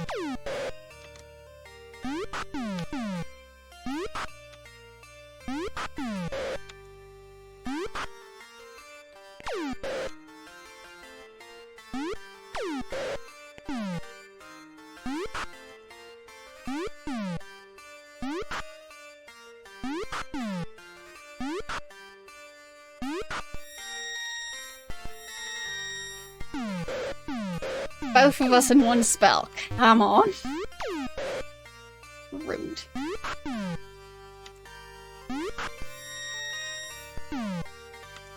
No, wrong way.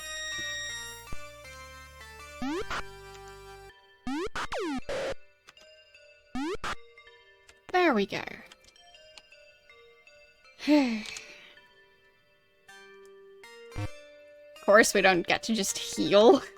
That would be weird.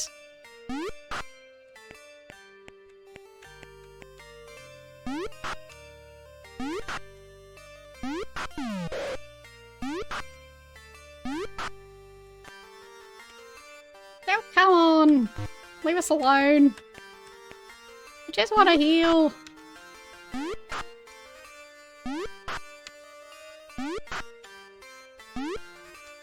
I think I'll just get on the horse and ride away. There's an area that looks less dangerous. I just wanna heal. Just let us rest. We've been walking for days.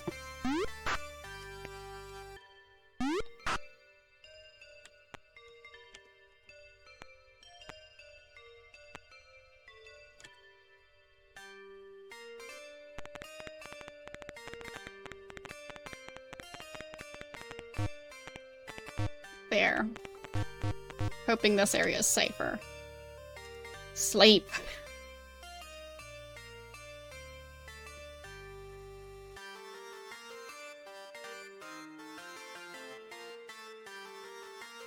Okay, that's a bit better. If we do it again, it probably won't have an effect anymore, right? Or is it 3 times in a row? No effect. Okay. I thought sometimes it worked, even when it was twice in a row.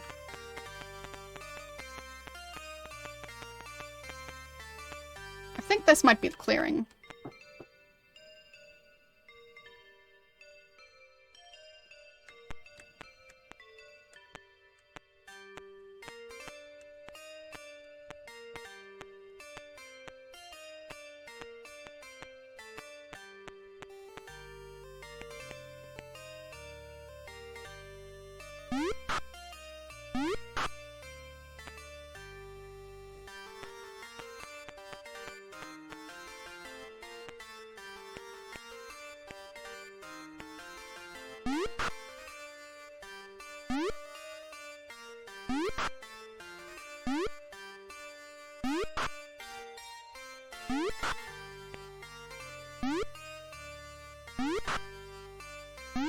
Maybe we can rest in the clearing. Oh, of course. Poison and getting attacked by a skeleton. So, the answer is no. We can't rest. Player spell there. Rest is for other people, not for us. Let's cast healing.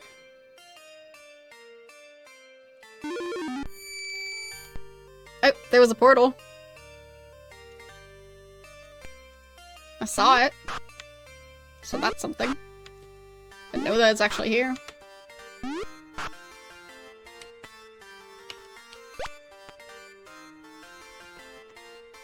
So, let's see if we can rest for a while.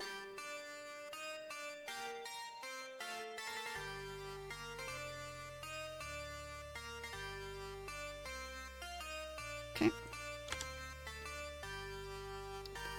And now we check what moon phase we're supposed to wait for. So, that's supposed to be the phase before full moon. And the second round is when it sent us to Gelon. And let's check our notes on Gelon, because I think we've been there. Gelon. True value is not seen in the force of arms, but in the force of will. Never flee unless you need, unless the need is dire. They're seeking a red stone on an altar in a dungeon.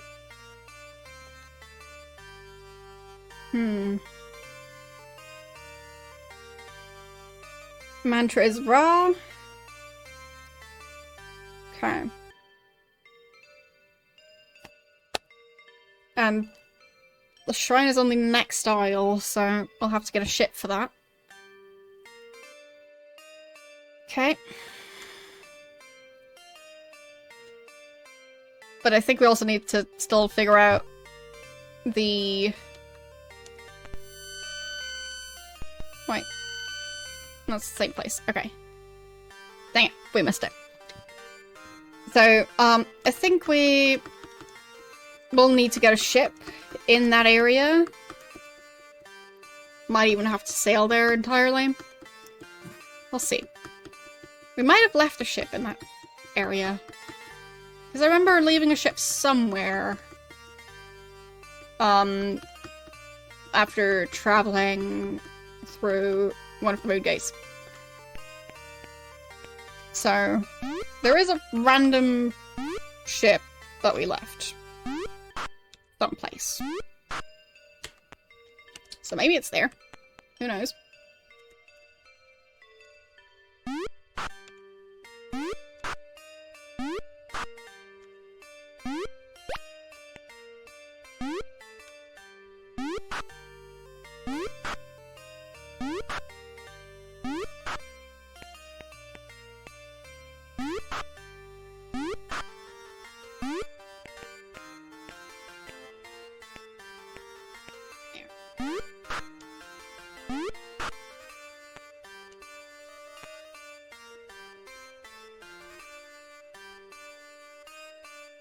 Fine, I'll fight you as well. Just waiting for a portal. That's all. Don't need to get all territorial.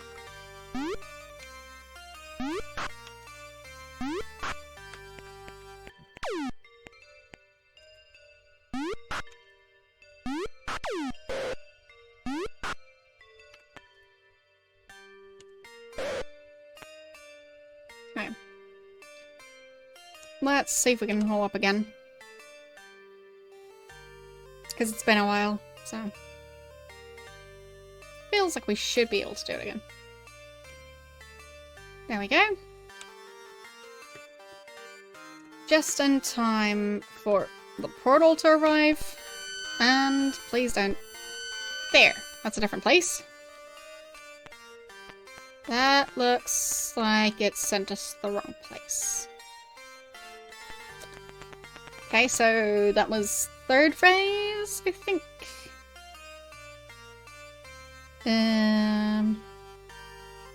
No, first one. Okay.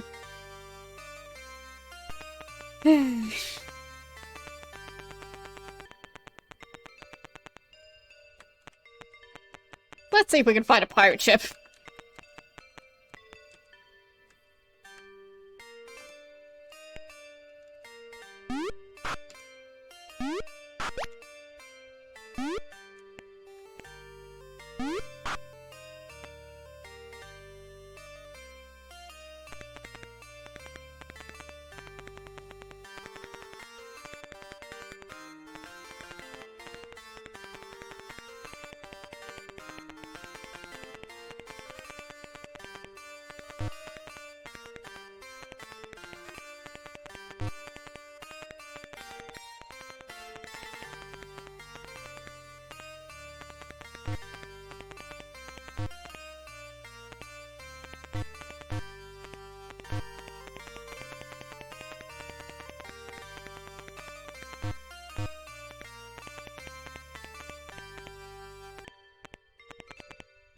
loud.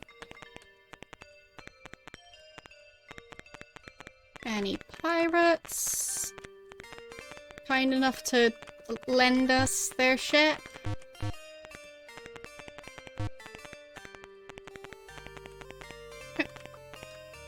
Did I already get that one? I think I did. So... Good. Aha! This is our ship. So... let's see how we are supposed to navigate to Jalam.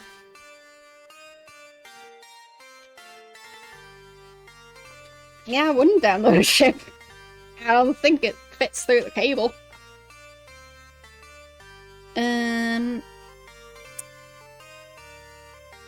Valorian Isles. Did we see those on the map? Yes, we did. Lovely. Let's check where they were. Valorian Isles. Pretty much all the way in the south. Alright. I think we're somewhere in the north.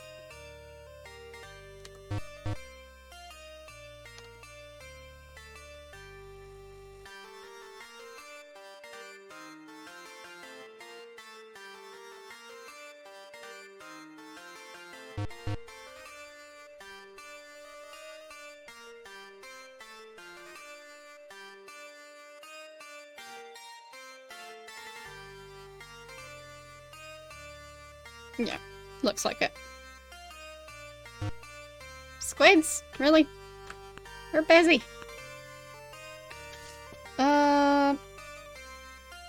Squids, we've agreed they're evil.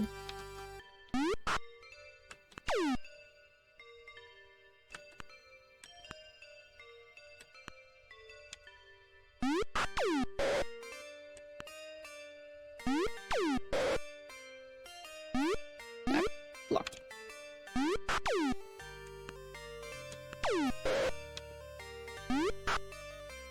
That one.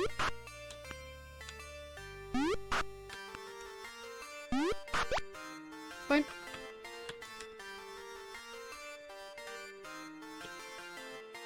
The ship is still doing fine.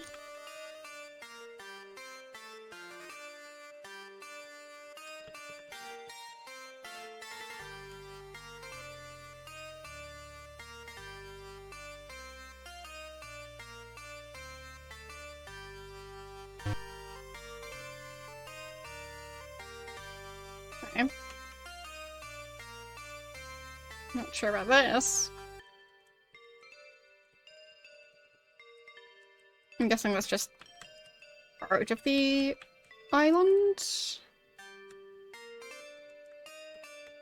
But I don't think this is the place we're looking for. No. Looks too big.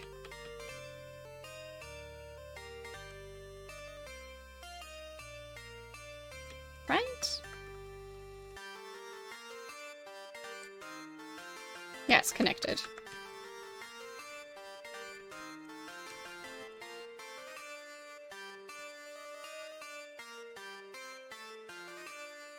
And this is turning into a river.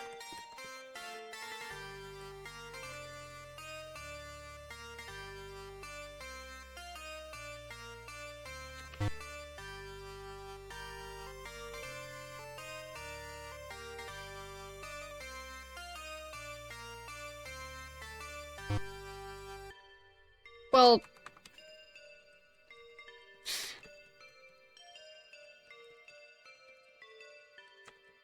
to be fair, we are sailing a former pirate ship, so the evil pirates aren't that difficult to find.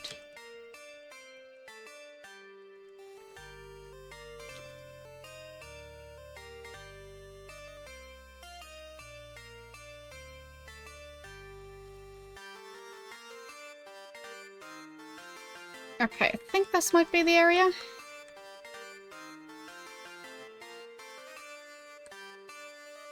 So...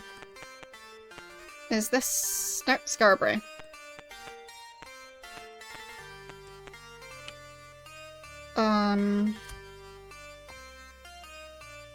What do they say about that location?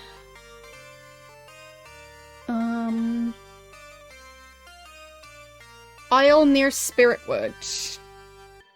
So... Spiritwood... Okay, so we are on our way there. We're like halfway, I think.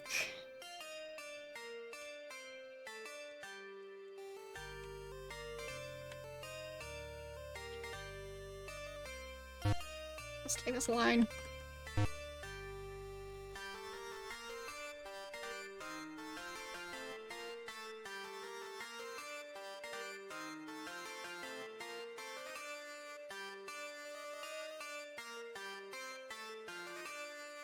Sure.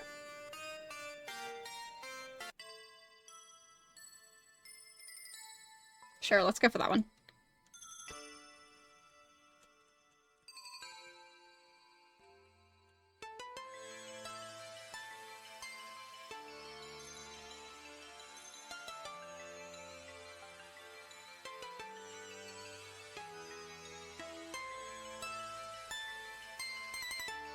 See a bunch of small islands.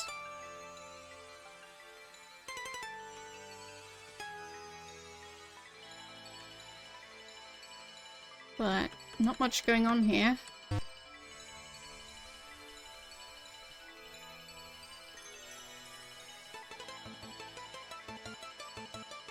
Wait, is that the mainland? I think that's the mainland.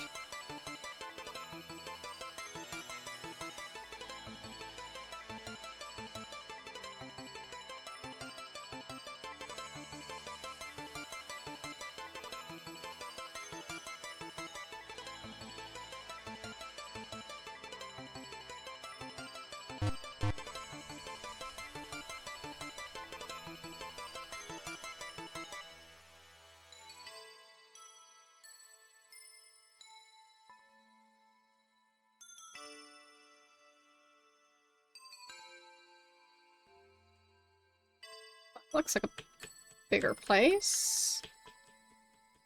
Might still be part of the mainland though, it's big. Oh, a chest. Neat.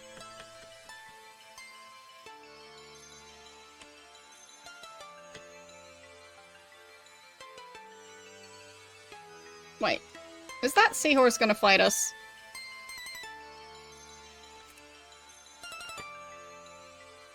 Seahorses are presumably non-evil. Nixie. Those are evil.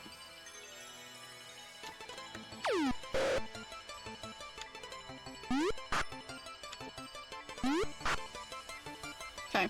Well, we killed the seahorse. I tried.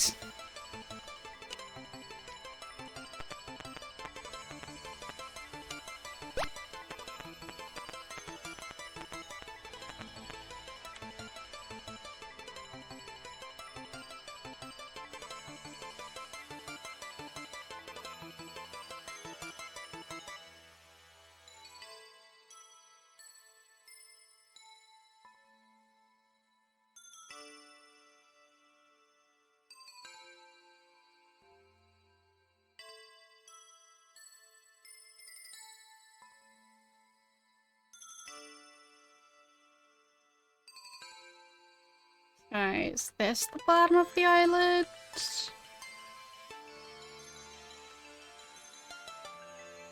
Or, well, bottom of the continent.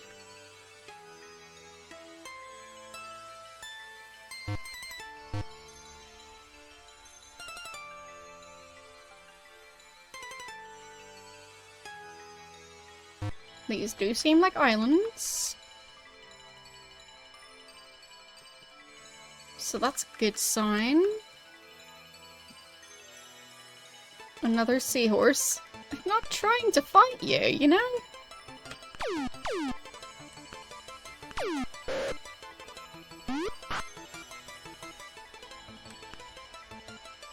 It's not saying that it's fleeing. Barely wounded.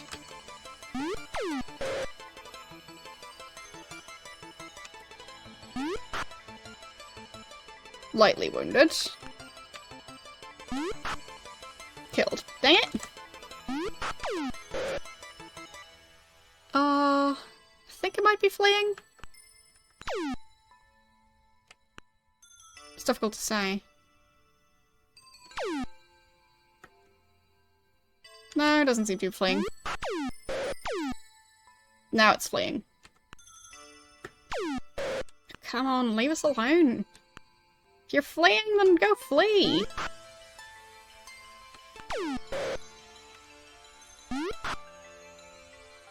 Okay. There we go.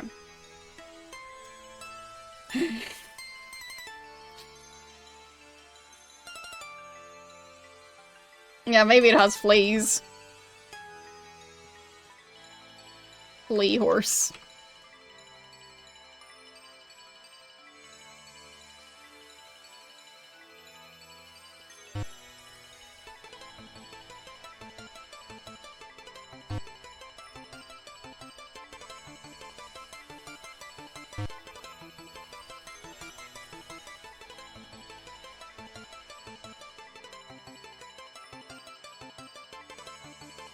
Is that an island? No. Looks a lot like mainland.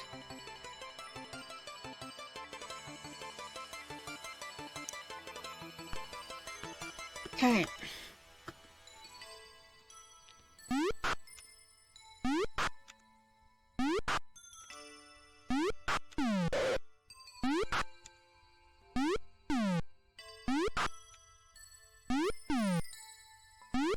Oops.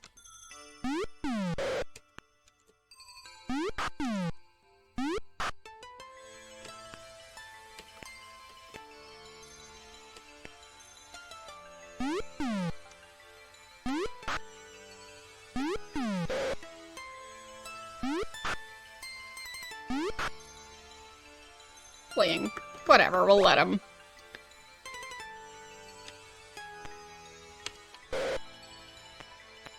Enter. Serpent's Hold Castle. Not sure where that is. I think I'll check the other map.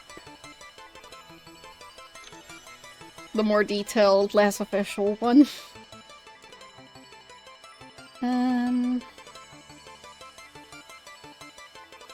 Okay, Serpent's Hold means we missed Jelom. So we're supposed to go west from here to get to Jelom. Alright.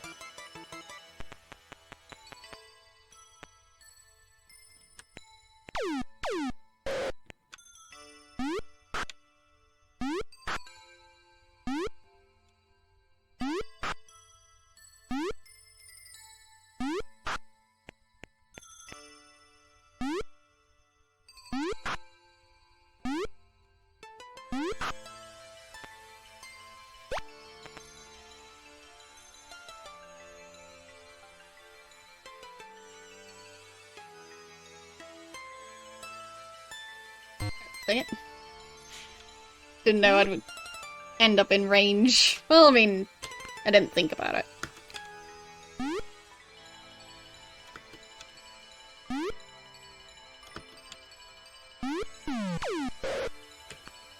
There.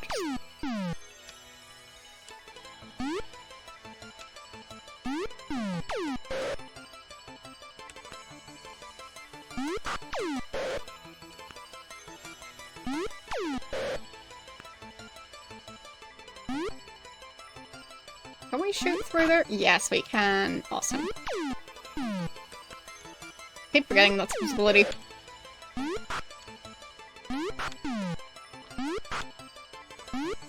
So it works on land as well.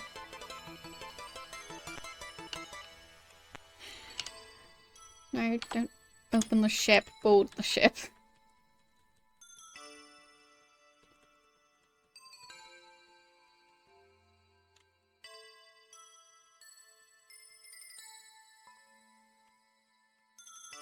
So it's this Jelom?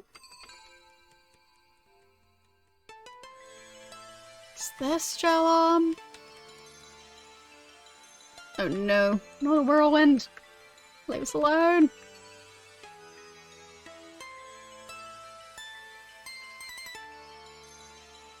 I'm glad that you can still sail at least a tiny bit when the wind is blowing in the wrong direction. Unlike in the previous game where it was making a rather annoying beeping sound.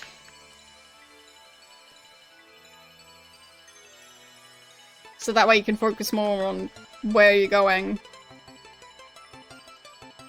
And you'll get there eventually.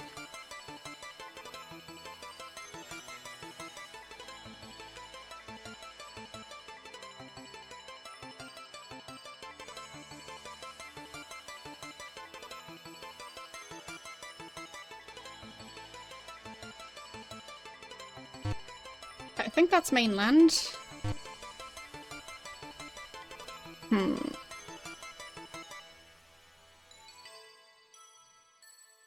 Yeah, I think we're in a different part, not the one I'm looking for.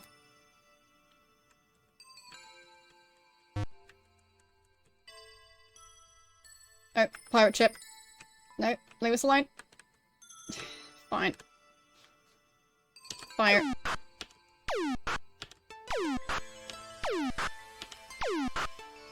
Got him. So... on we go.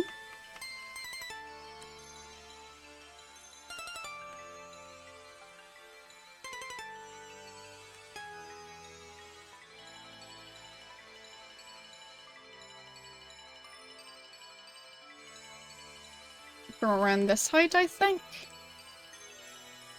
It's supposed to show up here eventually. Oh. Well, well, well. How are you doing? And what were you streaming? Thanks for the raid.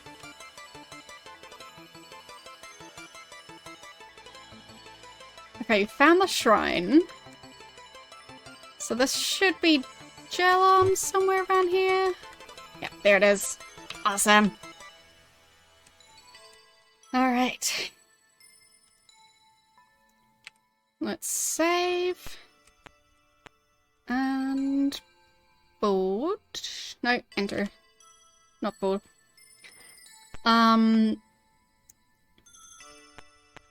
Right, so we're supposed to figure out what the rune is for this one.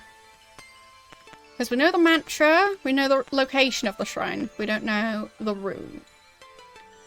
So we're supposed to meditate at that shrine eventually.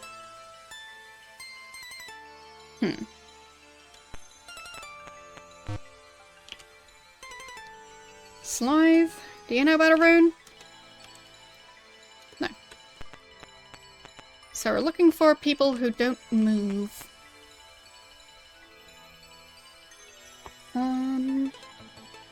Valiant fighters is the description of the people we're looking for, so...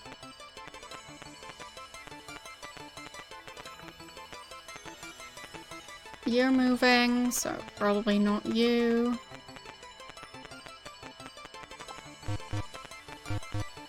How about you, Aesop?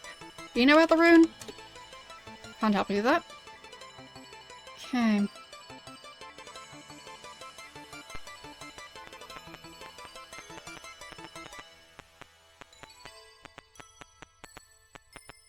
Who could know about the rune? Are you moving? You don't seem to be moving. A ranger with a faraway look.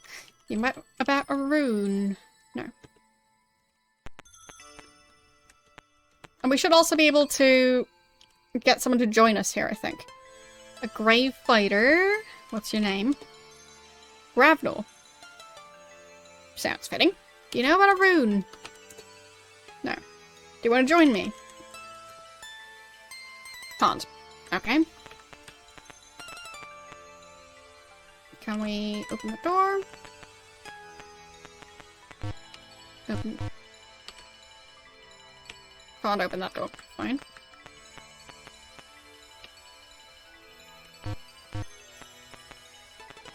Can I talk to you? I am Max. What's your job? I'm the housekeeper. Ask about rooms? That's a strange one at the end. People often disappear. Okay.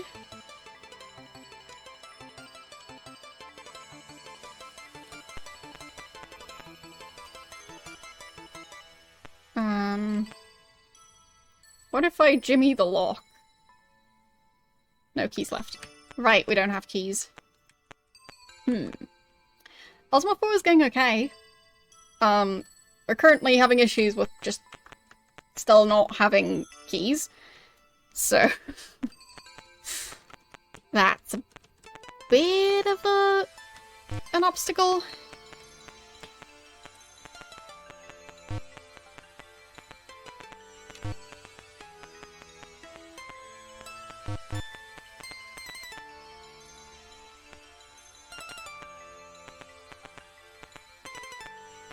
Yeah, we need to find a place to buy keys.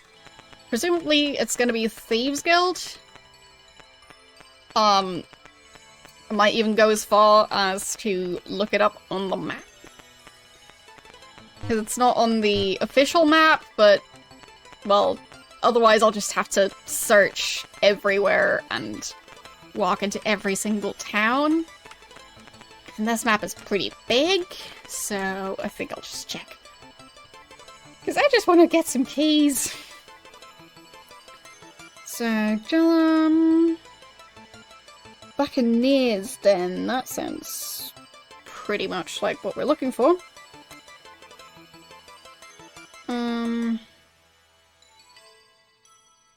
Yeah, that sounds like it. It's like in the middle of the ocean. So, let's go there and try and get some keys. Okay, board that ship. Save. And back out we go. I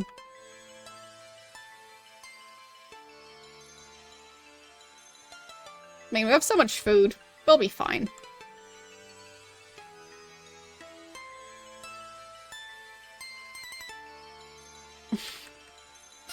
Well, sadly, it's not really an option.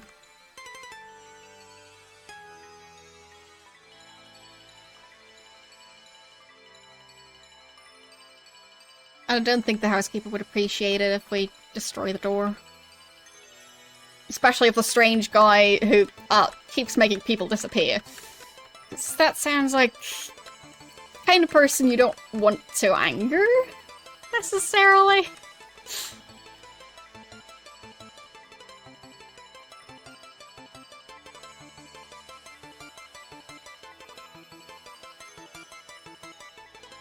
Okay. Still need to sail around this part. And then up. And then over this way.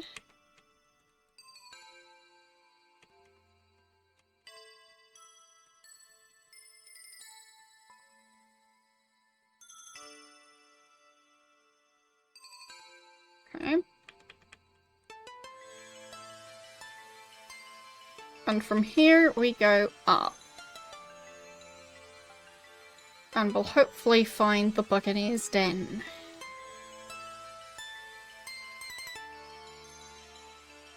Would be nice if the wind wasn't blowing the wrong way. Come on, wind. Turn around. You can do it. Or not, I guess. I'll just crawl there. Oh, pirates. Sure.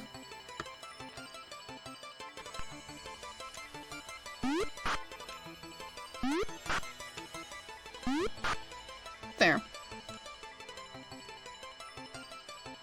There. I think that's it.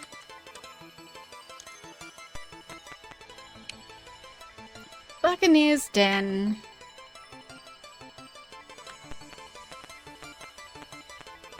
Okay. seems like the right place.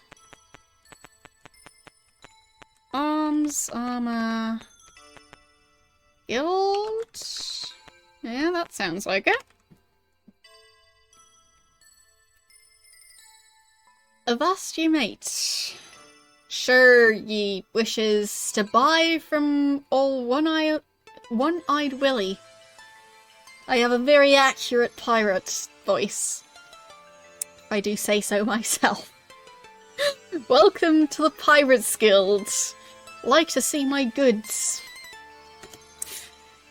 So.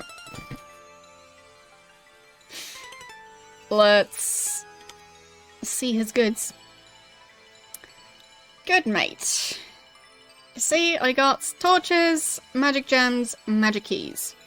I want some torches. 50. That's a bit expensive. I'll still buy like 10. Oh, 5. Okay. Or, yeah, he sells them in packs of 5. Alright, so that's 10 per torch. That's not that bad.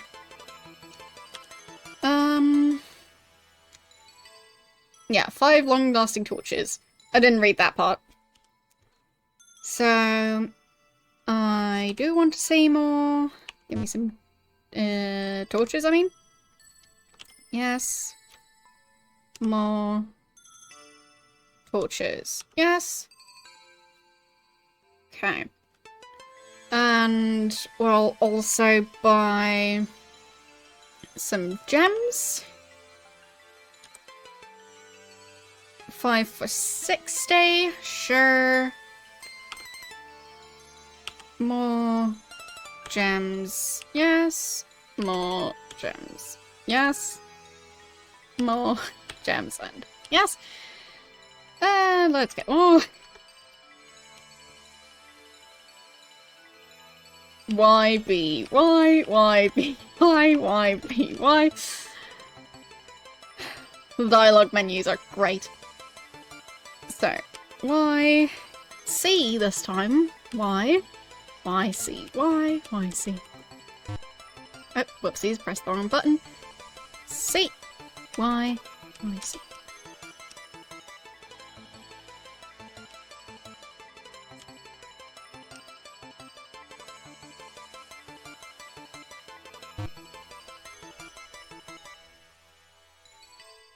Y. Ooh, YCY. And there we go. That's as many as we can carry. Let's get that much of the other stuff too. So YBY, YBY.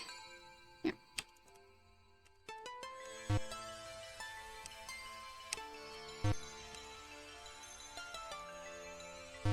No, there. And torches.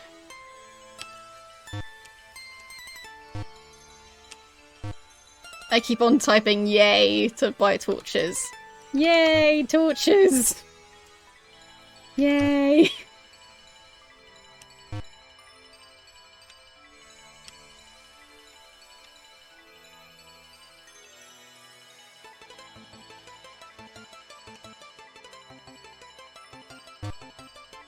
I mean, it seems accurate. There we go. Got all the things we could ever want. No, I don't want to see more.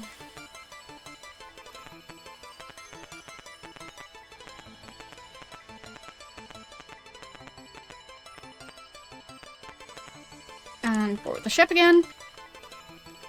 Away we go.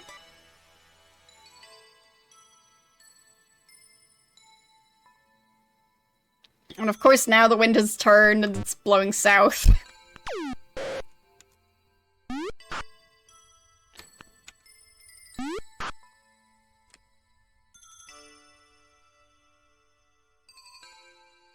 Just leave us alone. Why? You do know you could just not attack us. He's fleeing. Well, then go flee! That's more like it. And another one! Oh, come on!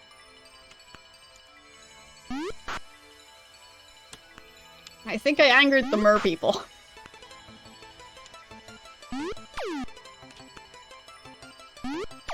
That I start an interspecies war or something.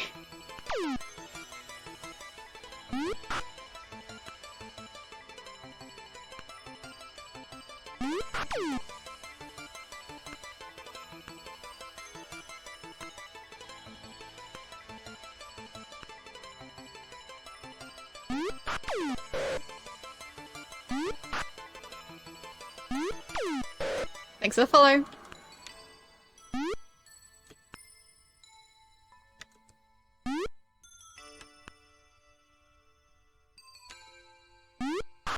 There.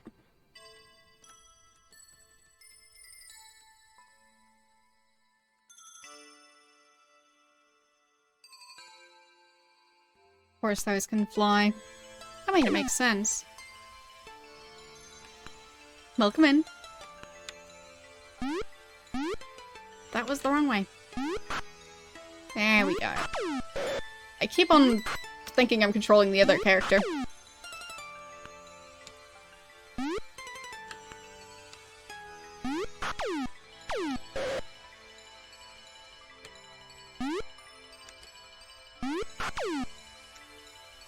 Yeah, I keep on dodging to attack even though it's useless because the character wasn't in range yet.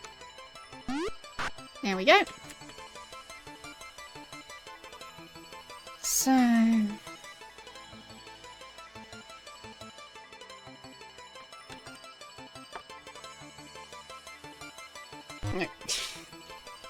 Sail too far!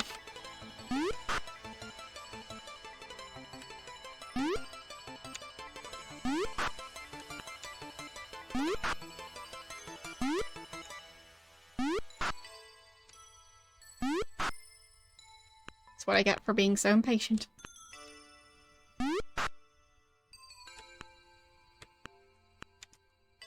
You better be fleeing. And don't come back!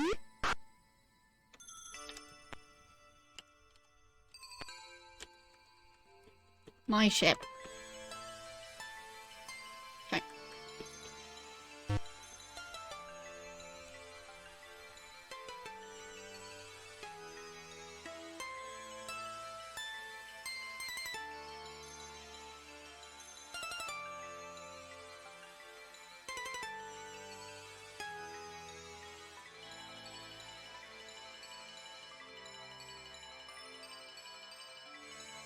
Okay. We'll just check the map again, because I don't want to sail off into the wrong direction again.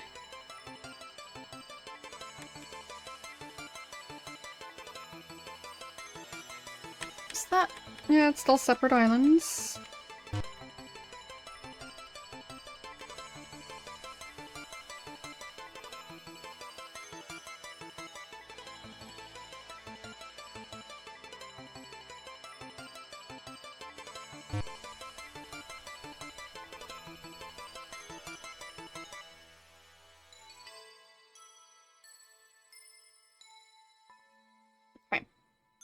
So from this area, I want to sail west until I bump into this area.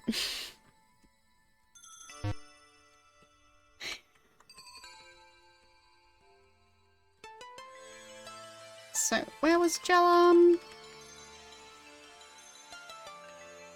There it is.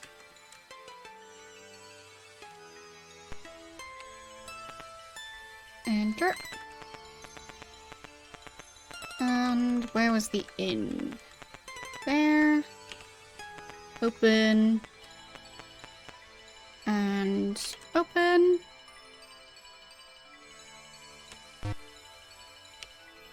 There we go. I am Lord Robert. Do you know about a rune? No, that's not how you spell that. Rune. That's what you get for streaming too long. You start forgetting how to spell. So, what do you think about Valor? Can't help with that. Do you want to join me? Can't join you. What's your job, Robert? I battle for Lord British. Okay. Are you a valiant warrior? Apparently I am. Thou dost deserve the rune. Ask Nostro. Okay. So... Jalum. Again. And that was...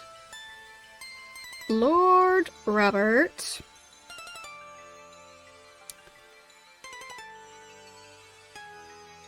Thou dost deserve the rune. Ask Nostro. So now we need to find someone named Nostro. Ask about Nostro? No. Nostro? No.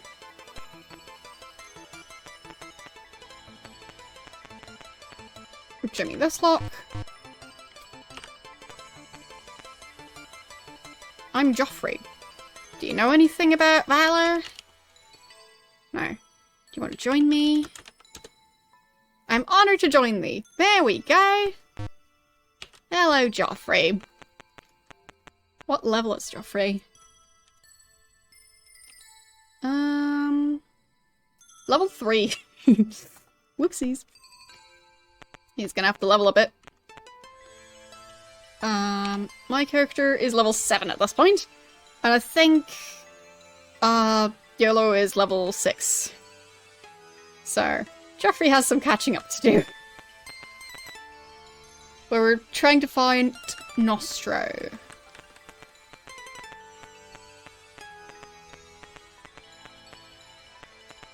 Who is Nostro? Or more like, where is Nostro?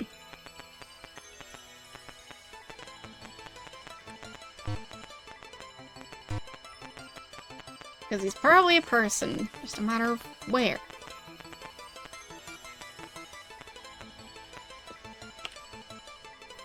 What's your name? Sir Rothgar. Do you know anything about Valor? The valiant soul fears not its own visage. Are thou the most valiant of souls? Yes? It's not likely. Well, let's disagree. Just... Oop. Who are you? Whoopsies. Who are you? Slythe. We don't need humility. We're currently busy getting other stuff. Hello, Luke. What's your name? I'm Luke. Who's your father? No. Okay, no reference. What's your job? Seek the inner light. Okay.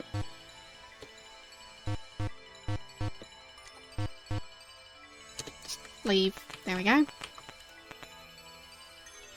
What's your name? Grabnall? Now we're looking for Nostro.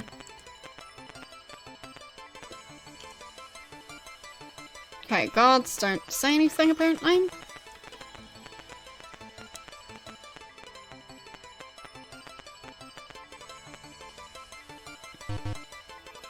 Name? Turns away.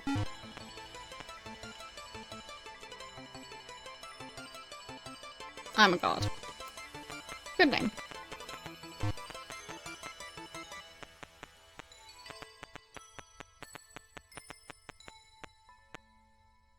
Yeah, okay. So... Yes, I do. I might have overlooked some, but yeah.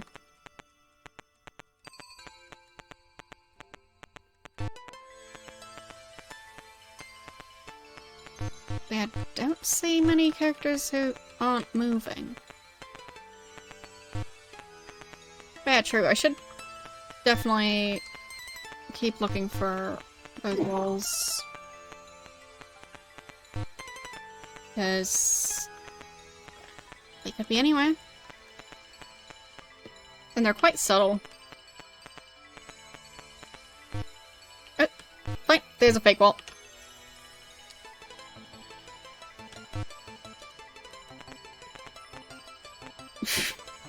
He just has a bunch of chests.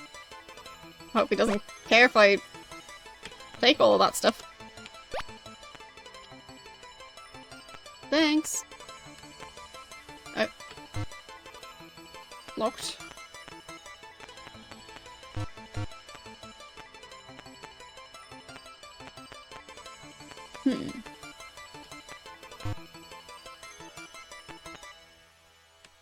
Weird.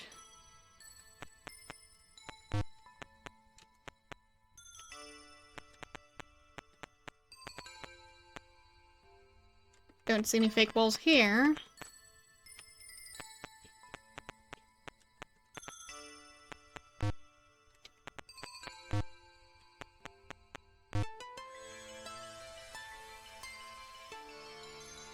Let's see, which type of magical barrier is that? Because we read about all of them. So... where was that section?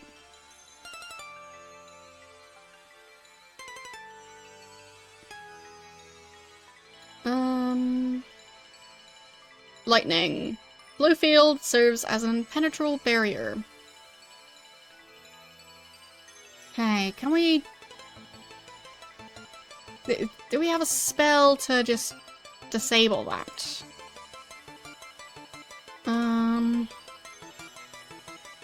Open, negate. Based on the greater and more telling magic than one's own, practitioner of mystic arts may decide it's best for one involved to suspend everyone's use of thaumaturgy for a short time. Okay. I don't think that's the one though. Magic missile, light, kill, jinx. Probably not. Ice ball, no. Heal, no. Gate travel, I doubt it. Fireball, no. Energy fields? Types of energy fields. Their effects are varied. Magic used to erect them is the same. Okay. Casting energy fields is not difficult. Requires only a small exertion. Fields are only effective in enclosed areas such as subterranean passages and inside rooms. It doesn't say how to dispel them.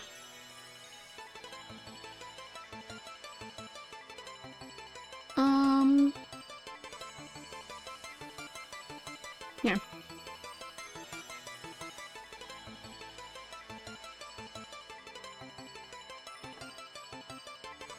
I mean, there has to be a way, right? Jinx? I doubt it's Jinx. Kill. Open. Protection? Probably not. Weakness? No. Resurrect? No. Sleep? No. Tremor? Probably not. Undead? No. View? I mean, it might just be Dispel. Exit.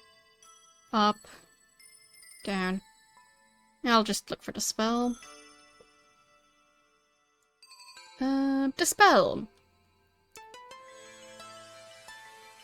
Yeah. So, let's examine the means of dismantling energy fields. So, what stuff do I need for it? Use of the Black Pearl, Sulphurous Ash, Garlic. So, black pearl, sulfurous ash, garlic.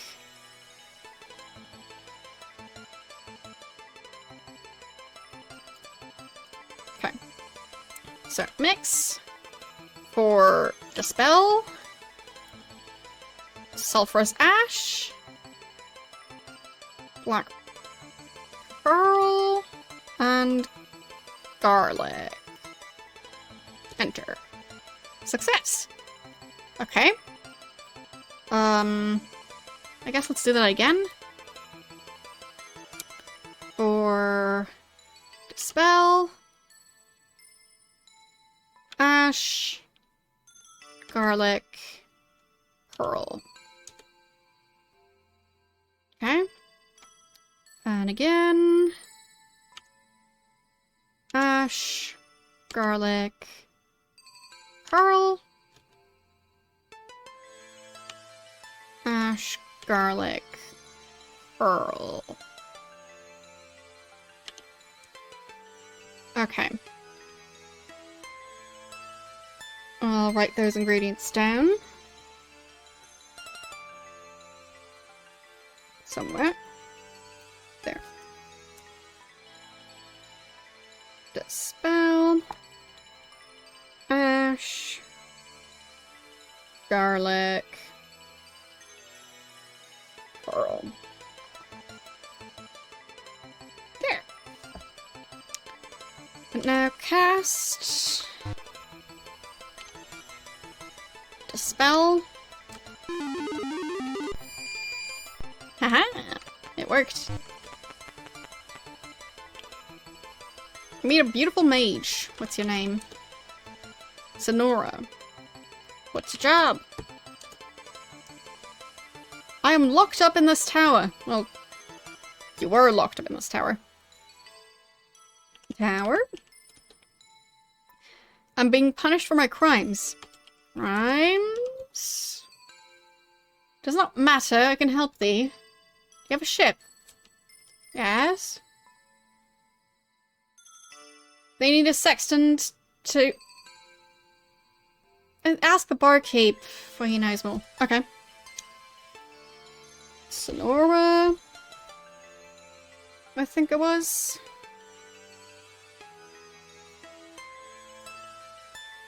Do you have a ship?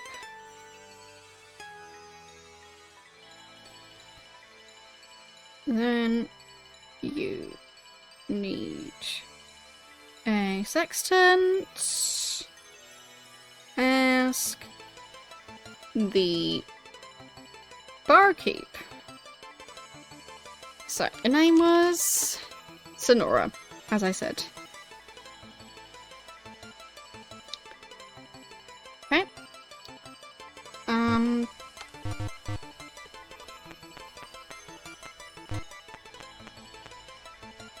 now cast a spell.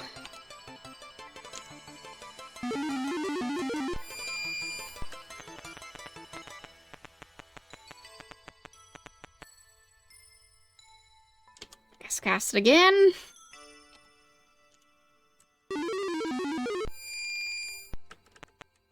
And again.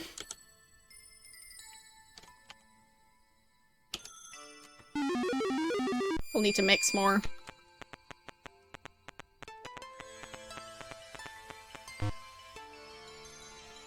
Alright, let's mix more of the stuff. Spell. That was ash, garlic, and pearl. Spell, ash, garlic, pearl. Spell, ash, garlic, pearl. Ash, garlic. No. No, I meant mix.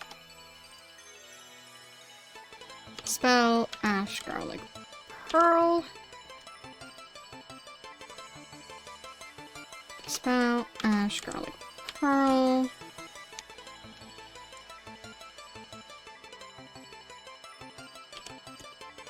There.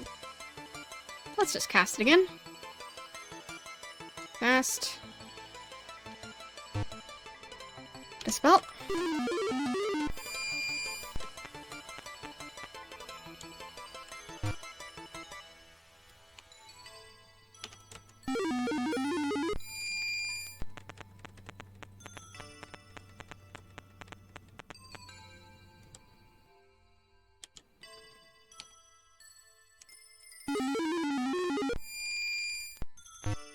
So, who are you? A withering soul. What's your name? Nostro. Yes, that's the one. Okay. Nostro, what about the rune? The rune is buried in a tower. Okay. Nostro says the rune is buried in a tower. Alright, what's your job, Nostro? I built these passages and they walled me in. Good luck. Could you...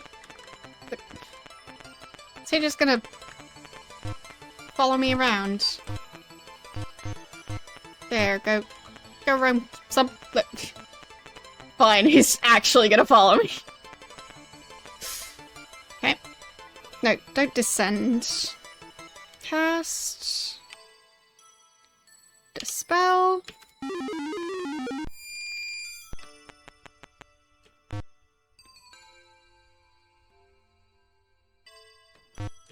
Well, I guess I need to cast a spell here. Cast. Dispel. Hello, guards. Hope you're friendly.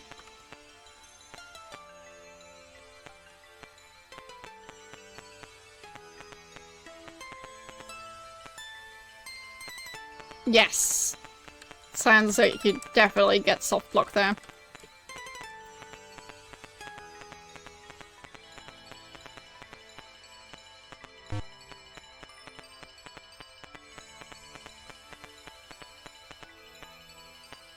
So, search.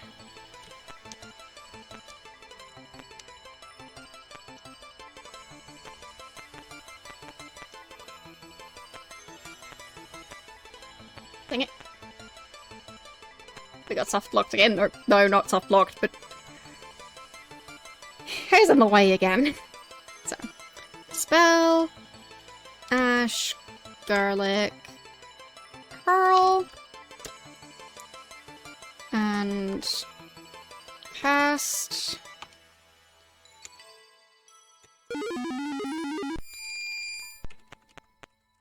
There, get out of the way, dude. No, out of the way. There we go. Search. Search. Search. Search. Search. Just making sure I've searched every single tile. Search. Search. Okay.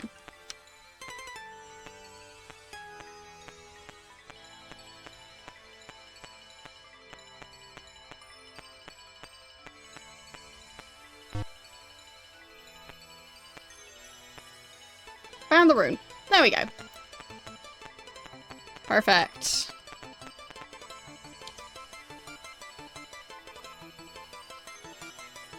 So, runes.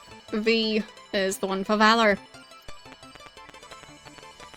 Alright.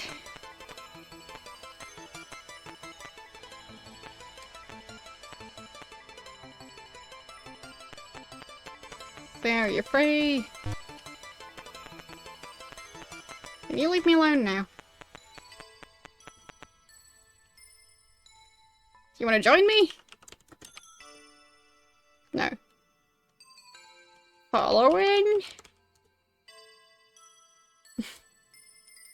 Leave me. Whatever.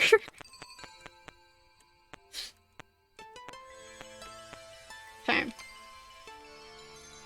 let's boot the ship. Exit and enter. On which virtue? That would be Valor. How many cycles? 3. And the mantra is...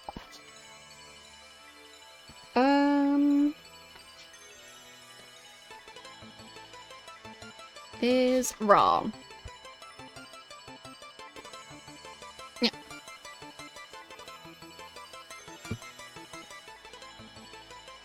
Doing quite well. Currently meditating at the Shrine of Valor. Raw.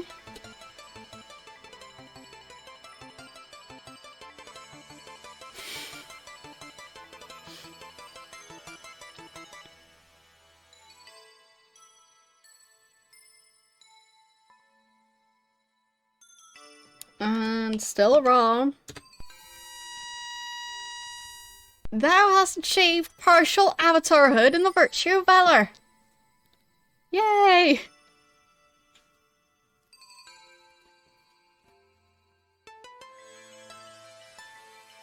So, basically, I'm keeping track of all the different virtues. And look at this. It has a circled smiley and a tick now. So, circle telling me to go there because I'm ready for it. And the tick for, you know, having done it. So, yay! Partial avatar! We have valor! So, but I think that's going to be it for today. Yes! So many notes. I'll show them off, actually. But, yeah. I don't think we have anything else to... Thou granted a vision. I am taking a picture. Because I don't know how accurate my drawing needs to be. So... we have seen the thing. Okay, so let's save and close the game. And so, this was deciphering the runes on the map. And down here is, well, the different runes. Then, these are different spells. This is the thing we saw in the history book. These are the evil and non-evil creatures. And these are the ones I'm not sure about. Then... that's the different virtues. So, listed where I'm supposed to go find stuff. And then that's just notes and more notes about the actual travels. And more notes and more notes. So, yeah, lots and lots of notes. Anyway, it's been fun. So, let's see who's live right now. Because, well, I don't know who's going to be streaming at this point. Speaking of streaming, here's the new schedule. So, yeah, next week we'll just be continuing Wasteland. It's been interesting so far. We now have 2 medics, I think. So it should hopefully be okay. We finally found a library, so that's been very helpful. And yeah, Elder Scrolls Arena, we're going to be starting that next Saturday. I've never played it. So, yeah, since I've only played Skyrim out of all the Elder Scrolls games, I'm looking forward to playing through the other ones. Yes, I did finish Syndicate yesterday. which is why we're starting up Elder Scrolls Arena. So, yeah. And, yeah, we're going to be continuing Ultima 4 next Sunday. So, yeah, there's that. Well, there's going to be a new poll as soon as we finish either Wasteland or Arena, because at that point we'll like lock in the rest of the results and start a new poll. And up until then, you can continue voting on the current one. So I don't know how long it'll take to get through Wasteland or Arena, but you will have more time to vote, and yeah, then we'll see how all the different games did on that poll, which has been running for quite some time now. And then see how many of them did like way better than the rest. So, yeah, I know it's been going for a while. Either way. Yeah. Haven't checked it in a while. So I am going to check how the poll is doing. XCOM Apocalypse is doing quite well. And Judgment Rights. Those two have the most votes for now. But there's also Dungeon Keeper 2 and Zork Grand Inquisitor that are doing well. Interesting. So, yeah, we'll see. Things can still change, so there's that. So, and yeah, you can follow me on Twitter, Mastodon, or, well, join the Discord server to see the schedules every week. And, there's 2 different YouTube channels. One of them is my VOD channel. The other one is where Golem and I do collab videos, where we just play random games that we don't necessarily play on Twitch. So, like, recently we've been playing through Sims Castaway. Well, Sims Castaway Stories, which is a Sims 2 spin-off game where you're stranded on an island. And yeah, that was actually the first Sims game I ever played. So, that's been fun. Anyway, let's see who's live.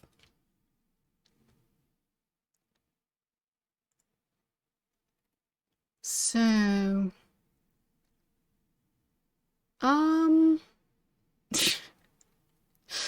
It seems Golem is still alive, and his title says he got bug spray. So... I am intrigued. So... Good job in regards to the title. And apparently he is currently walking on water. Great. Let's head over there. But yeah.